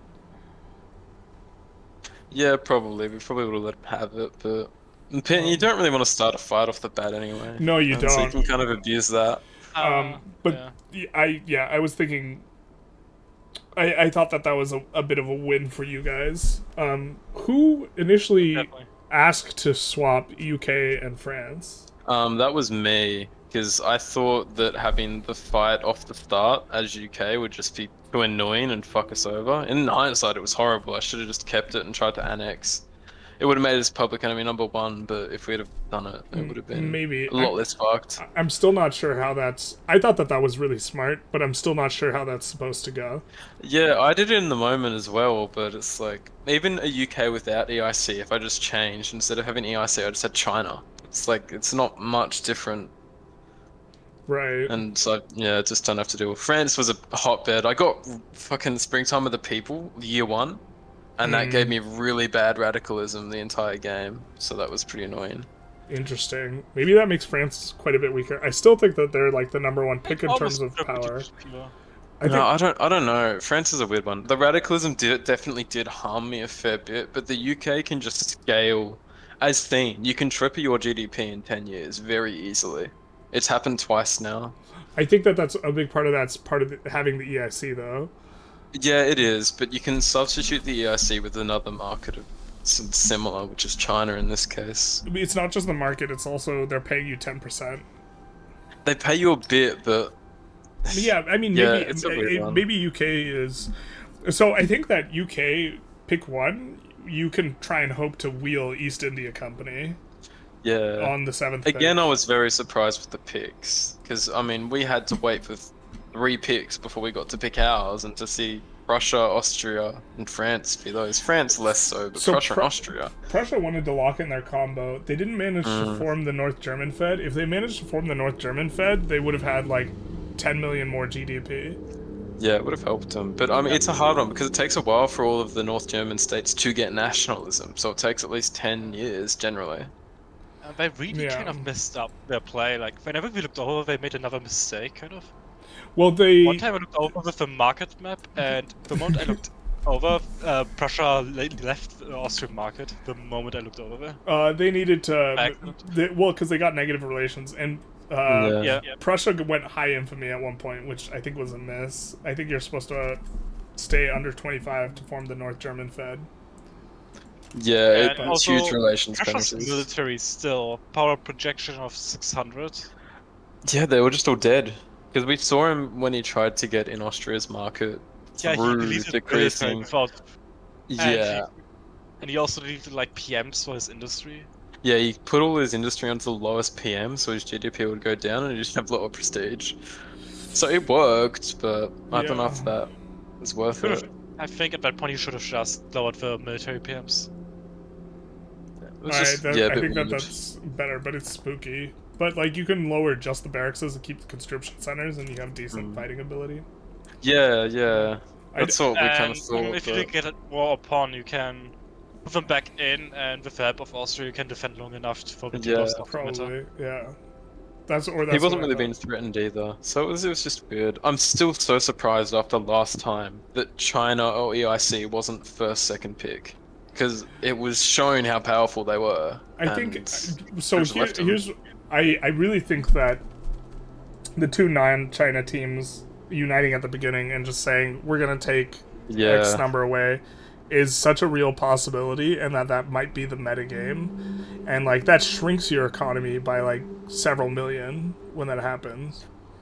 Yeah, I mean, if you manage to knock the China down, that's pretty much an entire game's worth of normal GDP in the negative from the start. Yeah, exactly. So it's and it's hard to normally fight with Great Qing, although you had one of the strongest. You had Russia, France, which you had one of the strongest like militaries going in.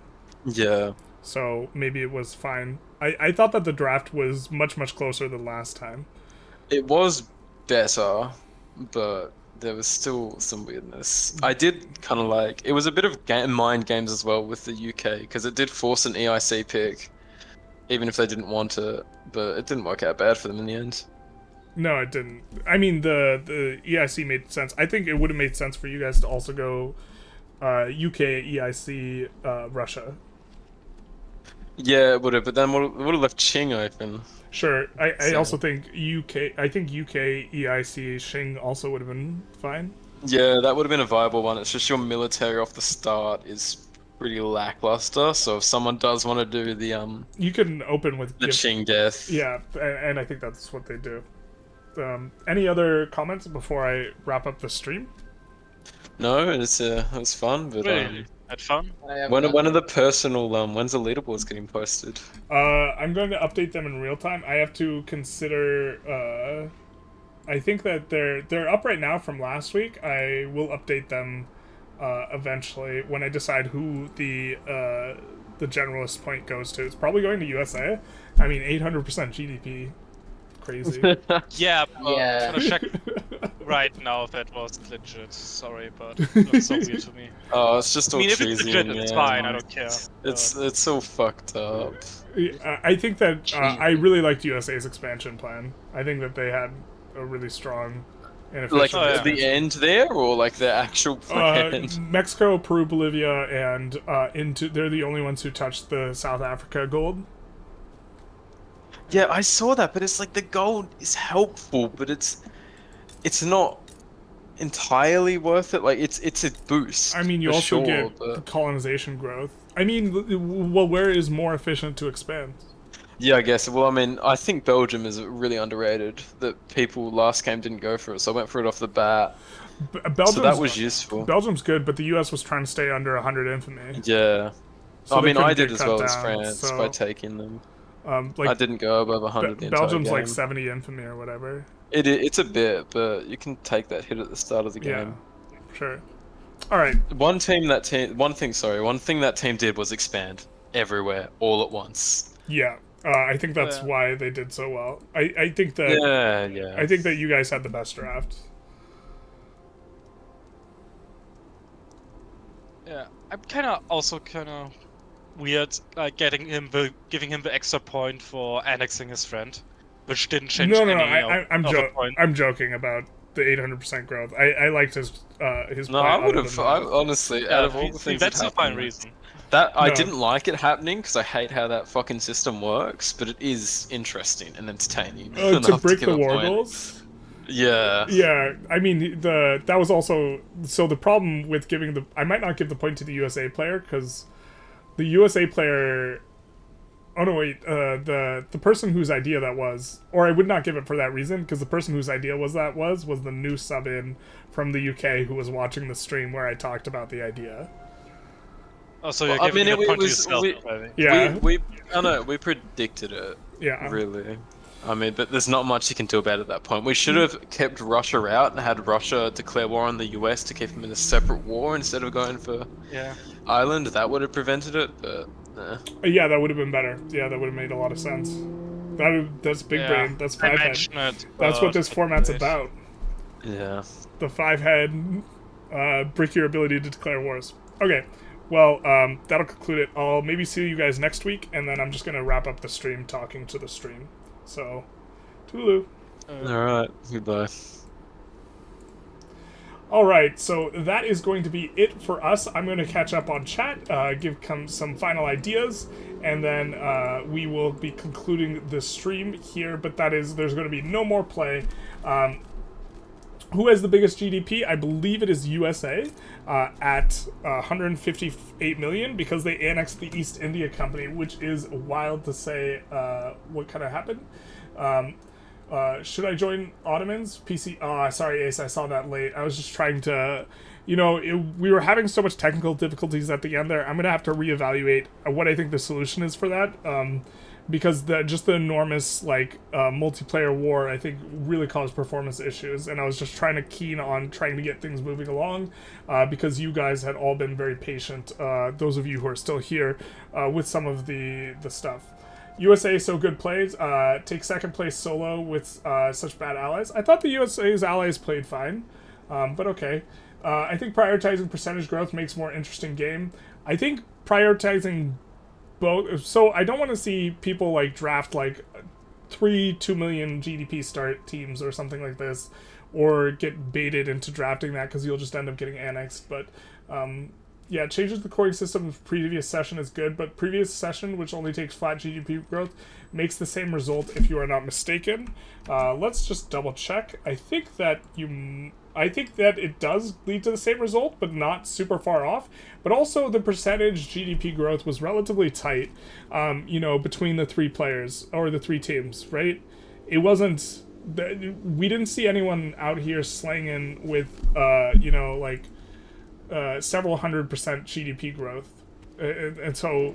and still not getting points. So I think that it was relatively tight in the percentage GDP growth is why it kind of looks the same.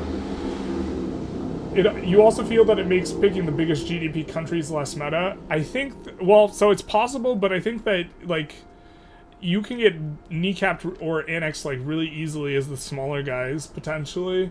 But maybe. Alfred, back to the chat. By the way, technically worst player out of everyone. Yeah, you had the biggest GDP negative. Not entirely not your fault, but yeah, that was yeah. For USA, they already have lots of colonization at home. We have colonization at home. Qing has the biggest GDP. I think Qing has the most potential for growth. I think that the tripodal system makes it so that the other two teams are incentivized to go after Qing, because while they have the best growth, they have a very weak military at the start, which is not a weakness that the East India Company has, and the East India Company also has a huge GDP. Well, this isn't the East India Company anymore, but this is... Make a rule for naval invasions? I might, but I would make it because of performance reasons, not because of... I actually want double and triple landings to be in the game. You were joking about bad allies. USA 800% GDP growth? Yeah, basically. But that wasn't really their growth, because they just annexed the East India Company. But yeah, this session was very interesting. Obviously, we had performance issues when it came down to, this huge PvP war in England, but I was very excited to see, that happen. And that caused a significant shift, right? Let's just pull up the GDP, the score here. Team 1 was running away with the game, and then the two teams came together and they shellacked the UK. And, they bumped Team 1 down to second place. They didn't get bumped all the way. I think Team 2 had some problems with the German unification plan. And if timing was a little longer and they didn't, if Prussia didn't get this pariah status, it maybe would have been possible for them to form the Germany, which is the plan. The plan is percent growth for this team, which they did win on percent growth, and they also got, but they only got third place on nominal growth. And if they had gotten, first and second, they would have been the winners. If you are the winner in percent growth and you get second place in nominal growth, that is clinches up the game for you. And so with this new scoring system, which I think we're going to run this new scoring system next week, for anyone who's still here, if you are interested in joining for the next session, just join the Discord and you have my bow in the LFG section, and we will put people in on that basis, put them in a queue. We will be first come, first serve, but if you've already played, you will be deprioritized, and if you've already played multiple sessions, you'll be multi-deprioritized, as it were. But I think that is the plan. If anyone has any questions or comments or concerns, now is the kind of last time to put it in. I suppose we could ask chat a little bit of a question here, kind of on our way out, a little bit of a poll. Probably should have done a little bit of a poll. Well, actually, let's see if people would like to continue this game. Just people in the chat. Now, this is not going to be a guarantee that such a thing will happen, but I just want to know, should we continue this game, or should we start a new one?